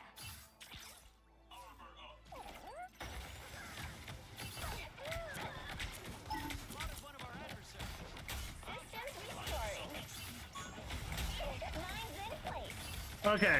Oh, they're spreading out. Oh, okay. I need to remember splash damage exists. I almost got him too. That would have been really fucking good too. Sorry, child. I need to kill that Big Daddy. Please do not heal him. No. Okay, he died in like 2 shots. Okay. I was that close. Come here, child. Yeah, I killed 2 Big Daddies for you. Yeah, I needed you, okay? Okay, so far so good, but they will get advantage. I know they will.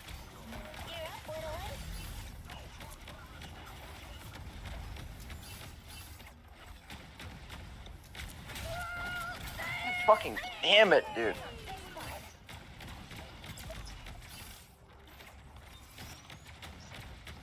Hell. Fucking hell, bruh. Okay, I don't really want to gather again, so I'm probably just gonna throw her into the... Oh wow, I'm actually surprised that we survived that onslaught. Is there actually a body in the bottom?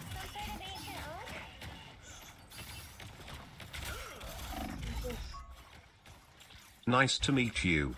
I'm Doff. This is gonna hurt. You know what to do, spiders? All systems go.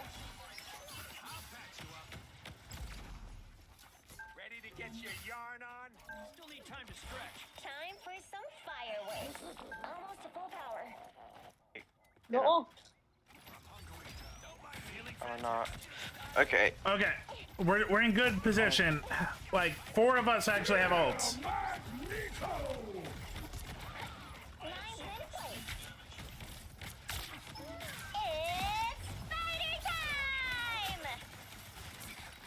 Okay, so.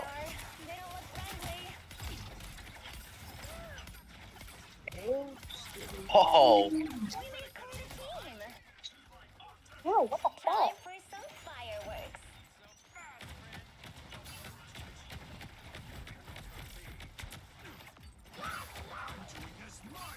I am ready to put on a show. You know what to do, spiders. Lines in place. No, you're good. You're on my side. No song to worry about. Better make this count.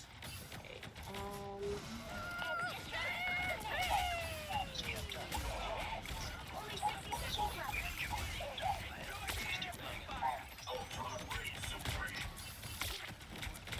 I think I need a fight.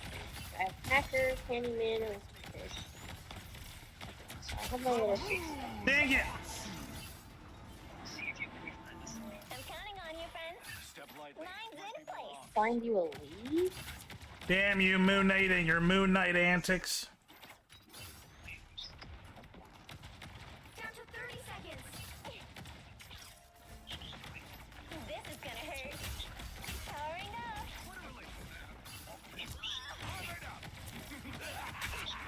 This is real firepower! Time for some fireworks. The final 10 seconds. Gotta walk on them.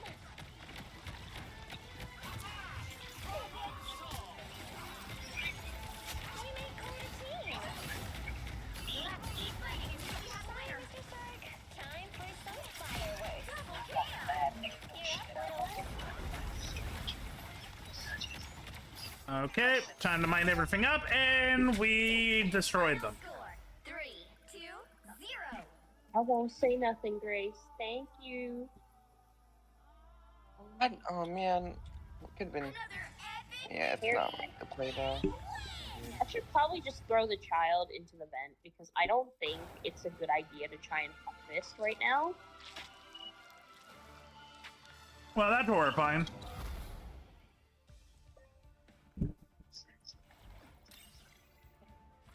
Kai, can you do another game, or do you have to get off your break?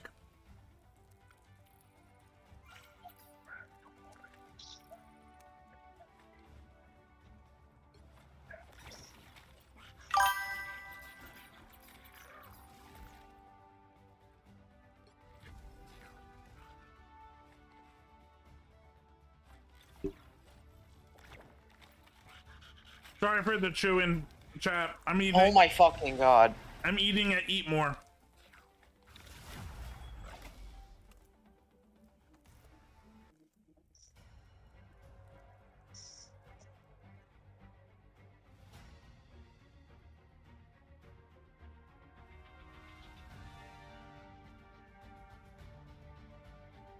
Which hero do you think you want to be today?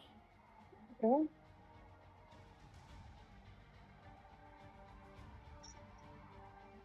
Oh, got some money from that. That's nice. This one is. Now, who am I gonna banish from this match? Okay, let's get rid of Phoenix because Kai wants to play Rocket. Fuck! What station broke? Again? Yeah. If we can, I'll run Penny. What's up, Blue? Why the question mark? Yeah, I might just throw the kid out into the freaking thing, bruh.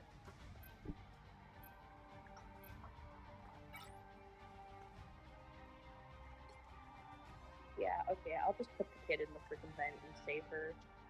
I can't do another harvest or else I'm gonna get fucked, bruh. Okay, she has been rescued, and now I can go get... Oh, don't stroke out, Kai. I need you. It's okay, kid, get in the vent. Pick your hero or villain. I'm not judging. Dude, I don't like this. Yes, 3 little sisters saved. Oh shit! I forgot. There's a big sister on the fucking way. Fuck! I hope I make him proud.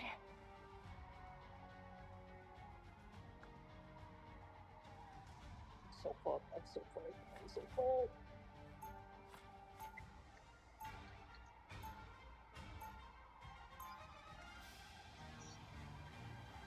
Okay, I'm just gonna have to fucking go with this shit.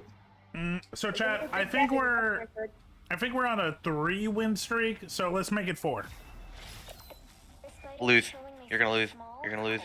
Octavia, I thought we were friends.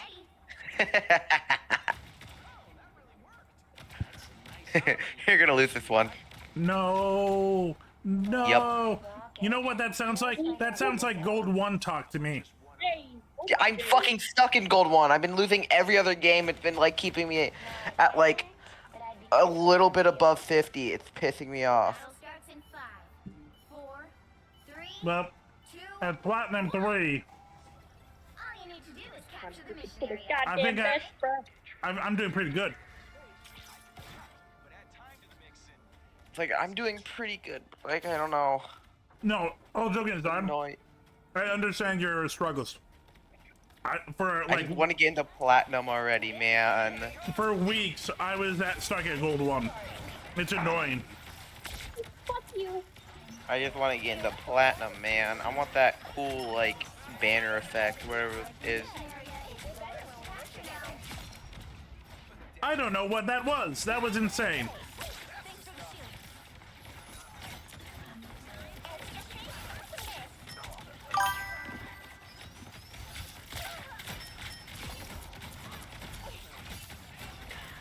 Yeah, no, you fucking don't.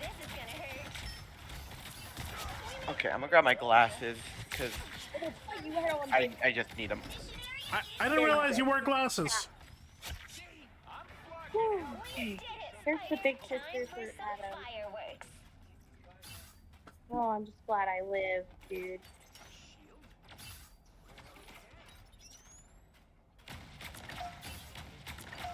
No, fucking bitch. Time for some fireworks.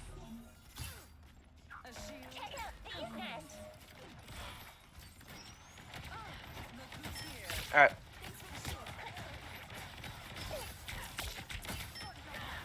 You're good. The question,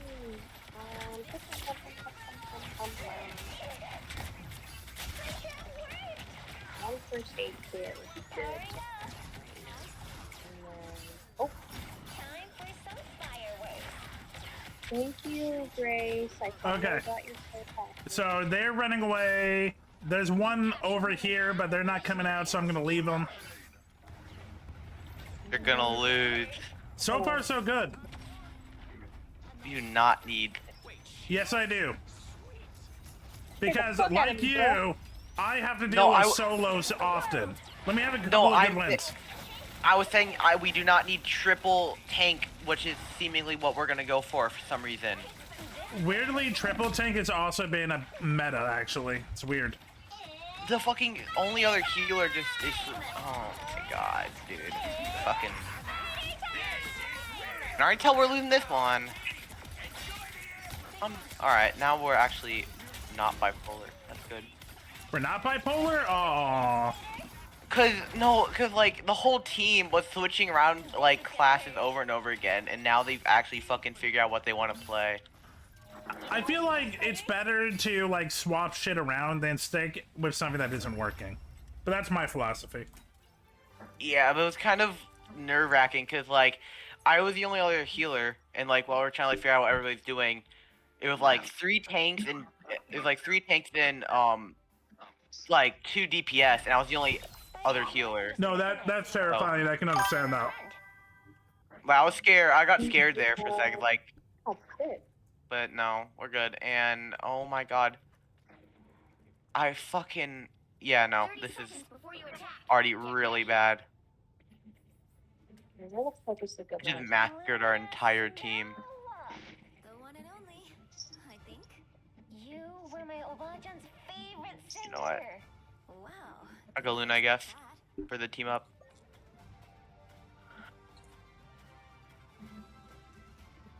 Yeah, you're my friend now. Battle starts in 5. Damn, I love using. I just being a super nerd. All you need to do is capture the mission area. Got it? What's your friend? No offense, Spider. We haven't read it off. Always. This is gonna hurt. You know what to do, spiders? I wish I knew some Reddit shit, but I don't. I fucking awful aim.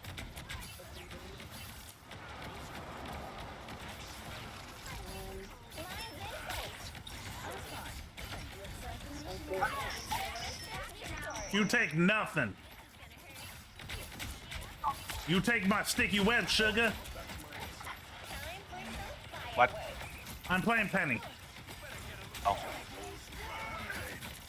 That's not. Why did you do like a like a southern accent? What? Because I webbed Rogue out and I stopped her ult. Ah. And then someone just played the Pirates of the Caribbean music. Yeah, I really am tone deaf. God damn it. This is gonna hurt. Nope. God damn it. Can someone that's not tone deaf tell me the Pirates of the Caribbean beat again?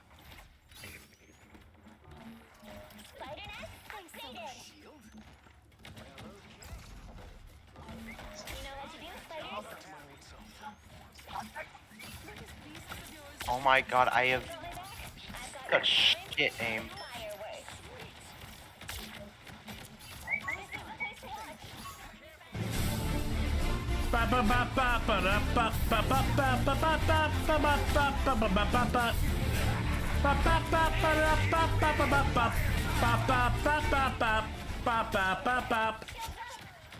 That was really good. I just canceled his ult.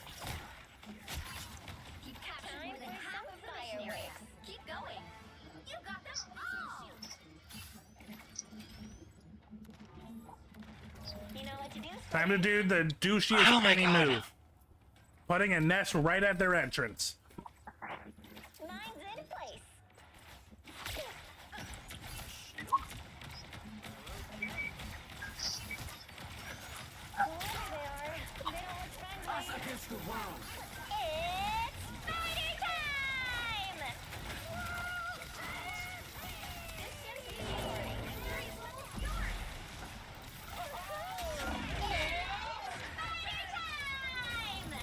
I need to stop just grabbing everything I see. Like, I'm gonna get flung.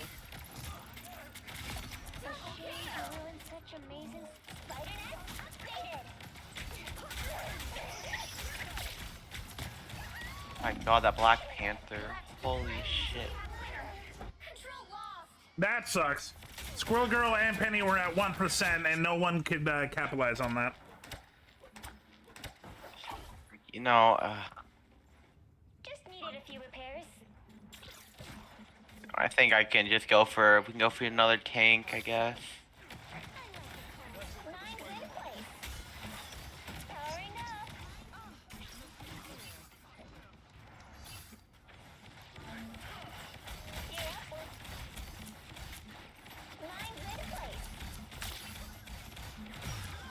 Yeah, I'm going for a tank. Pepper's light too. That strange would be good.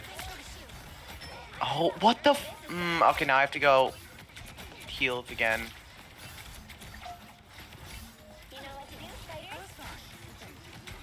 Yeah, know what? Whatever, fuck it. We're going Jeff.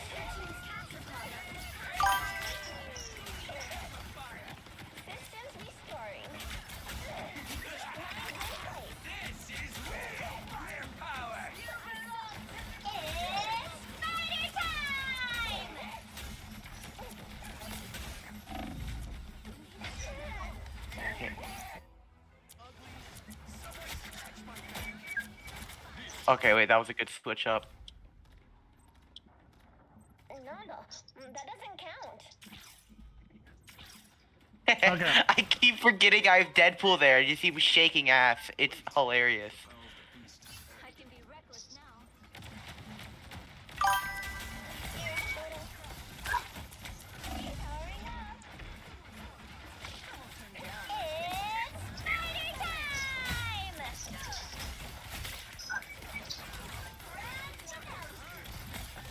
Holy fuck.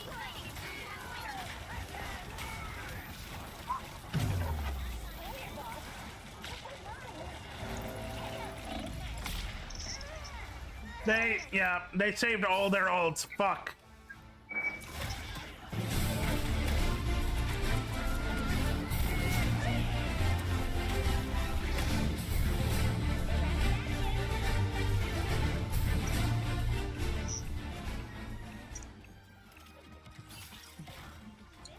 This is gonna hurt.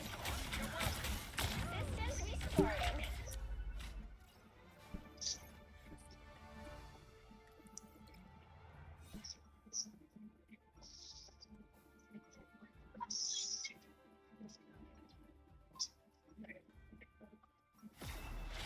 The web of life and destiny is fragile. Someone has to protect it. Okay. I'm here to that my father began. I hope I make him Great. I'm the only. Oh no. There's a Emma. Okay. Get ready. Well, we can come back, but no, they definitely swapped to really fuck with us, and it worked.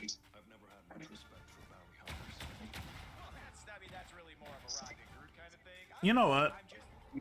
No, I am. Nope. They banned Groot. Right. Fuck. The battle starts in 5, 4, 3. Okay. Well, that was Daniel. Okay. Okay. Let's do this, chat. The mission area. Got it?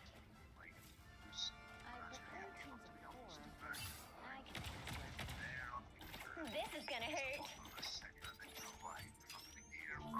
You know what to do, spiders? Here comes trouble. Check out these masks. It's time! Sorry. Time for some fireworks. Looks like the mission area is yours to capture now.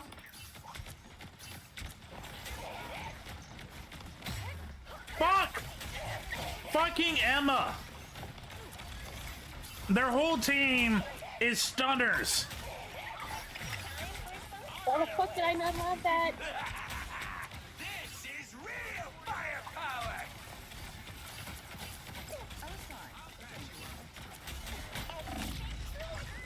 Okay, no, I gotta swap.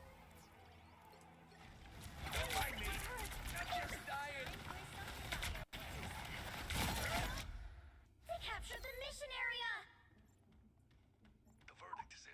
Time to deliver it.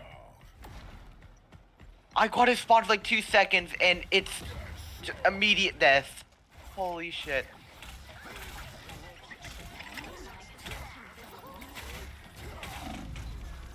Hmm.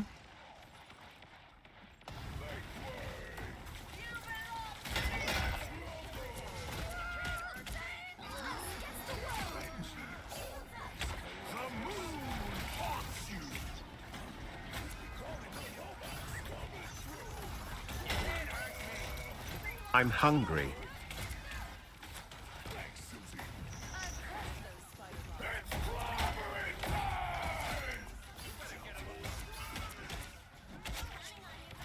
Okay, we fucking finally did this.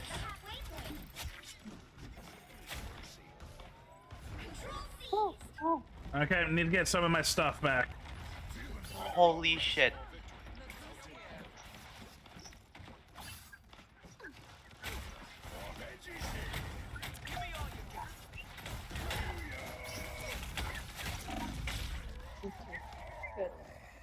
I was hoping that more eyes would be on me, but whatever.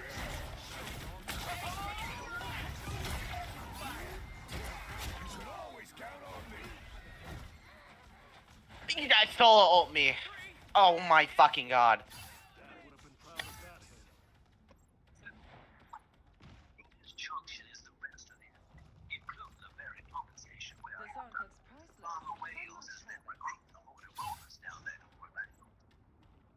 Don't mind Kenny's audio. They're listening to a cutscene. Sorry, I'm playing Bioshock. My bad. It's usually fine. It's just we were all quiet so we could hear it perfectly. Uh-oh. I don't like how the lights just went out.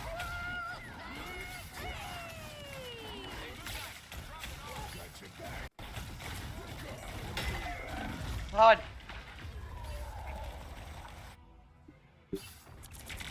Yuma, where? Why is our rocket being so fucking aggressive? Oh, fucking We're stupid. fucking finally back on the point. Holy shit.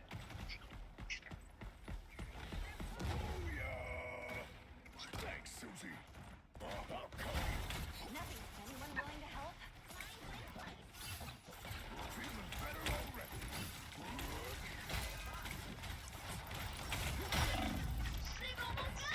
Bye-bye.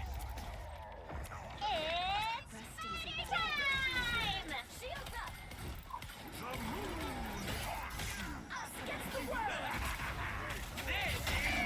Oh, wait, I have to kill this guy, don't I?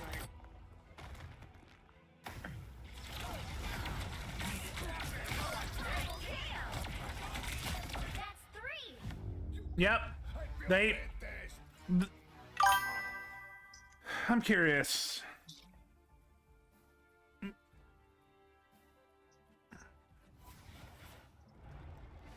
They played nothing but the most stunny, trolly bullshit, and yeah, it worked. Yeah, that's what I thought. For 2 rounds, no, for 3 rounds that heavy, Rocket being 20,000 healing, yeah, no. Rocket was trying to kill.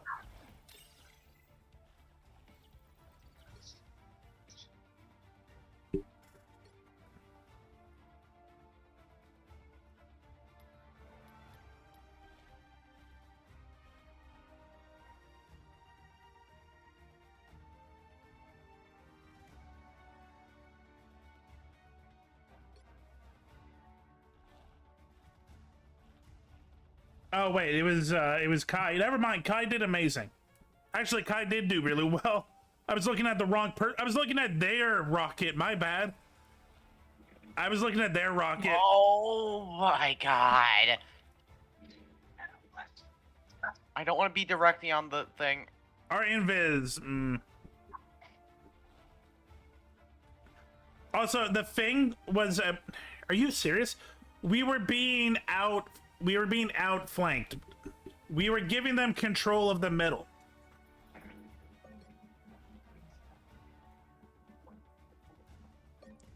And now Astro's being a bitch. Even though, as a DPS, his damage output should not be right next to me and Doctor Strange, but look at that. Oh, I misclicked that. It's okay.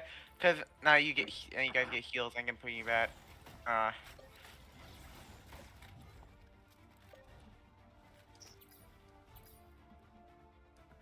Oh.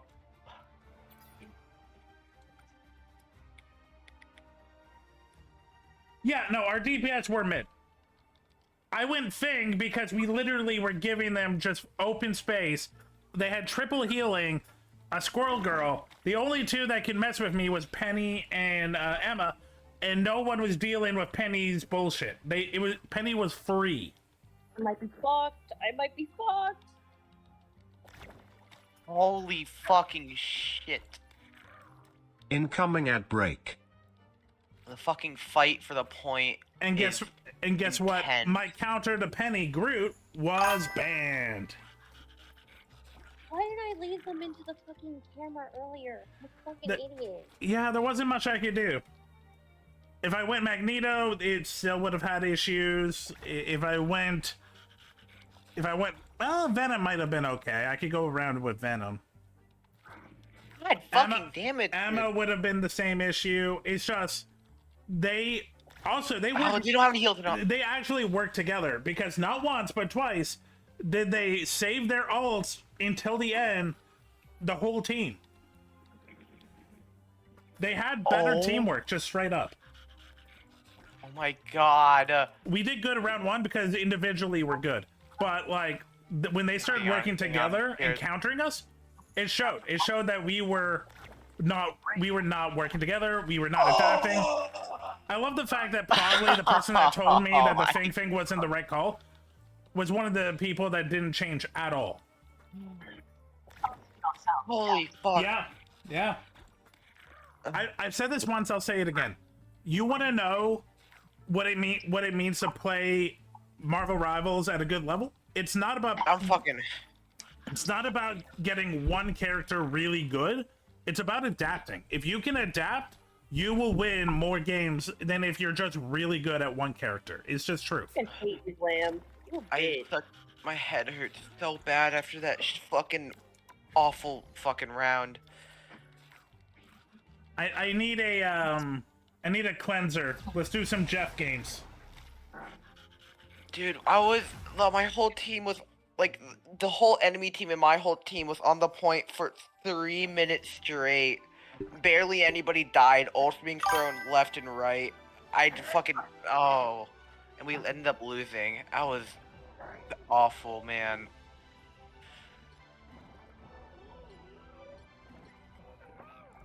I don't think I've ever been on attack, so let's see how this goes. What are you doing? Oh, can I join you in one of these after you're done? Yeah, sure. Those games are always fun, I think. Yeah, I like them. Yeah. I hate playing anything besides attack because I always get, like, fucking slimed. I can barely do any damage, and it's annoying. I like the old version better. But these is still fun. I think they're both good. Yeah, honestly, I like the new one is interesting. Like, new version is very interesting. I just prefer the old version more.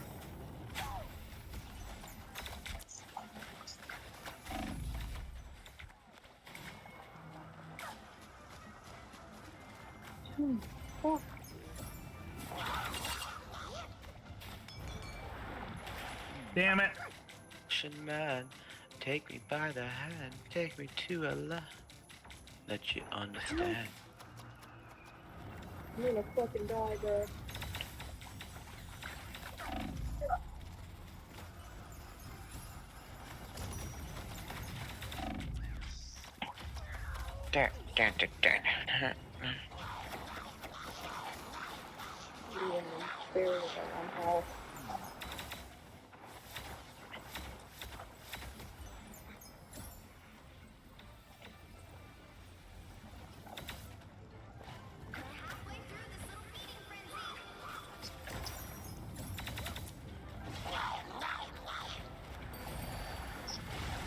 Damn it!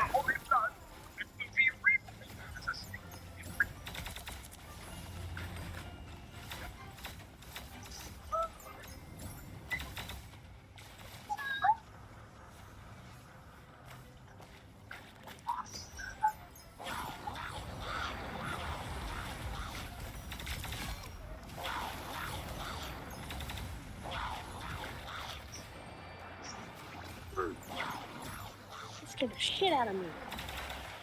Oh, the fuck. Oh, whatever. I need a break.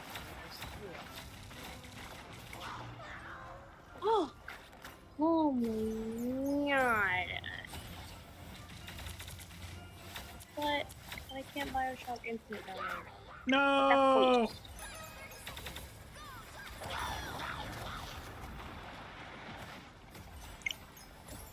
There's not enough free space even if I archive software? Are you fucking kidding me?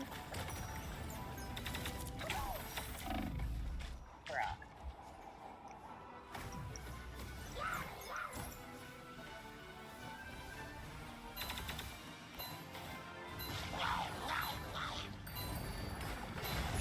I am not a good attacker.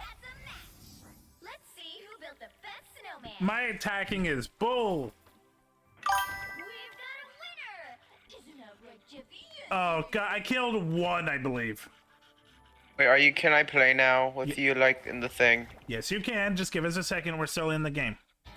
Yay.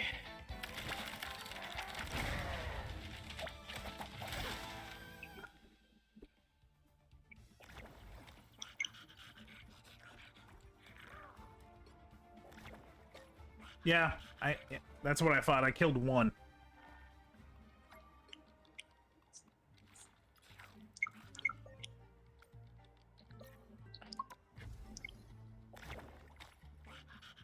Okay. Woohoo. Dude, I need another micro SD card just to get this fucking game. Are you fucking kidding me? Bruh.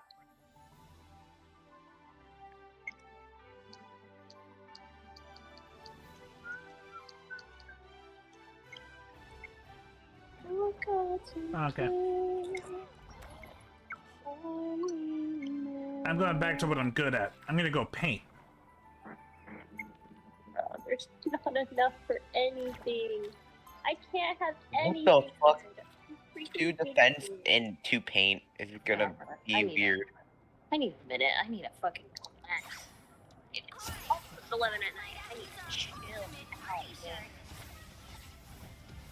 Those photos of us. Is that really what I look like, man? I need to fucking lose weight immediately. That is fucking bad.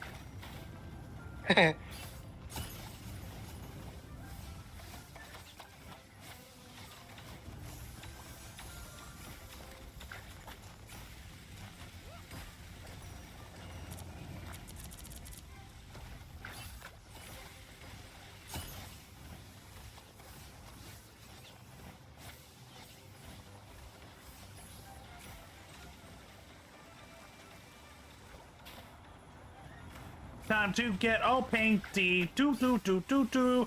All the pretty colors.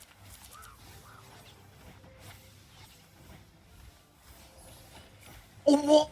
I can. Oh, that is hilarious. Oh, people are getting their ults now.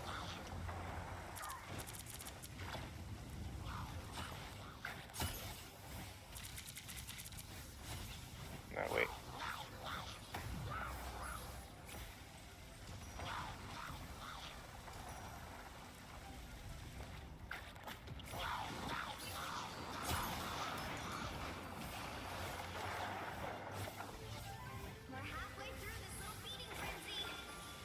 God damn it.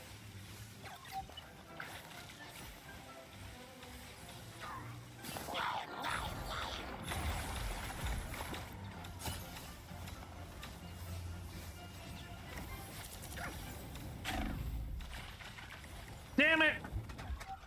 I keep getting bald. I got you, Silver. Thank you. Spin! Spin! Oh! I'm really enjoying Defender. Holy. Defender is fun. The snowball is a good mechanic. Yeah. I got the email like let you ride the ball, but I haven't been like it won't let me like actually like, run on it. It'll just let me like stand stationary, even though it says that you can like move around with it. It's weird.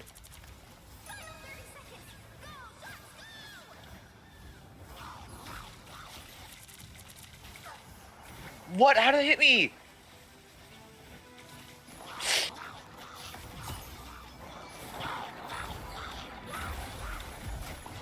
We are not doing good right now. We're not terrible. It's actually, well, it was close. Was.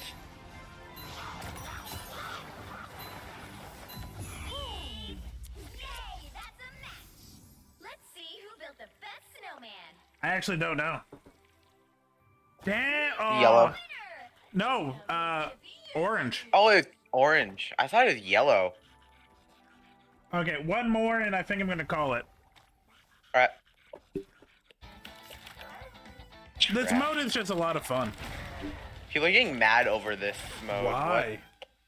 Somebody just in chat just said trash, like in the team chat. They did quad painters? Oh my god, that's awesome. I like that mechanic. I'm not mechanic, but I like that idea.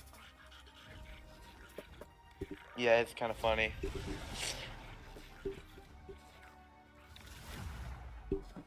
I mean, unless one of the team has like a god attacker, it's not a bad idea.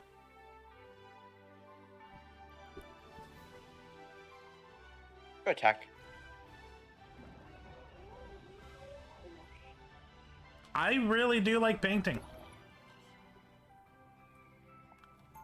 Defender is the most satisfying when you get just a bunch of people in a ball. But there's something really smooth and like Bob Ross like just going around and just painting shit.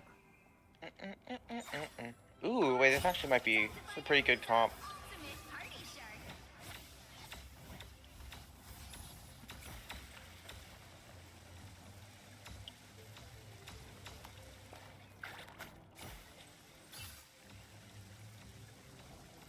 God damn it.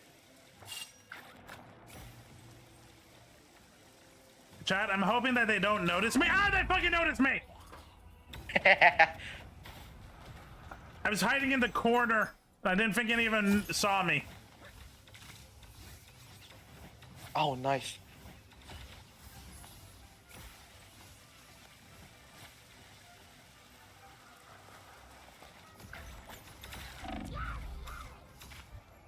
Oh!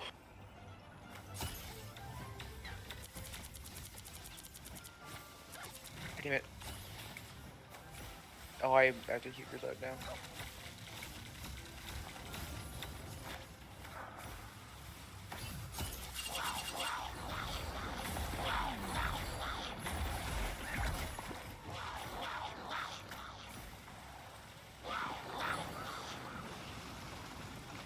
Oh my god!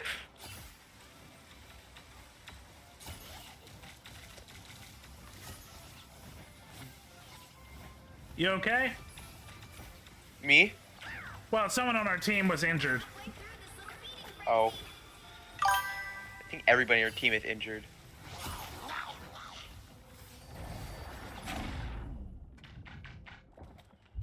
Haha! Joke's on you, I'm gonna kill myself. They sucked me up and I dived right into my death. Joke's on you, I killed myself.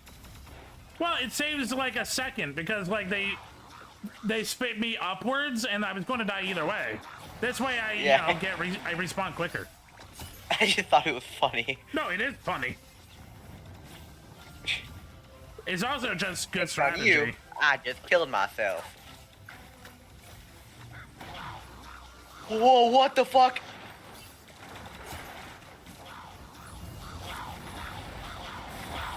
Never do.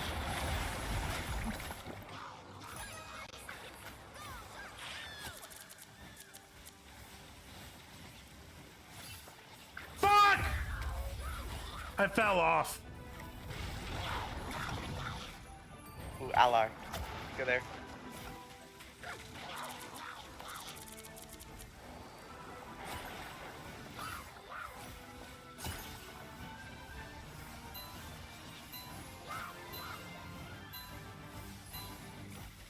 I fucking killed myself! It's really easy to do it. I'm trying to go after a painter and I just fucking fell off the map. Oh, we won, I think. We did. Oh, yay. And Kai, you're right. We could boost them, but I need to go eat food. Imagine eating food. Also, yay, MVP. But also, nice. Octavia, I didn't tell you because I didn't feel like it, but Gold 1 and Platinum 3 is only one rank away from each other. We could easily link up. Oh, actually? Yes. That's actually extremely normal. Platinum and Gold being linked up is actually very common. Why didn't you fucking tell me this? What? I didn't feel like it. Fuck you.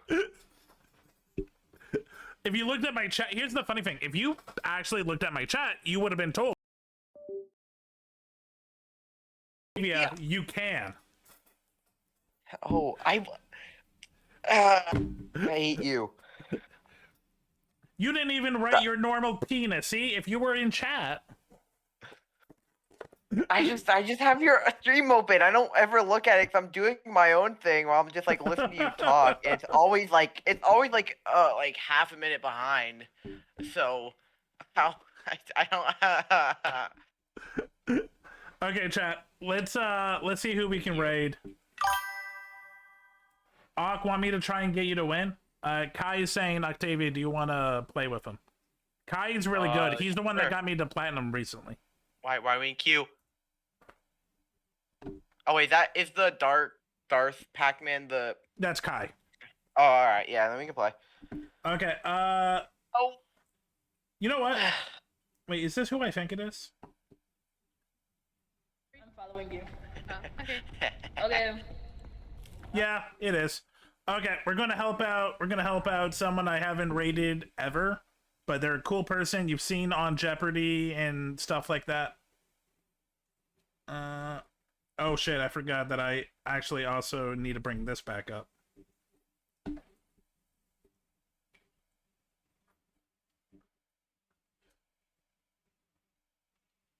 Okay, we're gonna raid into Chew. Chew is playing Peak. Yeah, Chew's playing Peak.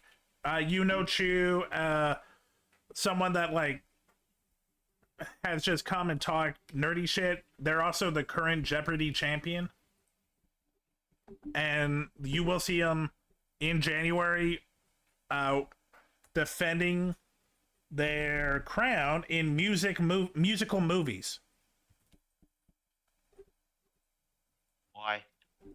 Because that was the Jeopardy that they chose for the month. Why? Because Chew, I think, is a fan of musical movies, but honestly, it's because Bunny kind of strong armed him.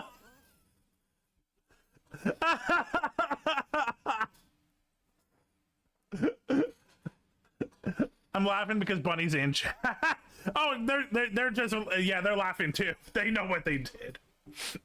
Okay, so everyone, I will be back tomorrow, 4 p.m. We're doing the C2C Geek podcast, and then I'm hanging out with Shy, and we're going to be playing like Yu-Gi-Oh! And Guilty Gear. I have a great night. Peace. Goodbye, everybody.